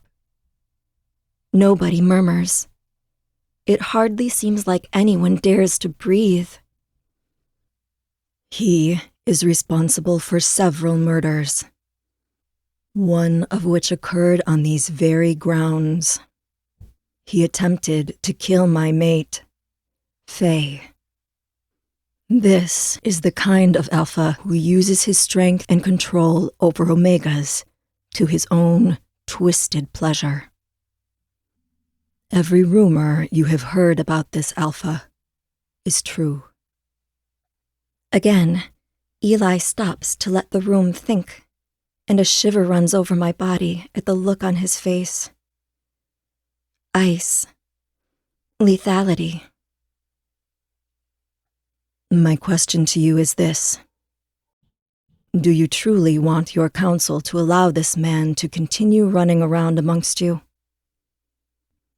Do you care for your Omega? Because if you do, it's imperative that you know it could be her next. If she tries to go for a stroll, or is in her room alone, Kurt may find her. With him alive, no female will ever be truly safe. Is that how your Omega should live? In constant fear? The alphas filling the ballroom all puff their chests, growing a bit taller, looking around at one another. I watch as several of them gather around their Omegas, like my men have done with me. The Omegas look terrified, their eyes wide, their faces stricken. That's enough, Brock says, and Eli gives him a chilly look. Quieter, Brock says. The council is handling this matter privately. There is no need to make it so public, or to cause a panic. We must make it public when the council fails us, Ezra says, and though he's standing in front of me, I can practically see the look on his face. Determined, angry. My heart skips when Brock shifts his gaze to us, taking a step in Ezra's direction. Before he can get far, Eli steps in front of him. Everyone around us starts to bow slightly again as the two Ultimas stare each other down. It's strange. I've never imagined what it'd be like to have two Ultimas fight, but I picture it now. It would be bloody and violent. After a moment, Brock clears his throat, shakes his head, and steps back, which is a shock to me. Did he just back down to Eli? Again, I wonder about the hierarchy between the Ultimas. They're all above us, but are some of them above each other? I truly don't know. Dexter, Brock says as he turns to leave. Come with me, and stay the fuck out of the ballroom and anywhere Faye might be from now on. Dexter turns to Eli, his voice thick and wet through the blood flowing down his face and the back of his throat. You'll pay for hitting me, he says, little droplets of blood flying. Eli steps aside, looking at him with disgust. Don't tempt me to do it again, he says, but without anger. And instead, almost like Dexter is a pest Eli simply has to eradicate from his home. Dexter's hands are covered with blood from his attempts to stem the bleeding, and he tries to speak again, but coughs instead. Then he turns and runs into the hallway as he loudly chokes on his own blood, leaving all of us staring after him. Literally, the man everyone is so terrified of just left. Backed down to Eli. I wouldn't have believed it if I hadn't seen it with my own eyes, but it all makes sense. Dexter might be a powerful alpha in the eyes of all the packs, but Eli is an Ultima. There is no comparison. Holy shit! Kaysen breathes the moment he's gone. That was better than TV. He's not wrong. But I hope this show of defiance doesn't come back to smack us in the ass. 17. Faye. Hey, Ezra says, handing me a cool cloth. Here, put this against your forehead. I swallow thickly and accept it, pressing it to my forehead, which actually does feel hot. The moment Dexter left the ballroom, a wave of exhaustion rolled through me, immediately followed by panic. My knees crumbled. Xander caught me in his arms, and the next thing I knew, I was on my bed, Ezra and Kaysen gazing down at me. I'm sorry, I tell them, feeling weak and silly. Ezra lifts a brow. Faye, you've been through a lot. You have nothing to be sorry about. Besides, Kaysen says, grinning, I kind of wanted to pass out when I saw that old asshole too. I laugh. They sit down on each side of me on the bed, and I let my head fall onto Kaysen's shoulder. So much has happened these past few days. It's nice to just have it be the three of us for a minute. Where are the others? I ask. They're getting some things sorted in regards to Dexter and Kurt, Ezra explains, and I take his hand, holding it on my leg. My thoughts start churning, thinking about Maverick and I dancing. He'd talked about our future, a future that included Ezra and Kaysen. The thing is, the three of us haven't really discussed things since we came up with this whole fake relationship idea. I feel like something has changed between us, but I'm not sure. Sitting here with them, I realize that I'm trying to form my own picture for our futures, but I don't have all the information. I don't know 100% for certain that Kaysen and Ezra have changed their minds about not wanting an Omega, and the idea pains me. A future without them in it just doesn't sound complete. I feel like they care about me, but maybe not enough to give up their Omega-free lives. Try the back of your neck, Ezra says, gently taking the cloth and pressing it to my neck. Already, I'm much calmer than I was before. Kaysen is tracing lazy circles over my thigh, seeming relaxed, his blonde hair falling over his forehead, just enough that I'm tempted to sweep his hair back. Ezra sits more rigidly, his bright blue eyes moving over the room slowly, but there's an air of calm about him that I breathe in like a warm breeze. Thank you, I say, hearing how small my voice is.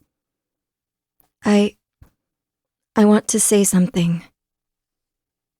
Ezra turns to me, and Kaysen lifts his head up, meeting my eyes, something cloudy in his. I lower mine, looking instead at my hand, where I'm holding the cloth. This needs to be said, so why does it feel like I shouldn't be saying anything at all? I wanted to thank the two of you for everything. I mean, it's a sticky situation we're in, and I know it's not going to be easy to back out of it now that there are so many people involved, especially Eli. But I just want you to know that if you want to, I'll still honor our initial agreement. We never agreed for things to change. And I can talk to Maverick and Xander, deal with that.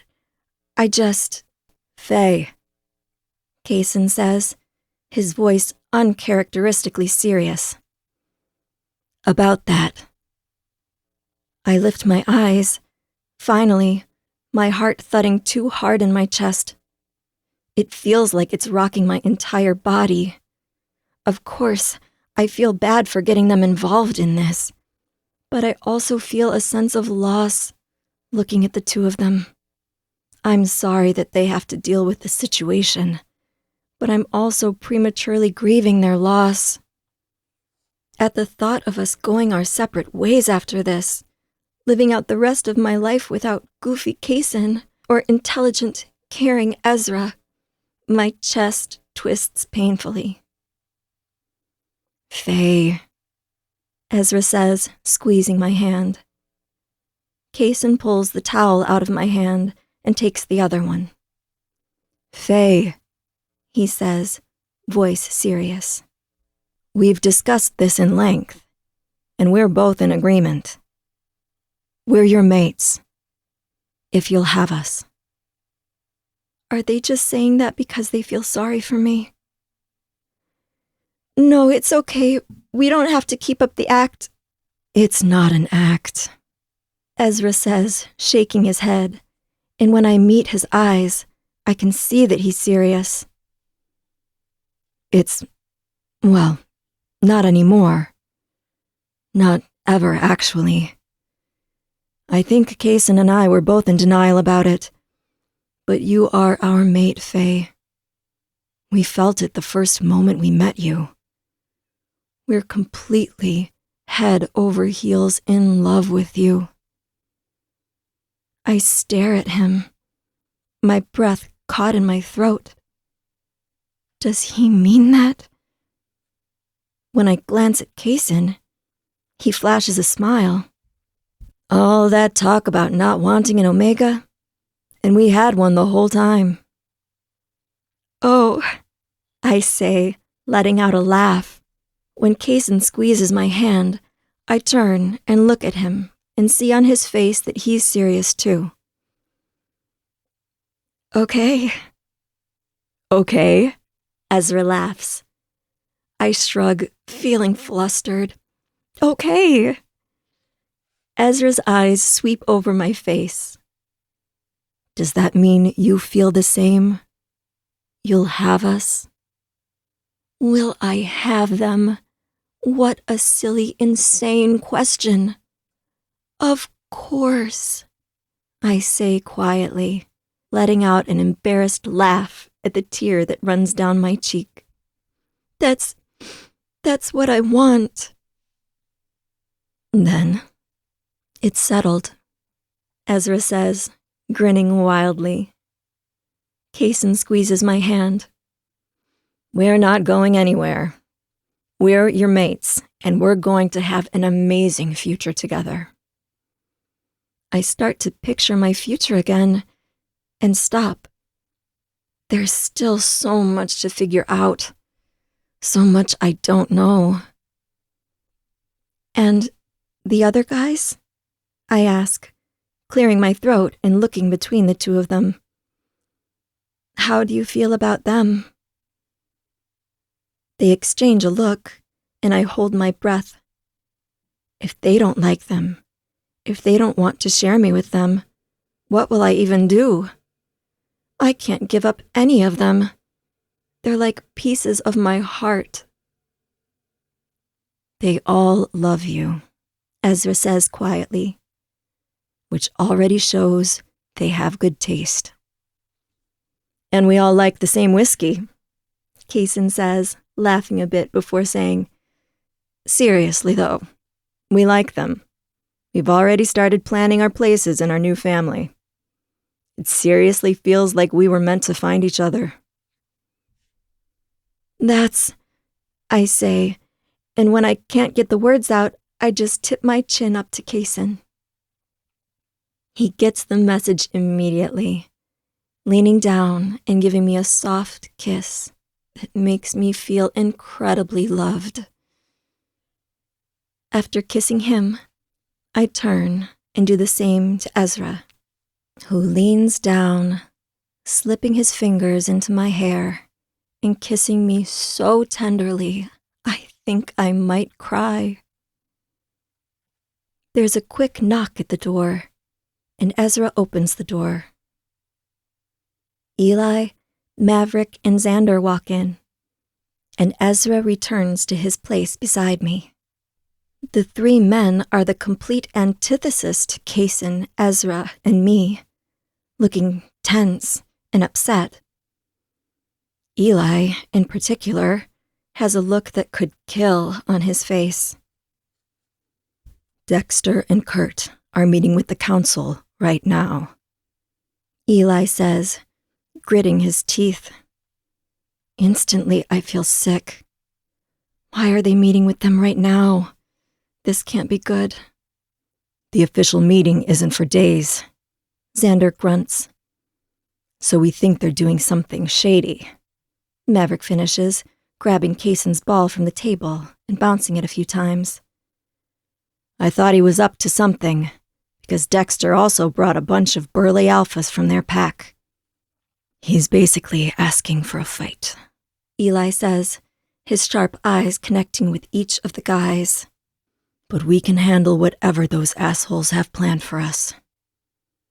Without meaning to, I let out a tiny little hiccuping sob, and Ezra pulls me into his lap, wrapping his arms around me. I hate that this is happening.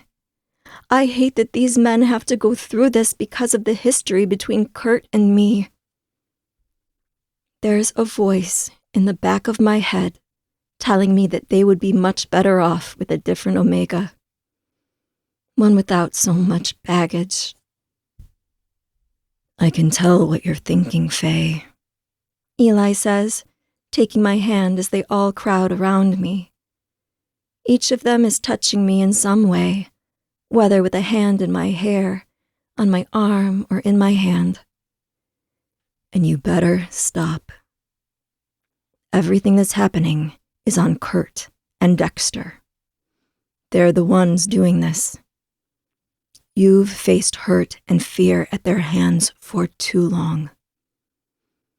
It stops now. Trust us to end this once and for all. I nod through the tears. I can't say anything, but it doesn't matter. My men don't leave until I can breathe again, peppering me with kisses and kind words. They ensure Eli's guard is at the door and is aware of the situation, almost making me believe that I might actually be okay. But the devil and his son have come for me, and I have a feeling they're not just going to walk away without their pound of flesh.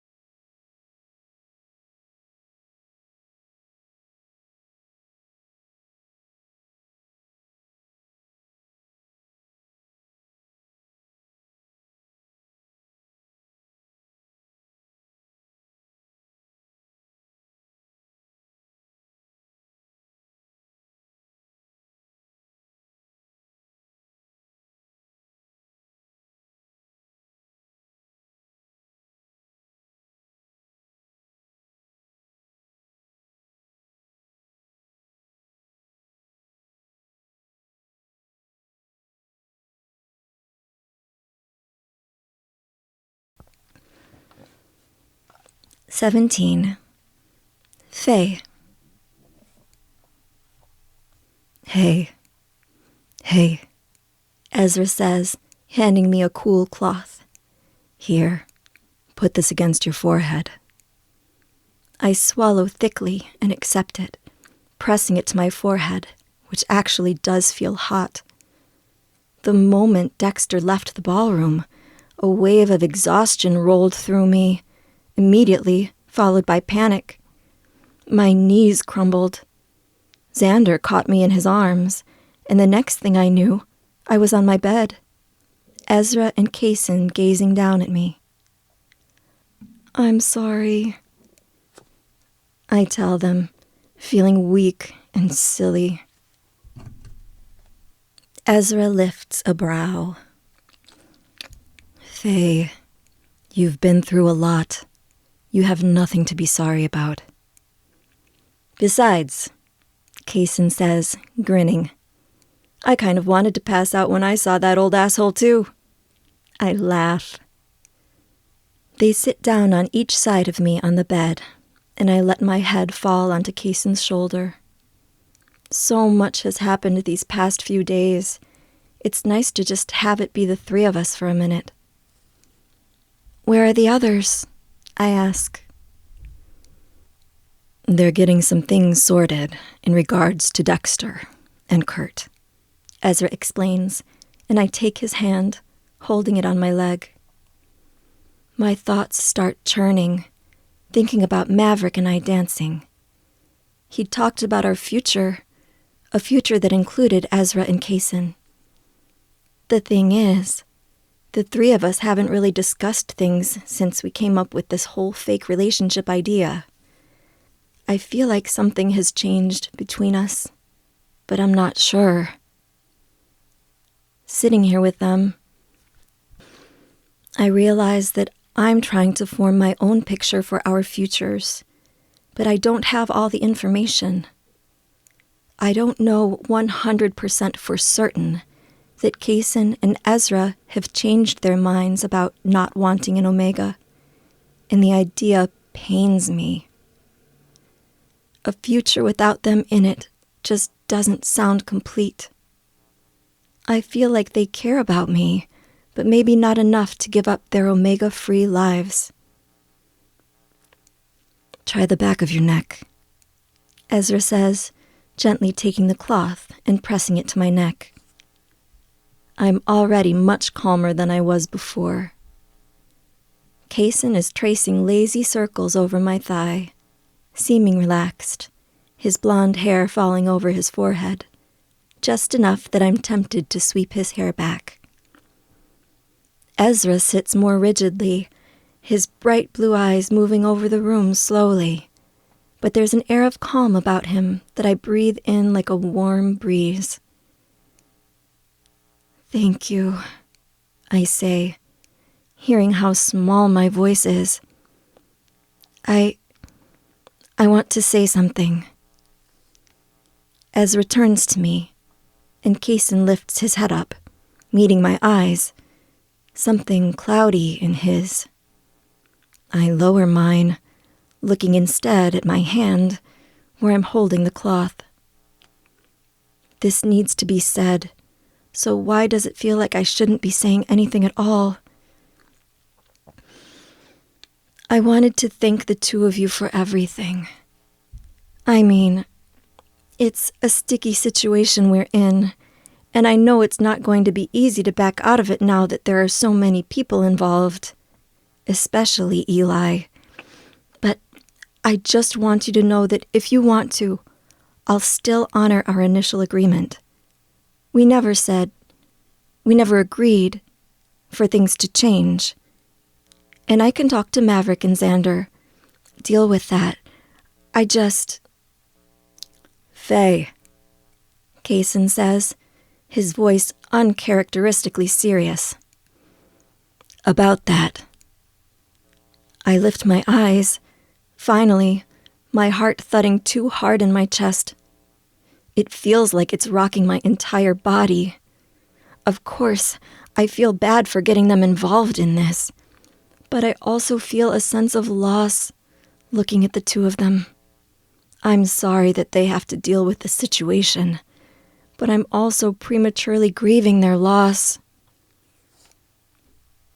At the thought of us going our separate ways after this, living out the rest of my life without goofy Kaysen or intelligent, caring Ezra, my chest twists painfully. Faye, Ezra says, squeezing my hand.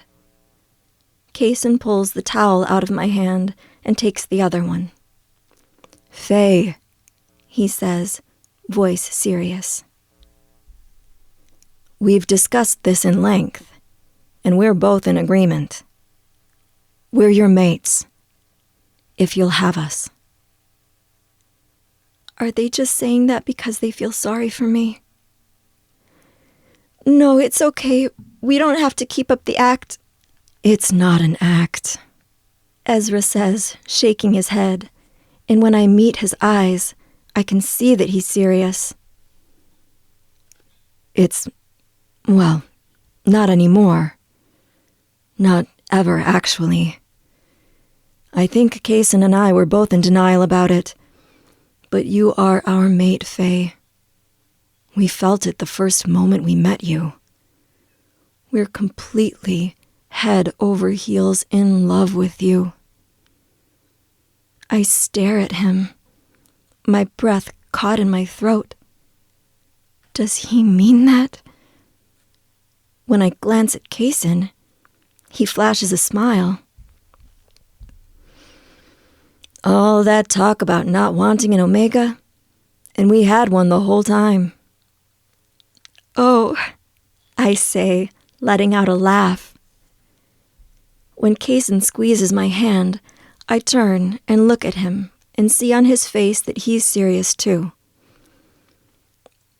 Okay, Ezra laughs. I shrug, feeling flustered. Okay. Ezra's eyes sweep over my face. Does that mean you feel the same? You'll have us? Will I have them? What a silly, insane question. Of course, I say quietly, letting out an embarrassed laugh at the tear that runs down my cheek. That's what I want. Then, it's settled, Ezra says, grinning wildly. Kaysen squeezes my hand. We're not going anywhere. We're your mates, and we're going to have an amazing future together. I start to picture my future again and stop. There's still so much to figure out, so much I don't know. And the other guys? I ask, clearing my throat and looking between the two of them. How do you feel about them? They exchange a look, and I hold my breath. If they don't like them, if they don't want to share me with them, what will I even do? I can't give up any of them. They're like pieces of my heart. They all love you, Ezra says quietly, which already shows they have good taste. And we all like the same whiskey, Kaysen says, laughing a bit before saying, seriously though, we like them. We've already started planning our places in our new family. It seriously feels like we were meant to find each other. That's, I say, and when I can't get the words out, I just tip my chin up to Kaysen. He gets the message immediately, leaning down and giving me a soft kiss that makes me feel incredibly loved. After kissing him, I turn and do the same to Ezra, who leans down, slipping his fingers into my hair and kissing me so tenderly, I think I might cry. There's a quick knock at the door, and Ezra opens the door.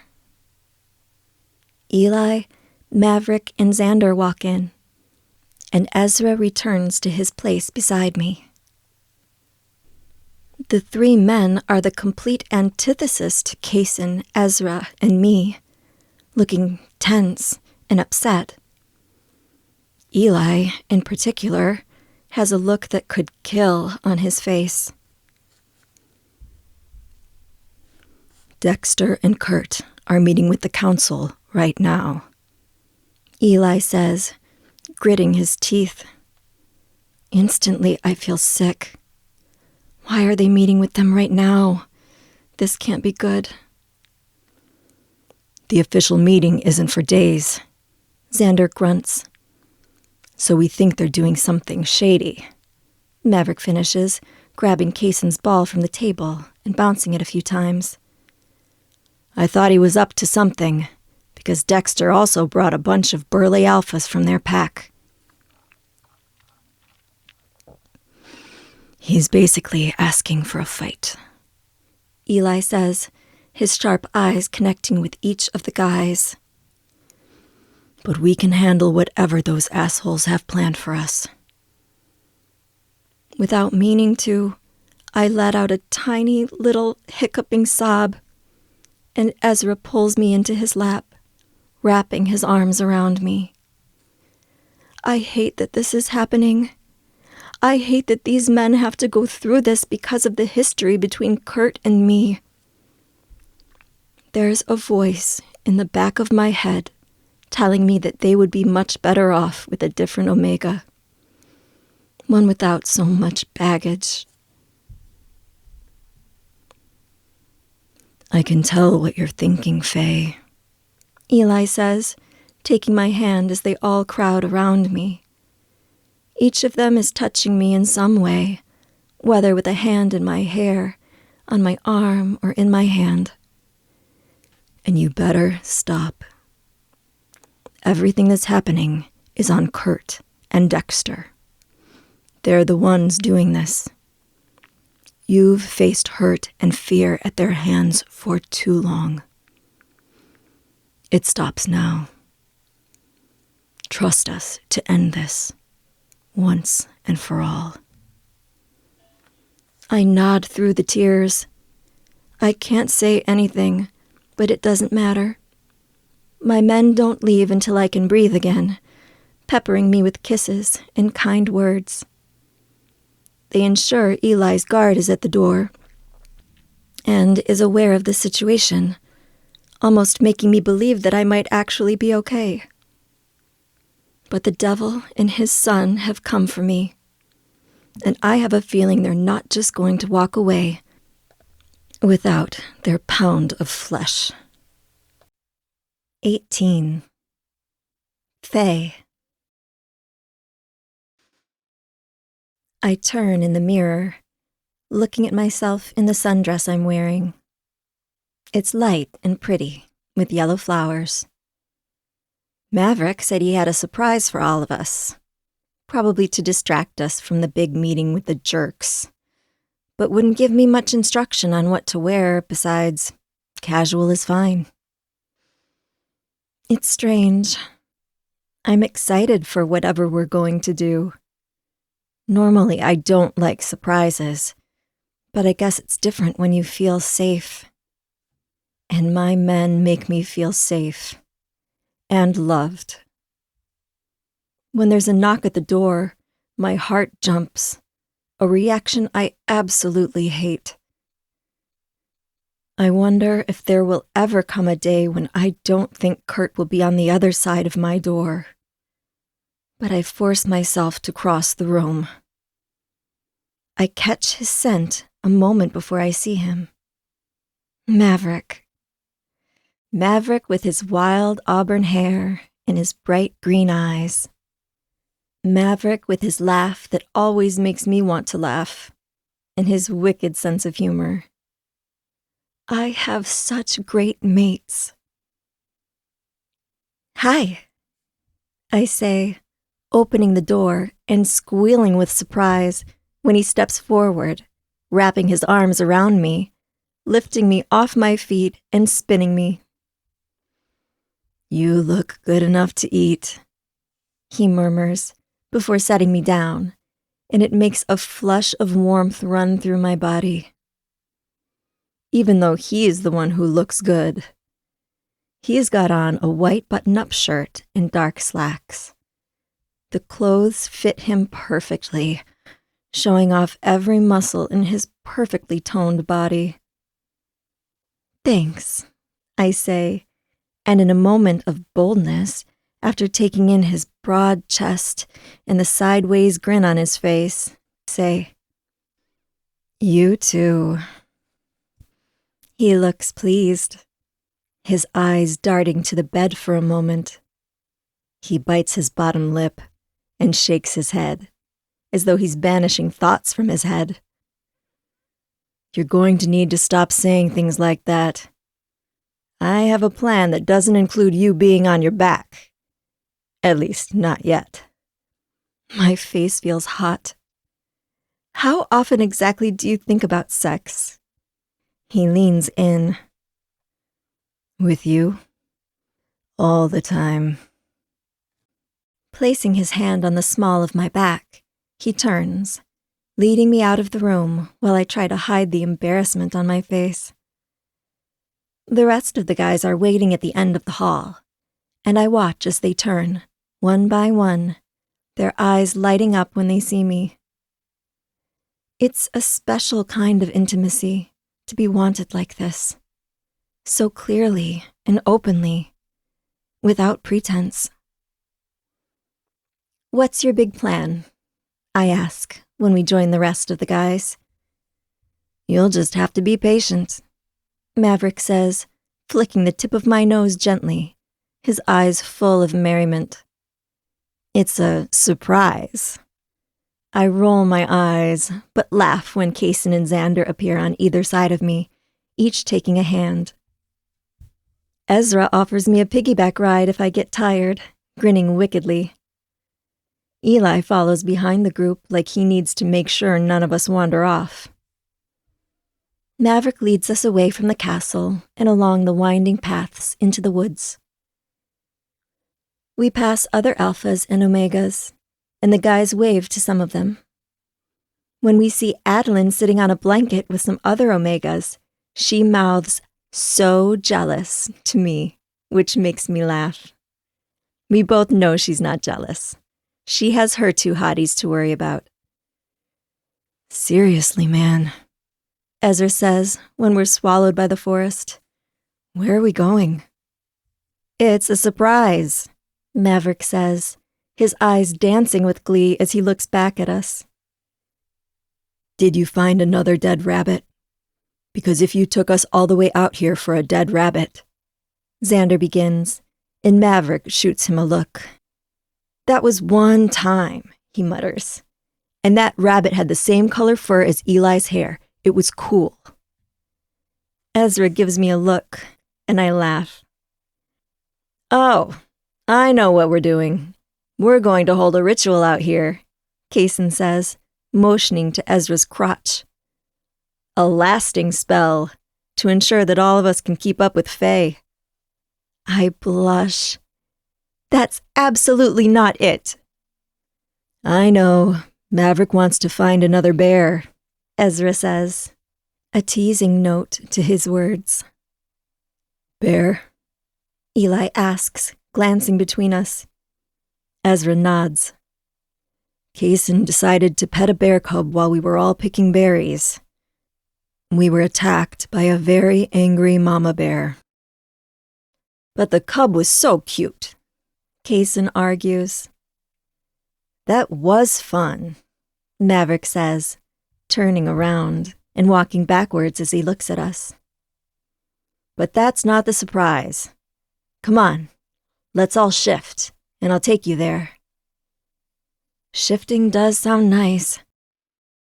I haven't been in my wolf form since before I was with Eli outside the castle, and that was only for a little while. Shifters need to be in touch with their wolf side. Otherwise, we get restless. I glance at the others, watching as their bodies change, shifting into their wolf forms. I follow suit, feeling my body changing until I'm done. After shifting, the size difference between us is even more obvious. Yes, I've seen it before, but I don't think it'll ever cease to amaze me. The guys are big, probably double my size, but it's Eli that really shocks me. Technically, I saw Eli's wolf form before, but I don't think I'll ever get over how big he is. He's seriously massive. Probably 4 times my size. I feel like a little pup next to him. Whoa, Ezra says. Ultimas can be a bit of a shock in wolf form, Eli explains. It seems like we all pause for a moment to take him in. This towering, hulking white wolf next to us. Then, Kaysen takes off down the path. Guys, a butterfly! His voice is a squeal of excitement. Xander follows after him, and we all snap out of it, racing down the path after the 2 men. Maverick leads us along, occasionally stopping to wrestle and jump with the others. When I start to fall behind, panting as we climb up the hill, the guys circle back around to me, laughing and nipping at me, encouraging me. Eli plods along, almost looking bored, even as the other guys are breathing hard, and I'm practically gasping for air. There's still some residual pain in my ribs, but I don't tell them that. I can handle it. And the last thing I want to do is put a damper on all the fun.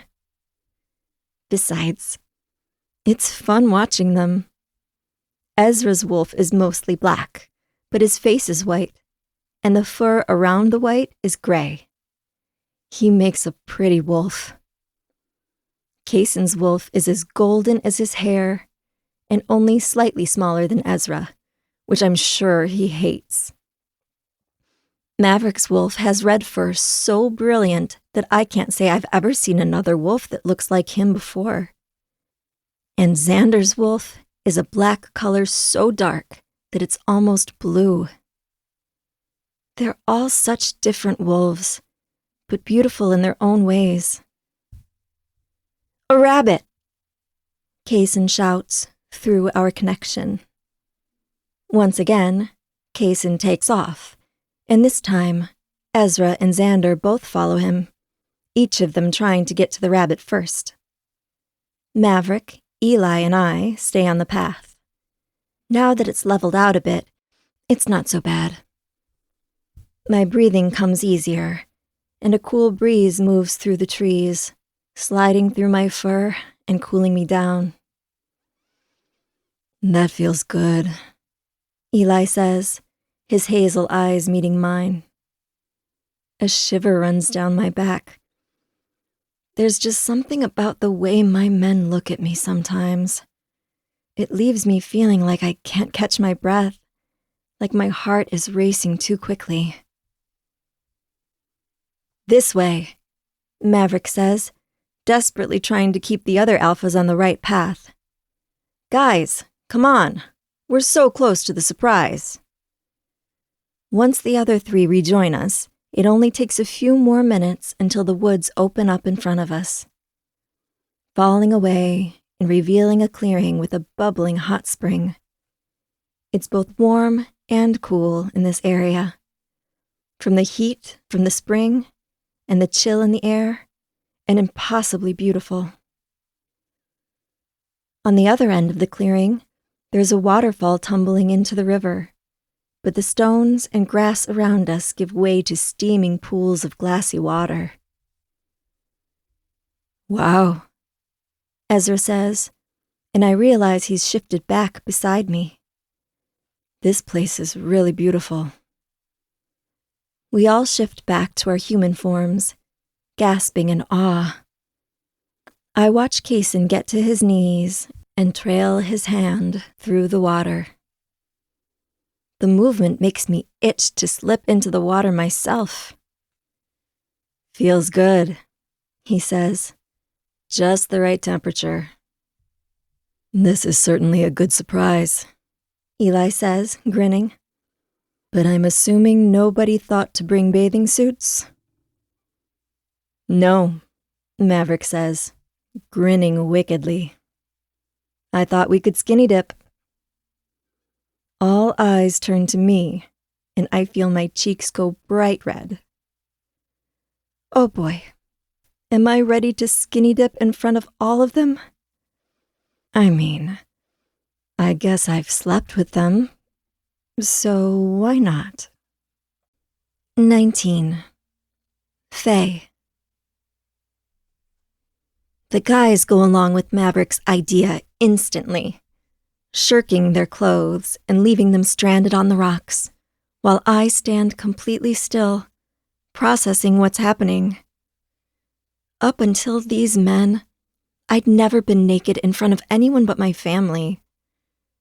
Somehow, just stripping down here feels a lot different than being naked in my bed together. The intimate scene has been removed to comply with YouTube standards. To listen to what you're missing, I have included several places to find it below this video. What have I gotten myself into? 20. Xander. If the heavens are real, I think Maverick has brought us to them. Exhausted and flooded with happy hormones, we all drift in the water, floating on our backs, breathing together, and occasionally murmuring to one another. My defenses are down in a way they haven't been for years, and all because of my new pack. Of course, I've always been able to protect myself, but with Eli and the others here, it's different. Together, we are strong. The sun is lowering in the sky, casting shadows over the hot springs and cooling the air, which makes the hot water feel even more delicious. Faye's hair is spread out in the water, floating, like she's a mermaid. Every once in a while, I reach out and touch it, running my fingers through it in the water. I think if we're in the heavens, Faye must be our angel, our goddess, our divine entity. It's good that we're relaxing, Ezra says. The rest of us murmur our agreement, and I wonder if there's something in the air here that's making us all so cool and calm, or if it's just the effect you get from being around your family. Family. The word hits me in the chest, just as Kaysen speaks up, his voice slightly breaking us out of that dreamy fog. Why is it good we're relaxing? Oh, Ezra says, his voice coming back to himself as well, becoming a little more solid. Just, well, you know, the official hearing is in 2 days with the council, since they've now met with them too, and have both sides of the story. No, I think, as I feel everyone tense around me. The wonderful, warm, soft moment is gone as we all start to remember the recent events and what we'll be facing at the meeting. It was never going to last forever, but I wanted the weightless feeling to last a bit longer than it did. Right, Faye says, sitting up, water sloshing off of her, her hair slicked down to her head. She's still beautiful, but I was enchanted by how her hair was floating in the water. I want to ask her to lie back down, but the moment has already passed. She wrings her hands together and focuses her gaze somewhere in the forest. I can't believe they're going to go easy on Kurt, even after he took 2 lives. How can they just disregard that? Life is precious. Murderers shouldn't just be let free like that, roaming around to hurt more people. Murderers going free. My entire body goes cold, rigid, my throat closing up. I accidentally get some of the water in my mouth when I breathe again, and it catches in my throat, making me cough violently. Maverick moves to my side, hitting my back until my airway is clear. Thanks, I choke, and he nods, his eyes meeting mine. What's wrong? Faye asks, coming to my side and setting a hand on my shoulder. When her eyes meet mine, I know I have to tell her the truth. I'd tried not to think about it, tried not to wonder what my mate would think when she knew the truth. I should have told her a long time ago, but I'd buried my past so deep inside of me that I'd forgotten for a moment that the ghosts from my past will never truly be gone. This isn't real until she knows, until she accepts me, all of me. I swallow and watch as the other guys look away from us, giving me a moment to tell my truth. Ezra, Kaysen, and Eli are clearly listening, but Maverick already knows what I'm going to tell her. Faye, there's something I need to tell you. What is it? Do you want to talk alone? She asks, her hands raising, gripping mine. I hold on to them, hoping she doesn't let go when I tell her the truth. No, we're a family. I can say this here. I take a deep breath. You know how I was kicked out of my pack. Yes, she says, running a thumb over the side of my hand. I look down at her hand, so small and delicate in mine, and swallow. Please take this well. Please don't let her turn away from me. I can't handle it if she denies me. I want to be honest with you. It was because I took a life. The air seems to freeze around us. Faye's chest goes still, her eyes widening. After a moment, as though her brain has processed this information, she rips her hands away from me, stumbling back in the water. She almost falls, and I reach for her, but she catches herself, jerking away from my touch.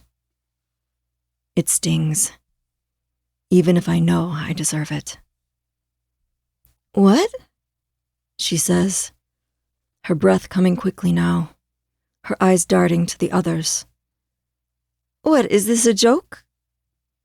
I open my mouth to say something, but it's like my brain has been replaced with a rock. I squeeze my eyes shut, wishing I was as eloquent as Maverick or Ezra, or even fucking Kaysen. When they want them, the words come. When I need them, they abandon me. Faye turns on her heel, sprinting as fast as she can away from me, out of the water, stumbling over to her dress. Everything about her movements screams that she wants to be anywhere but near me. Which hurts. I'm still the same man. Can't she see that? Faye, you need to give him a chance to explain. Eli says, but she ignores him, her hands shaking as she pulls her now dry dress over her shoulders. Faye, Ezra repeats, swimming toward her, getting ready to leave the water. A moment later, she's running, swallowed by the woods.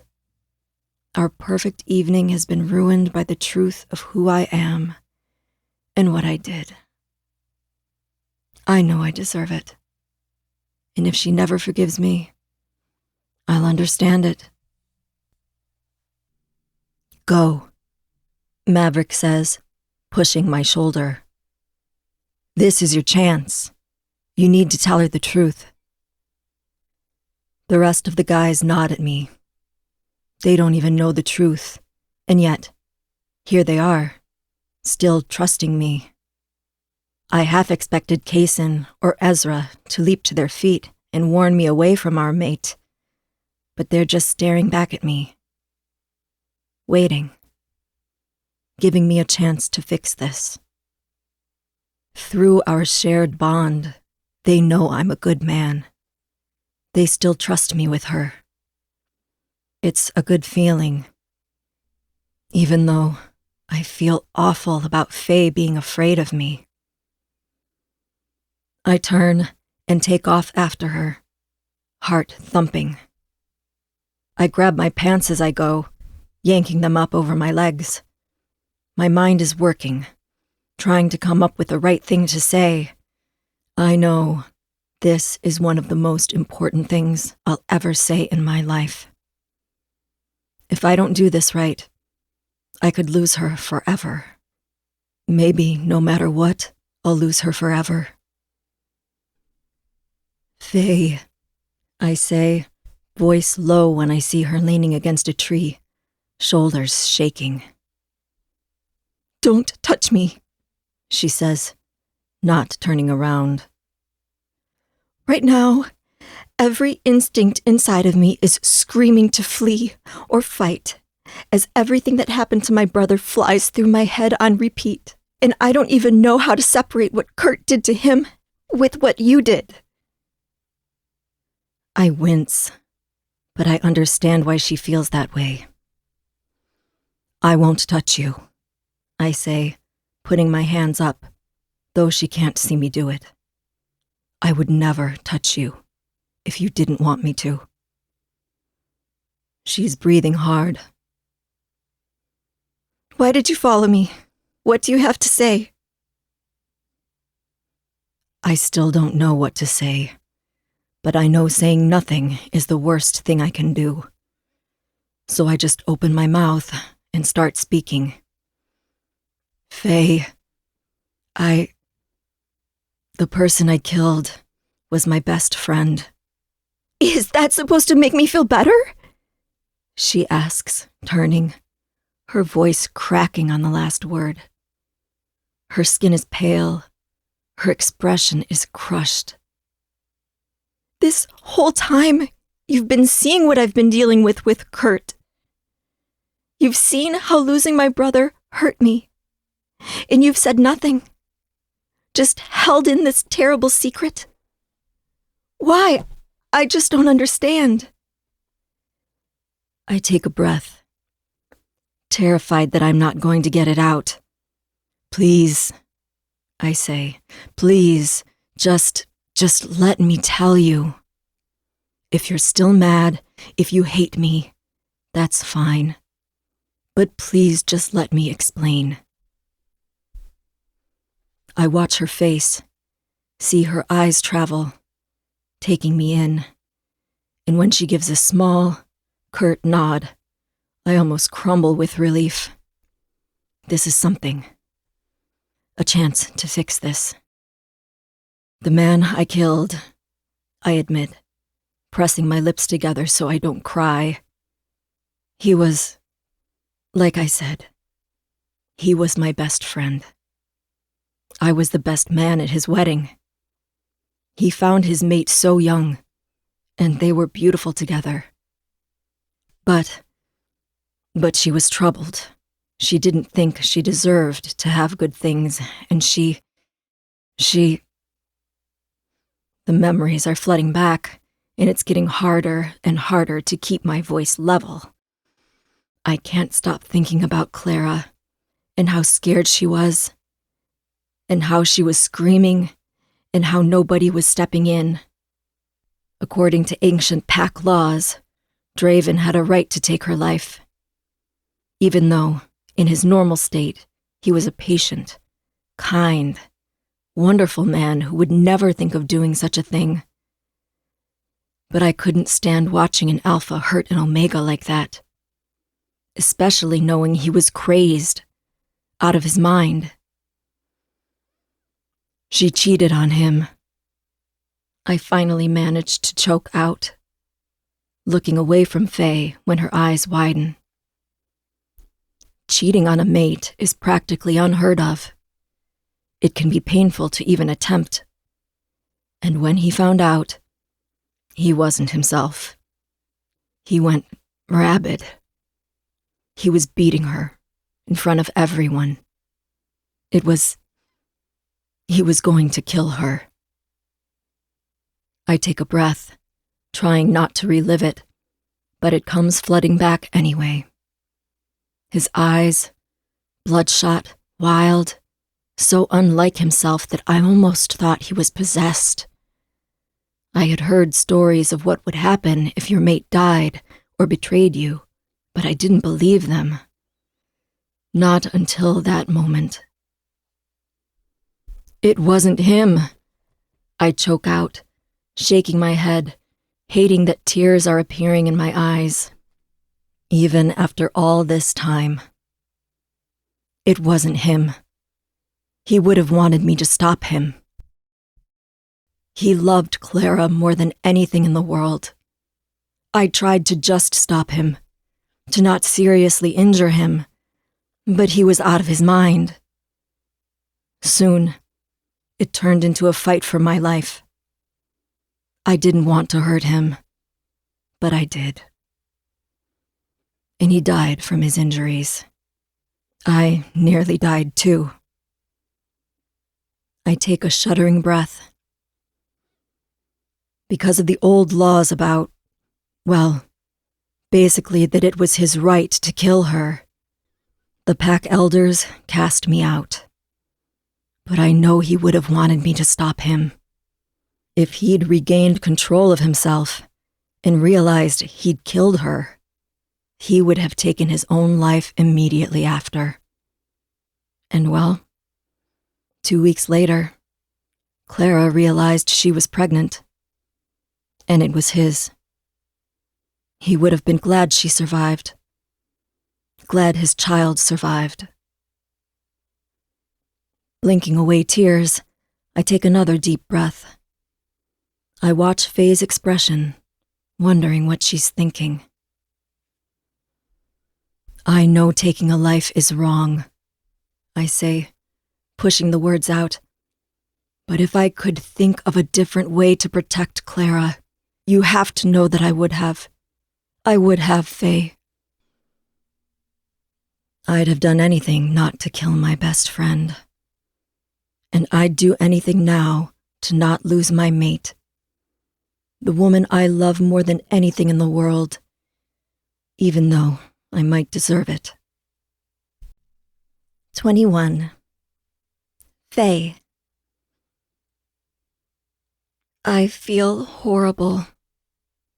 When Xander said he'd killed someone, I'd had a knee-jerk reaction. A vision of Xander killing my brother. And I'd forgotten for a minute that this man, my mate, would never just kill someone. He's not that kind of man. I don't make Xander wait. I step forward and into his arms immediately. He lets out a choked half-sob, and his arms tighten around me. He buries his face into the crook of my neck, and I rub my hand over his back, whispering to him. I understand. I do. I'm so sorry. I wasn't thinking. I know you'd never do anything horrible. It was about my own trauma, not you, even though that's not an excuse. It's comforting to me that even this big, even this strong, Xander is still capable of feeling. He's crushed about the death of his best friend, like any man, any shifter, any alpha should be. If death means nothing to us, If we push away that grief and don't allow ourselves to feel it, do we really value those we've lost at all? Xander killed because he had to, not because he wanted to. It's okay, Xander, I say, holding him as his body shakes against mine. As soon as he'd started talking, telling me about what happened, I recognized the look on his face, because I've felt it before. The return to something you'd rather not think about. The way it feels when your brain hijacks you and yanks you back to the past, making you relive things you would rather never think about again. The way I've been haunted by my brother's murder since the day it happened. I'm sorry for not telling you sooner, Xander says, his voice muffled by my neck. You have nothing to feel sorry for. I'm sorry for not trusting you enough to give you a chance to explain. I hold him closer, breathing his scent. It dawns on me that if he was a terrible murderer, like Kurt, I never would have felt the mating bond with him. Deep down, I know he's a good shifter, a good alpha. I love you, I say, taking a deep breath as he pulls away. And I trust you. His face relaxes, and I realize that since I met him, he's been carrying this in his body, constantly tense from the weight of this secret. I'm glad it's finally relieved. He may have done something unintentionally bad, but unlike Kurt, he did it for the right reasons and has dealt with the consequences of his actions. But no more secrets, I say. His eyes widen. No more secrets. I smile. We kiss, then hold each other for a long minute.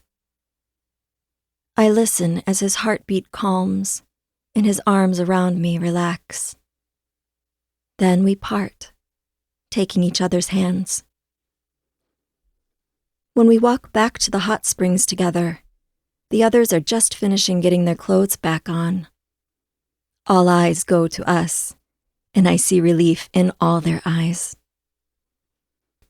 Well, Eli says, clapping his hands. Does anyone else have some secrets they want to share with the class? This is the time to reveal them. Xander blushes, and I look around the group, heart skipping in my chest. If anyone else says they're a murderer, I don't know what I'll do. One secret was enough for today. When Kaysen raises his hand, tentatively, my mouth drops open. I'm not a very good alpha, he says, voice quiet. I'm not a responsible leader. I've left my dad to handle the pack in my absence, which is what he would prefer. But that's no excuse. Eli folds his arms in front of his chest, looking serious. Well, that's done now, isn't it? What? Kaysen looks confused. You have an Omega now, Eli says, crossing the group and putting his arm around me. That means it's time to be a good alpha. For her sake, for all of our sakes, and for the sake of your people. You will be the head alpha of your pack one day. You can hardly do the job properly if you've never learned to do it. Kaysen nods, serious for a rare moment, before saluting Eli. Eli rolls his eyes, but I can tell by looking at Kaysen that he is taking this seriously, in his own way. But that's not a surprise to me. I've sensed for some time that he wants to be the leader his pack needs. He's just been scared to stand up against his father. Our number one priority is Faye, Eli says, his gaze shifting between them. She doesn't deserve to be startled or frightened by any more information. So, one last time. Does anyone have anything to share? Heads shake all around. Eli smiles. Good. Keeping her happy, healthy, and cared for. That's what we're here for. We put her first now, in all things. Kaysen, that means stepping up. Everyone else, that means before you do anything, you think about Faye first. Can we all do that? Ezra nods once, firmly, and the rest of them all nod together. Kaysen gives a thumbs up.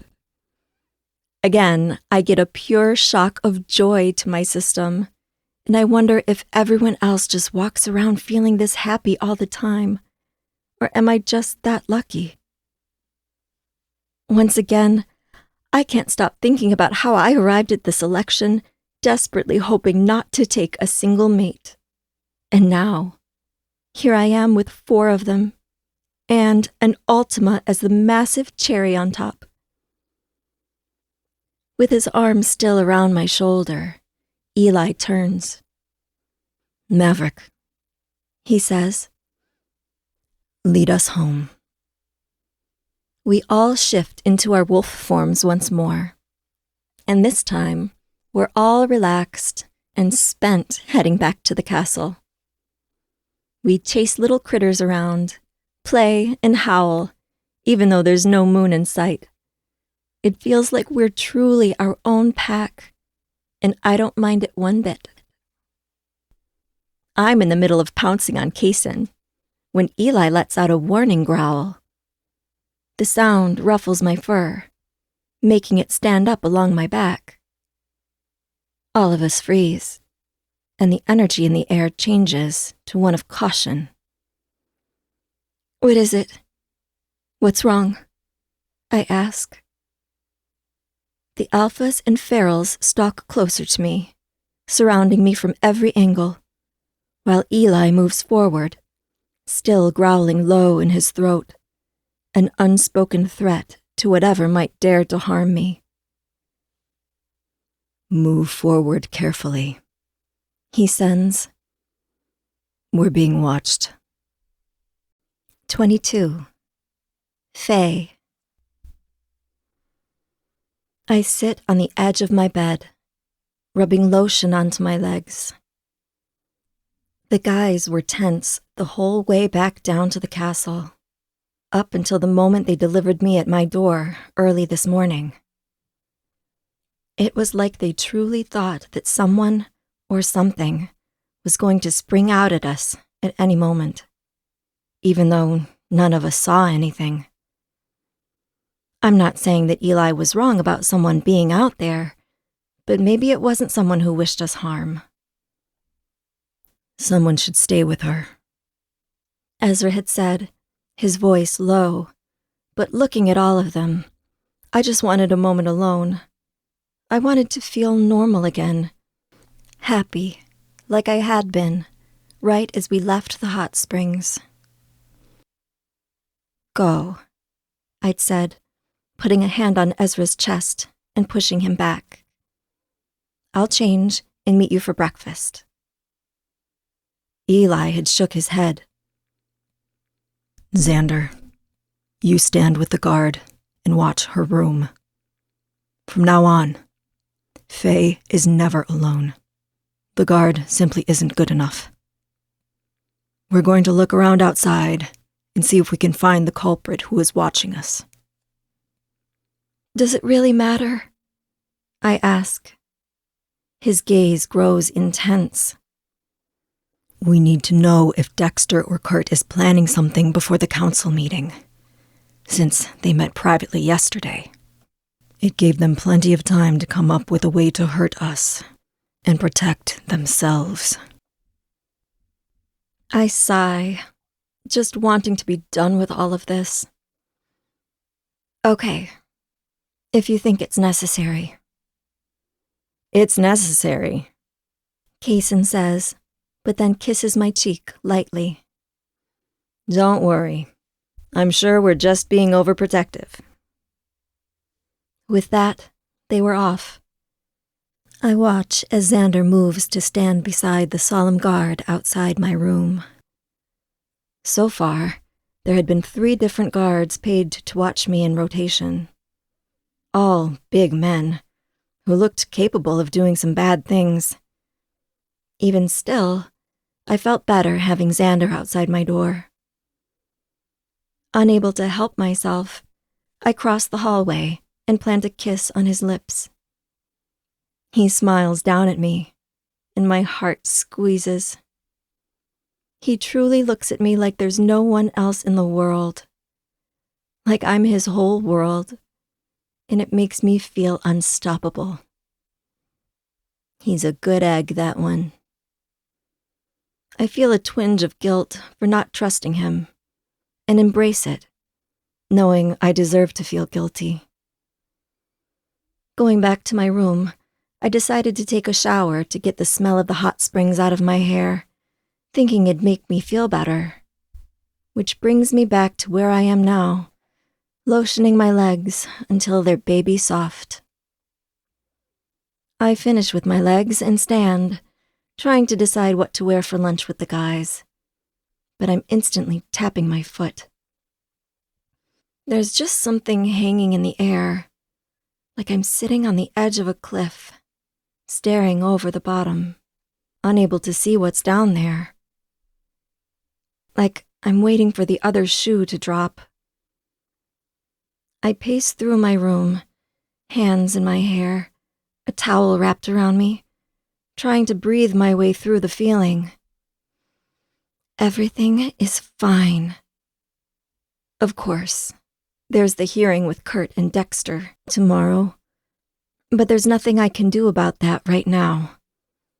I'll just have to face it when it comes. As for now, I'm just in my room, safe, with a guard and Xander outside, and my men all around. Breathing deeply, I wish Adeline was here with me to help me get ready, but she's not, so I just focus on putting an outfit together. I find a pair of high-waisted jean shorts and a red polka dot halter top. It's a vintage look, and it's cute. Separating my hair, I braid it loosely, then put on a red headband, pinning it in with a few hairpins I borrowed from Adeline. I finish the look off with red lipstick. When I admire myself in the mirror, I like what I see. Maybe I actually have learned something from Adeline after all. I've changed, inside and out. Outside, I hear some strange sounds. A commotion. I tense, but the sounds disappear into silence.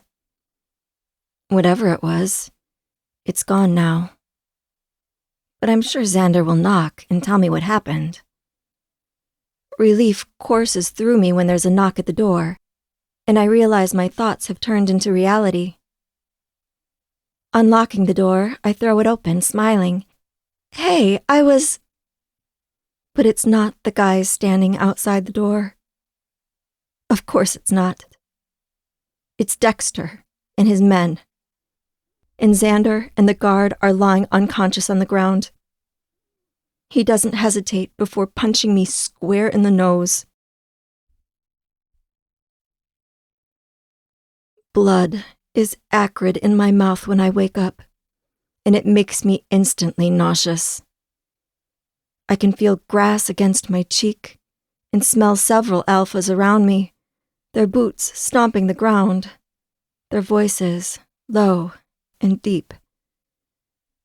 Even though my head spins and I'm afraid I'm about to throw up, fear rises inside of me.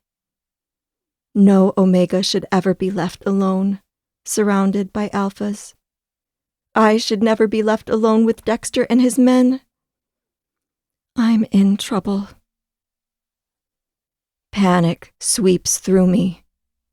Dexter and Kurt are insane. Their men are known for being bloodthirsty and ruthless. Whatever they took me for, it can't be good. I bet they don't want me to talk at the council meeting. The thought makes every muscle in my body freeze. Without me, is there even a case against Kurt? Yes, but he wouldn't receive the full punishment. All they can prove is what Eli saw, that Kurt was rough with me. And that won't come with any major punishment, because Eli can't prove he was trying to kill me without my testimony. All they need to do is get rid of me, and Kurt will be saved from death or being thrown out of his pack. But getting rid of me won't be hard with these odds. Hell, they didn't need half this many men to take down the likes of me. Just one of them would do. I try to listen to them, to hang on to what they're saying, but my brain is still scrambled, a persistent throbbing rolling through from my nose to my brain. I wonder if this is what Dexter felt like when Eli punched him. Maybe worse, because he's an Ultima. As my body gains more awareness, I realize my hands are behind my back, metal digging into the wrist. They have me handcuffed. I'm gagged, my tongue pressed to the back of my mouth, and I have to breathe carefully to keep from vomiting. Tentatively, I open my eyes, but see nothing. I'm blindfolded. Every cell in my body urges me to writhe, to scream, to try and get someone's attention, but I know Kurt, which means I probably know enough about Dexter. There's no way I'm anywhere near the castle. Nobody is going to hear me screaming. I have to stay calm and figure out how to save myself.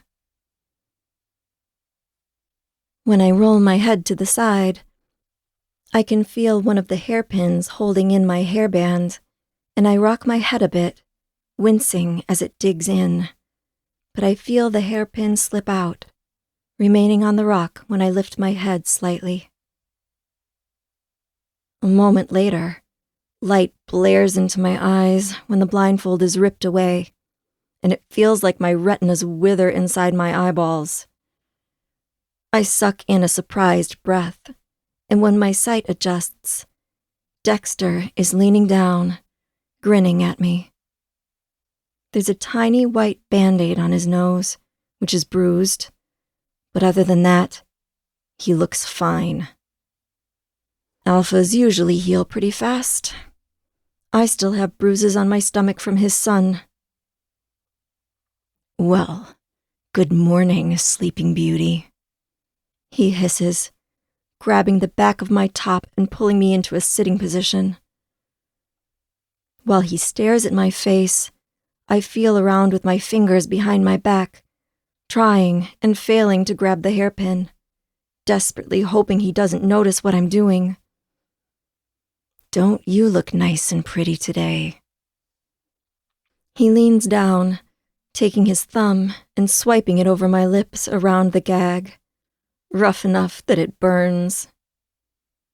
He pulls his thumb back, looking at the red there and shaking his head, laughing cruelly. Look at this, boys. She's wearing red. At least she knows she's a whore. I expect the familiar shame and fear to come crashing in, to overwhelm me. But I am so tired of feeling that way, especially when I know it's not true. Back at the castle, there are 5 men who want me, who cherish me, who are willing to go to the ends of the earth for me, including an Ultima who is going to kill Dexter when he finds out about this. Without meaning to, I let out a laugh, but it's muffled by the gag. Dexter raises an eyebrow, then pulls the gag out, even though I kind of wish he hadn't.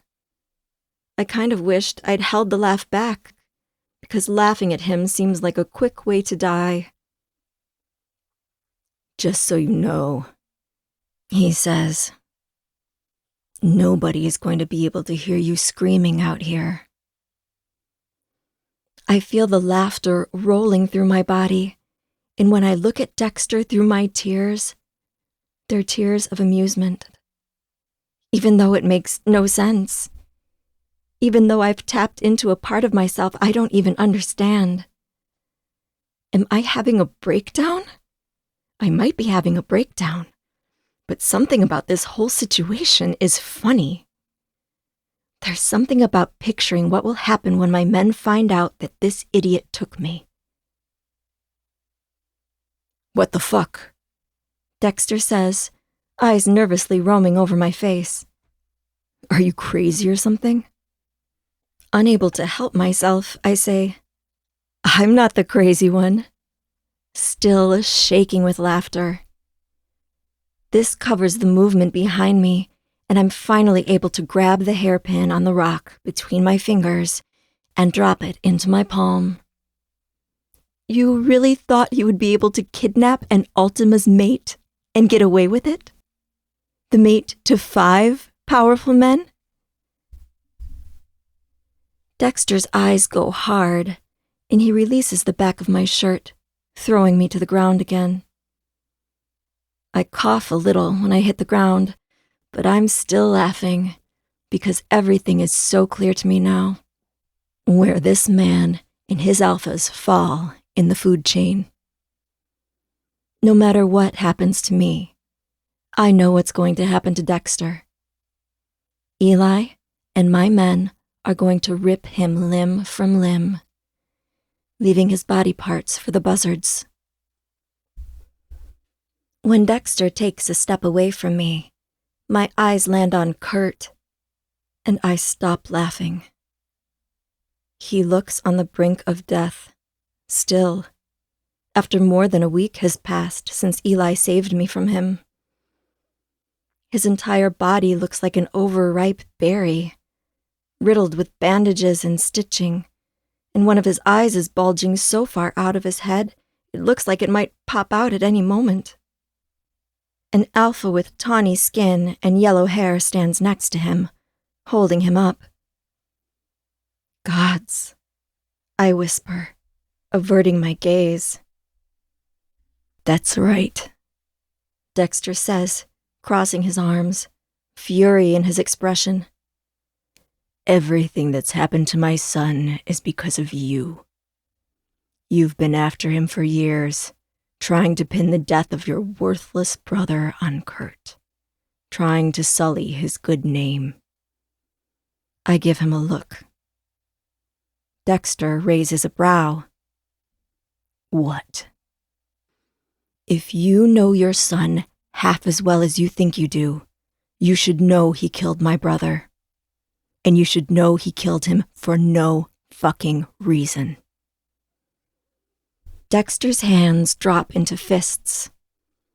"Are you still carrying on with that bullshit?" He turns to his son.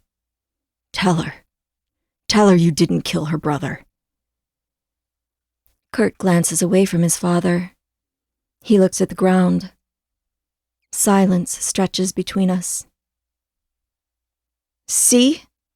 I challenge, trying to get the pin into the lock. Dexter's expression changes from shocked to a strangely smug one. "If he killed your brother, I'm sure he had his reasons." "Ask him his reasons," I say, not backing down. "Kurt," Dexter begins. His son makes a wheezing sound. "Johnny and Ralph were there, and they didn't think I could kill someone with just my boot. They said I wasn't strong enough." "See?" I remark, finally getting the pin in the lock and moving it around, trying to unlock my cuffs. No reason. Again, his dad's face shifts from shock to acceptance. His strength was challenged as an alpha. He had no choice. You, as a weak Omega, couldn't possibly understand that. But your brother's life was a small price to pay for my son's honor. I shake my head in disbelief. Is that why he's the way he is? You make excuses for him, no matter what he does? He slaps me hard across the face, probably because he didn't want to kill me with a blow, but it still leaves my head spinning. Watch your mouth, you filthy whore. I roll my head and spit out blood. What do you want, Dexter? What is all of this? Dexter draws himself up taller. Today marks the last time you will screw with my son's life. This will be the last time you share air together, and the last time you hurt him. He stares at me, waiting for me to say something, but I just stare back, needing him to say it. Without your lies in your testimony, the council will only be able to prove Kurt got a little rough with you, because that's all Eli saw, and we both know that it'll only come with a slap on the wrist. So it's simple. We get rid of you. We kill you and hide your body so well that no one will ever find it again. No one will ever have proof that we were involved in your death, no matter how much your men might suspect it. Again, Dexter leans down close to me, and I can smell his rancid breath, the liquor dancing on his tongue. When his eyes meet mine, they're murderous. There's no question about whether this is right. No hesitation. No one to reason with. Just a man hell-bent on taking my life. He stands up straighter and jerks his head toward Kurt. Because of what you've done to him, I'm giving Kurt the chance to end this, once and for all. The council may not like things to be fair, and your Ultima may think he has the power to do anything, but it's not true. Clearly, he says, holding his arms out and laughing. It's not. Where's your Ultima now, little girl? I stare up at him, unblinking. This is over, Dexter says, taking a step back and shaking his head when I don't respond. Over. And somehow, Kurt has the strength to smile. But first, Dexter says, pulling a knife out of his boot and giving it to his son. We're going to have a little fun.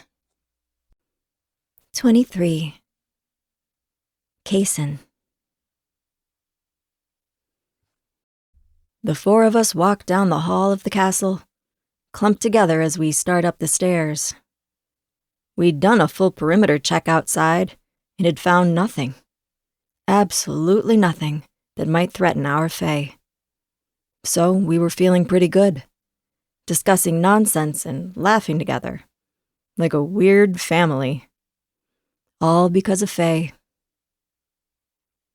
What if we went bear hunting? I bet if we bagged one of those big boys, we would keep people fed for weeks. I know that, to the others, this comes out as wishful, fantastic thinking. But the truth is that I'm thinking about my pack. I'm thinking about how I can keep them fed and happy once we return home.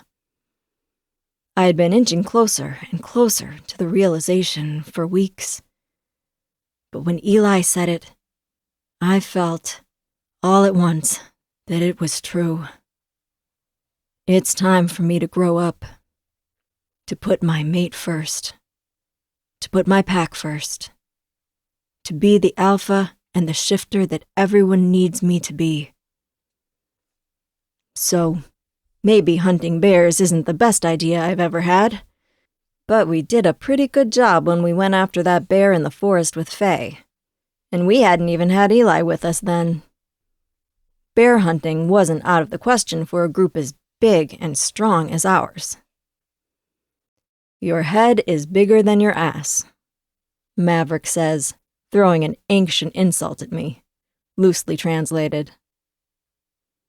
I stare at him when he turns back around. He may have lived with the humans, but the guy is smart. He has "real shifter" written all over him. Are you saying you like my ass? I ask sweetly, batting my eyes at Maverick, who flips me over his shoulder. My pace picks up as we get closer to Faye's room. We're headed to pick Faye up for breakfast, and I can't wait to be close to her again. To breathe in her scent.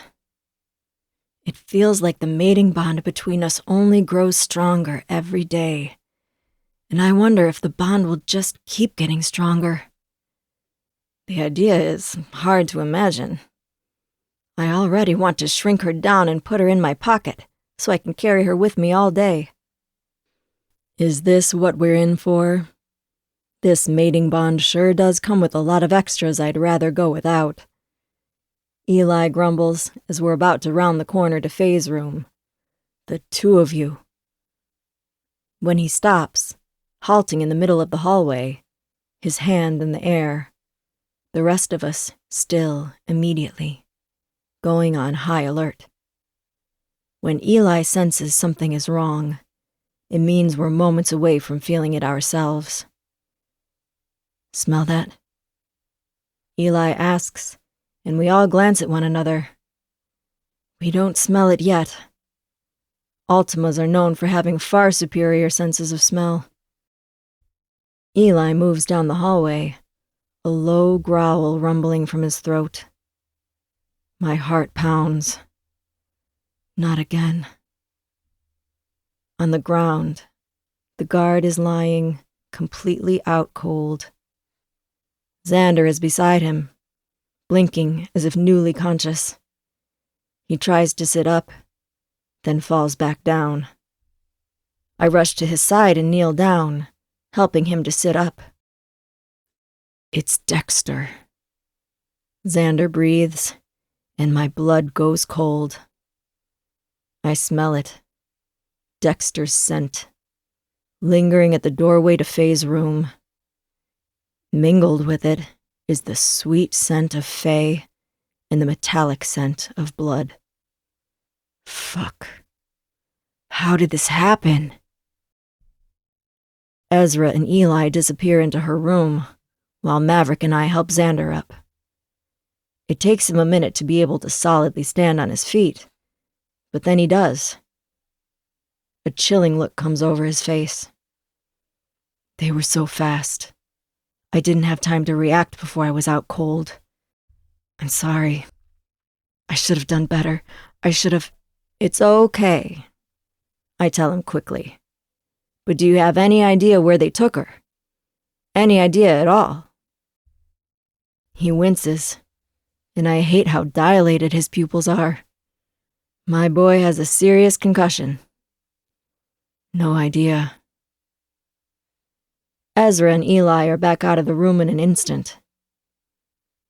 There aren't any clues where she went, Ezra says, panic in his face. Unfortunately for them, no matter how careful they were, an Ultima will be able to smell them out, Eli says, a darkness to his words that screams of the pain he intends to inflict on Dexter and his men once we reach them. Eli is moving down the hallway quickly, following his scent, and we rush after him, watching as he tracks the scent away from her door. If Dexter was there, there's no telling what might be happening to Faye at this moment. but it won't be good. That's for damn sure. I cross my fingers behind my back, something I used to do as a kid, a habit that resurfaces every once in a while when I'm stressed, and think. Maybe Dexter was outside her door while we were gone. Maybe the blood smell was just Faye making a mistake while shaving. Maybe she's just visiting Adeline, or wandering the castle grounds. But we all know, deep down, that isn't true. We follow Eli's nose to miles outside of the castle grounds in our wolf forms. I have never seen a wolf track something the way Eli does. He barely has to touch his nose to the ground, and he knows where he's going. His feet are flying beneath him, and it takes everything in us to keep up with him, with Xander trailing at the end. Suddenly, he stops. She's just up ahead. How many shifters are there? Ezra asks. He sniffs for a moment, then says, at least a dozen of them. Eli shifts back, so we follow suit. He stays low and begins to army crawl forward, and we do the same behind him. My heart pounds loudly in my chest, and I pray that whatever we see at the top of that hill, Faye is alive and unharmed. When we crest the hill and look through the trees, we freeze. There they are. A whole group of big, ugly fuckers. It must be a pack obsidian thing. We can just see Faye on the ground, wearing a cute little red top, her hands behind her back. A tiny omega in a pack of alphas, handcuffed and lying on the ground. Rage like nothing I've ever felt before floods through me. But when I surge forward, Eli holds out a hand to stop me. We have to make a plan, he says, and when his eyes meet mine, I nod, sucking in a breath. I'll go for Dexter. He's the strongest. Ezra, do you think you can handle Kurt? Not that he's in fighting form right now, more so because he's a slippery fucker we don't want to leave alive. Yes, Ezra says, like a soldier entering the field. I straighten up, glancing at the others, who all look like it's taking everything in them not to bolt across the field toward our mate. Our mate who is weak, vulnerable, and in trouble. A woman we have all sworn to protect with our very souls. Okay, Eli says, voice tense. I get Dexter. Ezra takes Kurt. Can the rest of you handle 10 alphas on your own? In my sleep, Xander says, and when I glance over at the big guy, I can see he means it. I can almost imagine him taking on 10 alphas, alone. Down below, we see Kurt standing over Faye, looking weak. A flash of silver shines in his hand, and we collectively seem to freeze in time as he slashes out at her. Her cry of shock and pain echoes through the woods, but at least she was able to cry. Eli's eyes flash black. Let's go, he says, wasting no more time and shifting as he turns, lifting his foot from the ground as a human and returning it with a massive white paw. The rest of us follow after him. Give it to her again. Deeper this time, I hear Dexter say, but the next breath is knocked from his body when Eli slams into him with all the force he has. Dexter shifts immediately, as do the other alphas, all except his son, and I see Ezra whiz past me, headed for Kurt.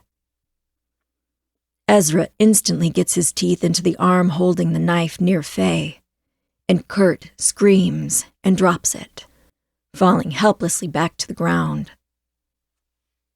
Faye, our beautiful mate, smiles and says, "I knew you'd come." There's not a drop of fear in her voice. The rest of us square up with the 10 remaining alphas.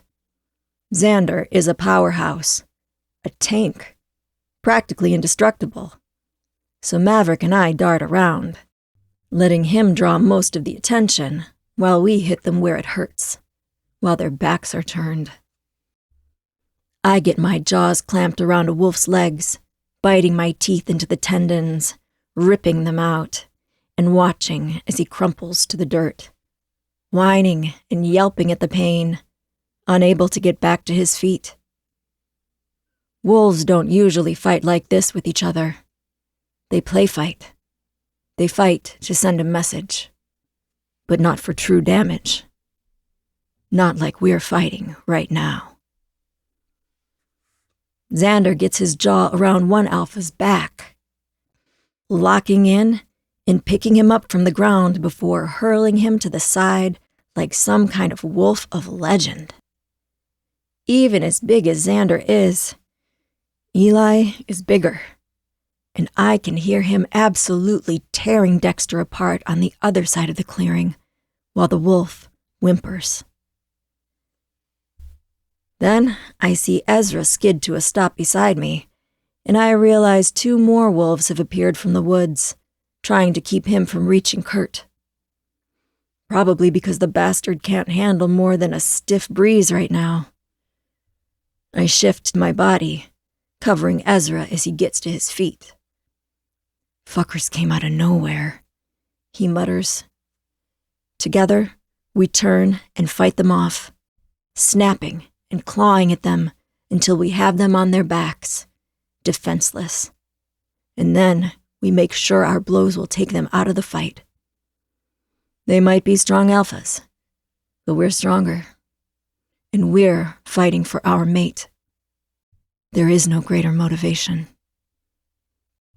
Wolves go for Faye, and Ezra stands between them and her. He's splattered in blood, looking like a guardian of hell. Kurt lays beside her, trembling like an omega surrounded by alphas. He's finally frightened the same way he's left so many others frightened due to his own actions. Eli and I return to Maverick and Xander, joining in the fight against the remaining alphas. We're practically rabid, biting, clawing, growling. The wolves start to run from us, but we don't let them. Every man responsible for taking our Faye will be lucky to ever walk again. Dexter's voice comes through our minds. "Stop. Enough." We fold. Eli's growl cuts through the air.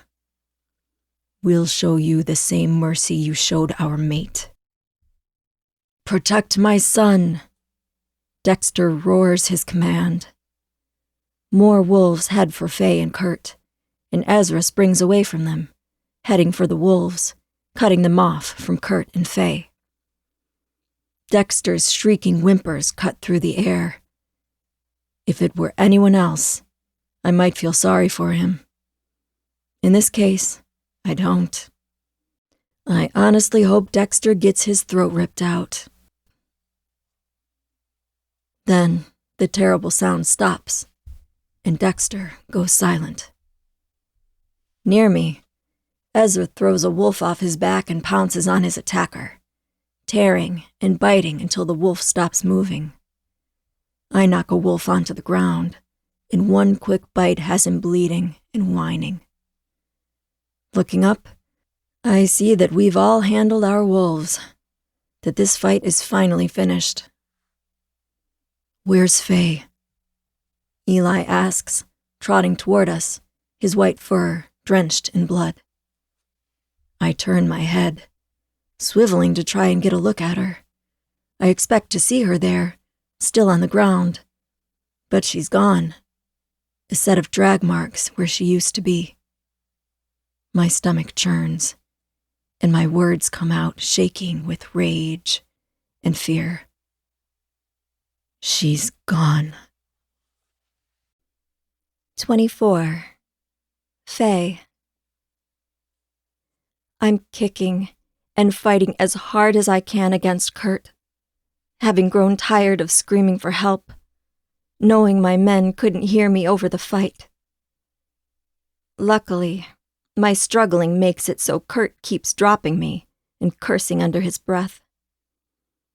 Apparently, his adrenaline still isn't enough to overcome his injuries.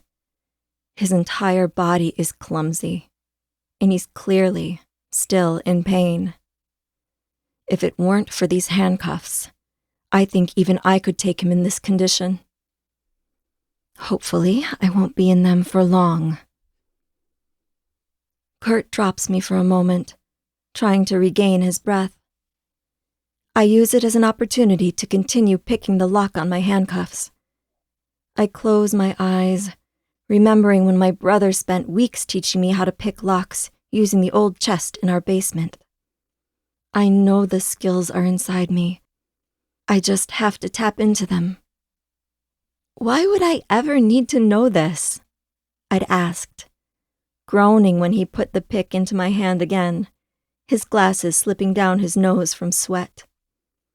It was the middle of the summer, and he had me in the basement, which was, admittedly, a little cooler than it was upstairs. You never know when you're going to need to pick a lock, he said, using one finger to push his glasses up again, his hair falling into his face. It was too long. I'd told him that, but he didn't listen. I'd said he either needed to cut it or tie it back, but he was too preoccupied to do anything but pace and think. It was only in hindsight that I realized why he was so worried all the time. He knew that I was a weak Omega, what the world could be like for me. And maybe he had a feeling that I would need to pick a lock someday. Now, I feel the hairpin catch in the lock and let out a sigh of relief as the handcuffs loosen. I'm free. I did it. Kurt leans over me, sweat and blood running down his face where some of his stitches came loose. If anyone thought he was handsome before, which I certainly didn't, he looks like a monster now, his face grotesque and badly misshapen. I have to believe that pure evil is the only thing driving him now, because there's nothing else left. He grabs me by the hair and continues dragging me, while I try to keep pretending I'm in the handcuffs, even though it hurts. I'm waiting for the right opportunity to get free of him, once and for all. Stop struggling, he says, through gritted teeth as I continue to kick and fight and make his life as difficult as possible. Yeah, how wrong of me to make this hard for you, I say, breathing hard, sneering at him. I don't know where my bravery comes from, where my attitude comes from, but I prefer it to the crying mess I usually am with Kurt. Fuck you, Faye, he says, the words coming out sharp and vicious between his teeth. You're my mate. All you had to do was stand down and let it happen. But you couldn't do that, could you? You had to report me about what happened with your brother. You had to report me about that girl in the woods.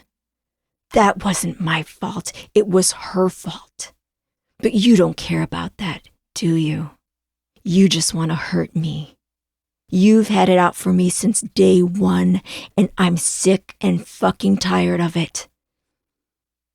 You know, according to the old laws, Alphas can do what they want with Omegas. I'm so tired of everyone acting like we're not all the same. Like we don't all have violence within us. He stops, breathing hard, and when I look, I see nothing but sky to our right. When he reaches for me again, I bring my hands around, shoving his legs and letting out a scream that holds years and years of pent-up anger. But he braces himself, not falling the way I wanted. "You are not my mate!" I shout, leaping to my feet, coming at him with everything I have. I hit him. I kick him. Every blow moves him further away from me, closer to the edge of the cliff. That's it. Almost there. I kick him hard in the stomach, thinking that's the blow that will finally do it, then turn to run back to my men. Surprising me, he gets behind me and gets his arm around my throat. Having seen a bandage on his shoulder, I reach back and dig my hand into it, and he lets out a whining, wounded sound, shrinking away. "You bitch!" I spring back from him, and he hurls himself at me. We tumble to the ground. He gets a hand around one of my braids and pulls so hard I see stars. I gasp for air, then bring my head up, knocking my forehead against his nose, hard.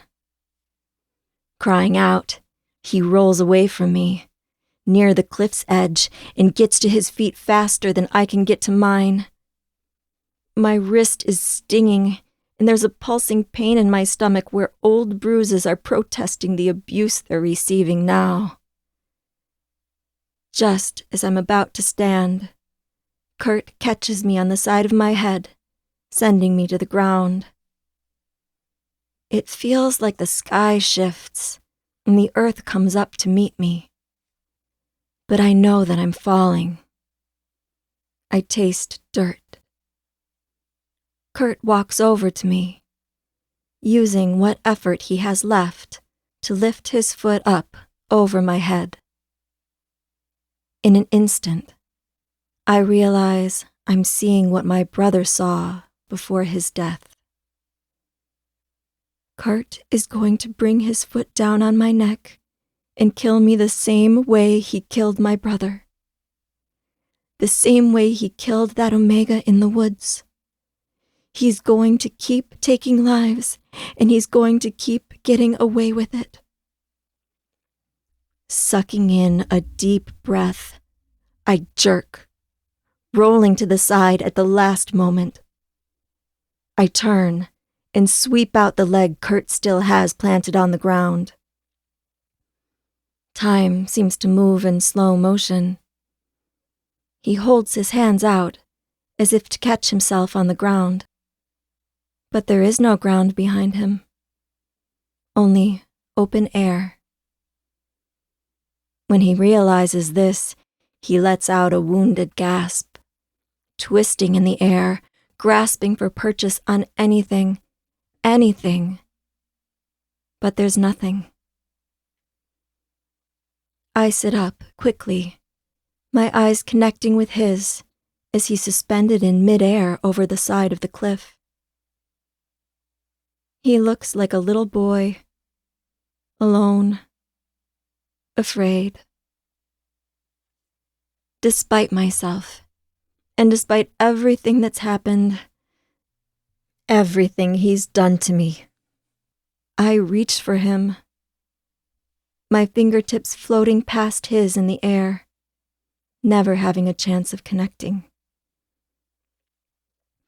I hear a shout behind me, somewhere, and hear the collective stomping footsteps of 5 men as I watch Kurt tumble back, one of his feet hitting the side of the cliff and sending him flipping, end over end.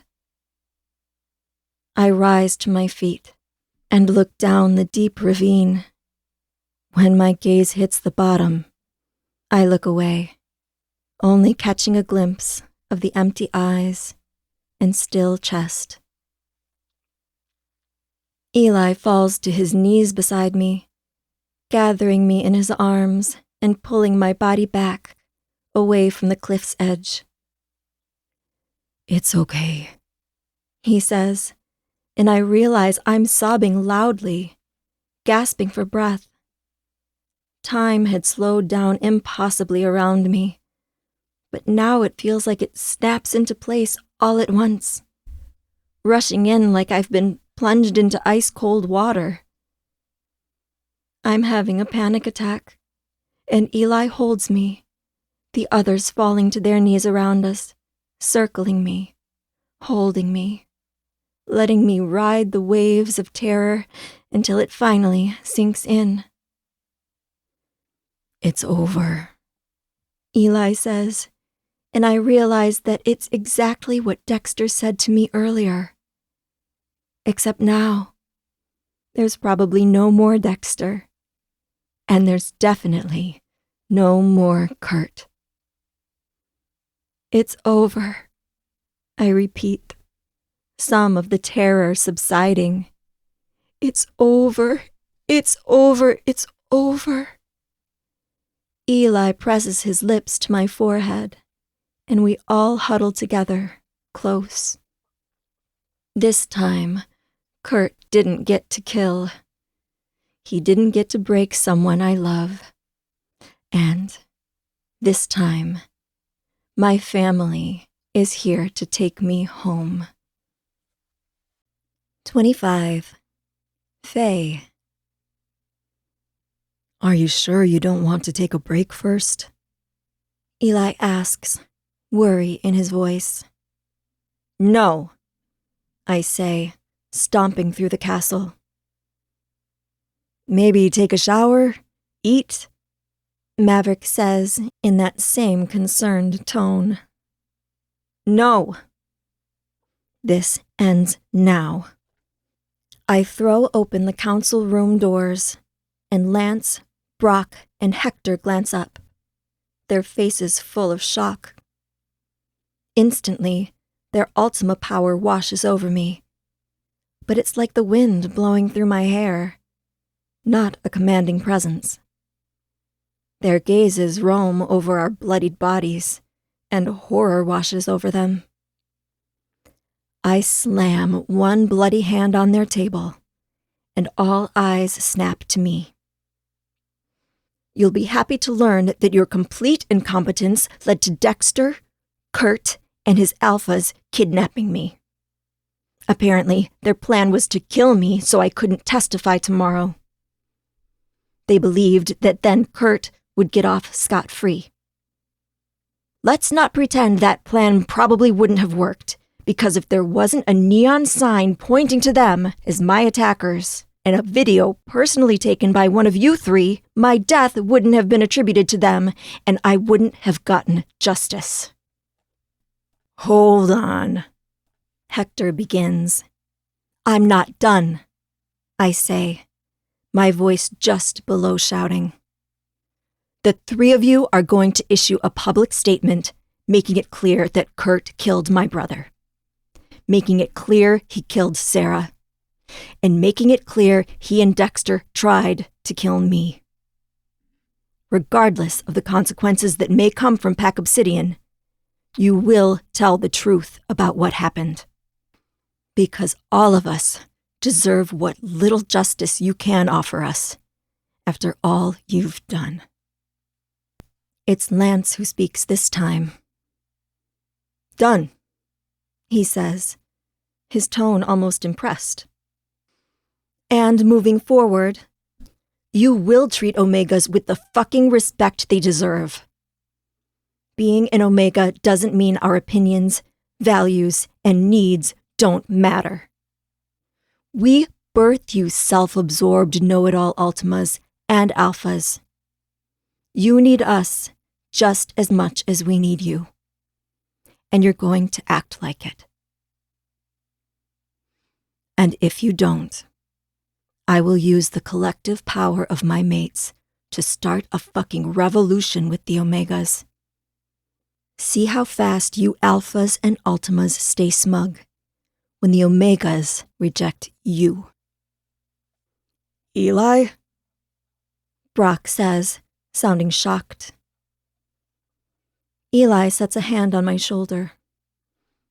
I'll be proud to back my mate up on any revolution she might create, and will also willingly take one of your places on the council if you fail to do your jobs again.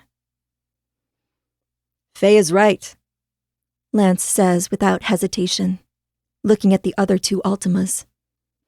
Things need to change. What happened with Kurt can never happen again. The council can never be too afraid of an alpha to do what needs to be done.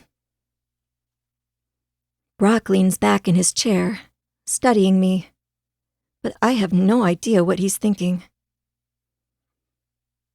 Agreed. Hector huffs. Eli smiles.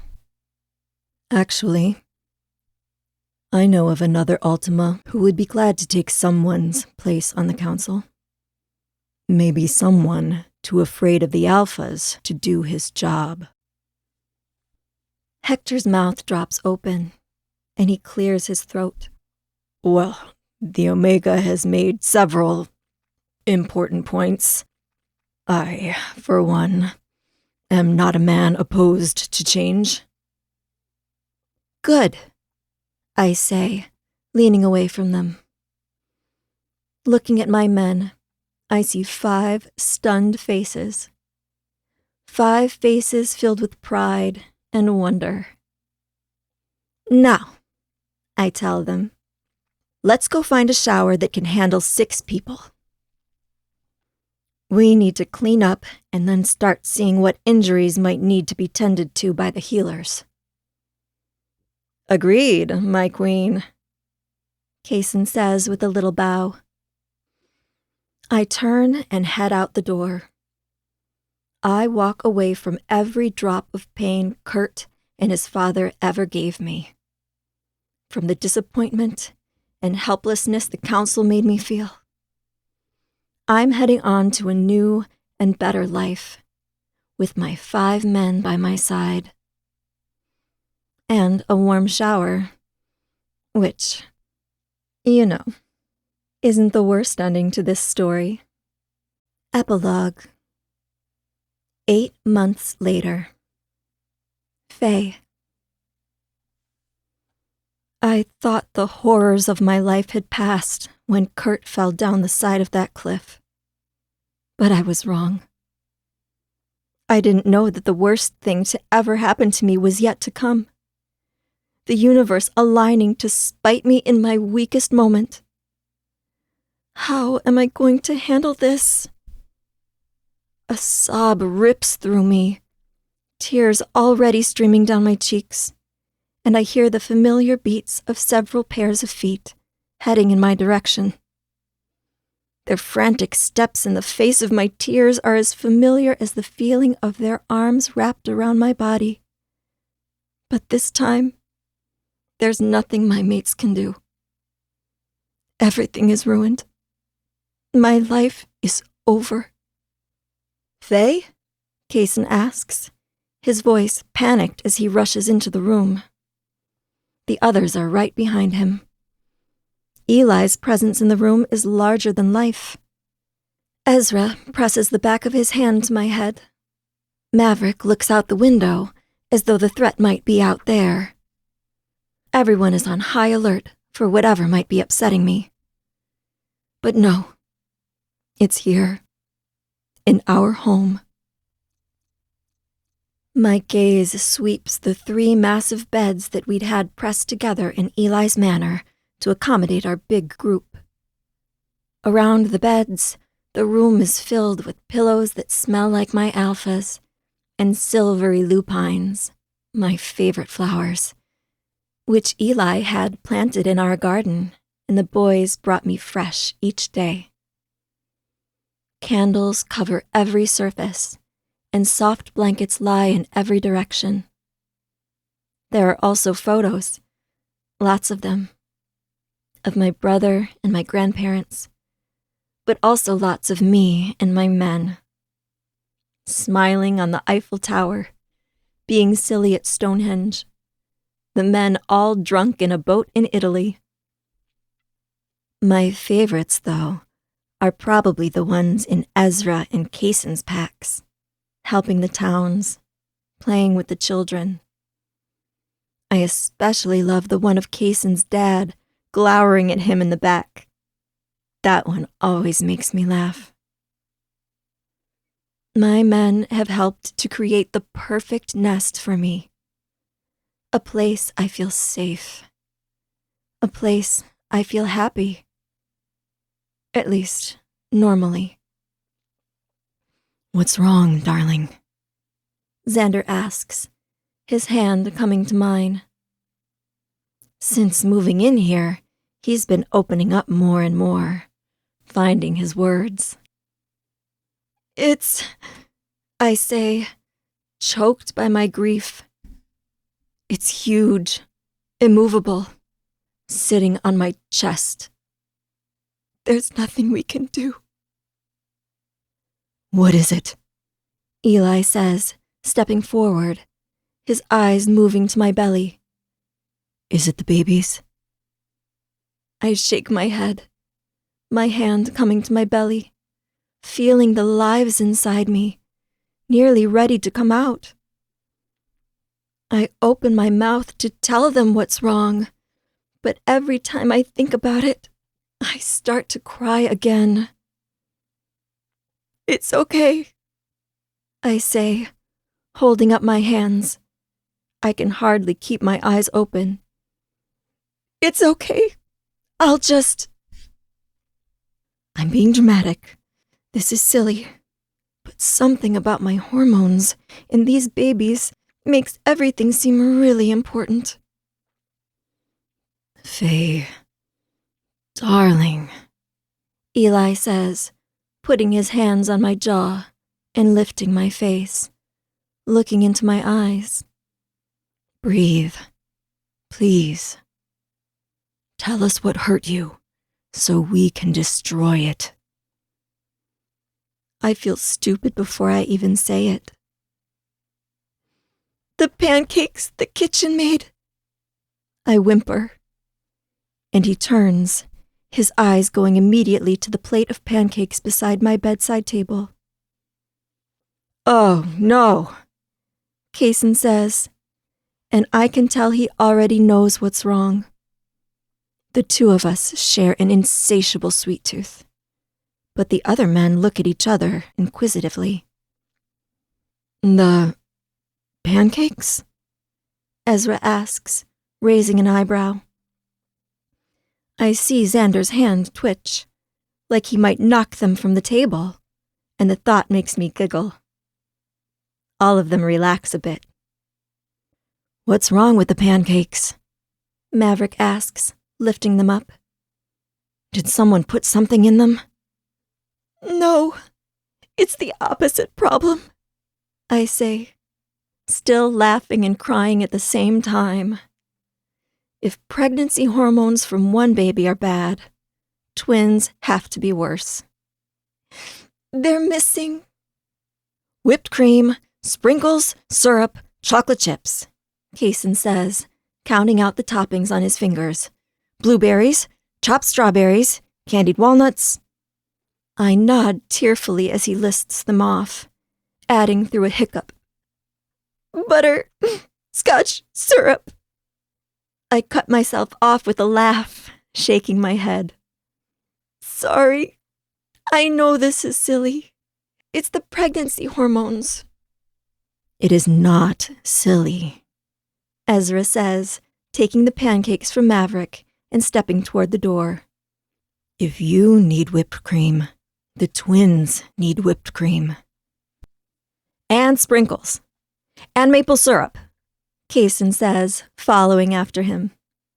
"Hey," Maverick says, turning. "I was going to get that stuff." "No, I can get it," Xander says. "I know the kitchen staff well." Guys, Eli says, and they all turn. Ezra and Kaysen still fighting over the plate. why don't we just let the kitchen know Faye would like a new plate of pancakes with all those toppings? They all stare at him for a second. Okay, Ezra says, no, that's a good idea. That way they're warm and the butter melts. I was going to suggest that, Maverick says. Actually, a servant steps into the room. Xander gives her a dark look, shows her the pancakes, and lists off what they need on them. Her eyes go wider with each word, and then she bobs her head and takes off with the terrible pancakes. Here, Kaysen says, pushing past the others and pulling up the blanket at my feet. let me rub your feet while we wait on the pancakes. I giggle when he touches my foot. Then Ezra is at my side, fluffing my pillows. Xander gets me an extra blanket, while Maverick drops essential oils onto my wrist. When I let out a laugh, Eli takes my hand, laughing softly with me. What's so funny? He asks, and I realize I'm no longer sobbing, no longer sure that the worst thing in the world has happened to me. I hate how big the feelings get, but I love that my mates are always here to take care of me and keep them at bay. It's just, I say, still laughing, watching as they all turn to me, eyes wide. You're supposed to be these big, tough guys. I keep giggling between each word. Alphas, barrels, and an Ultima.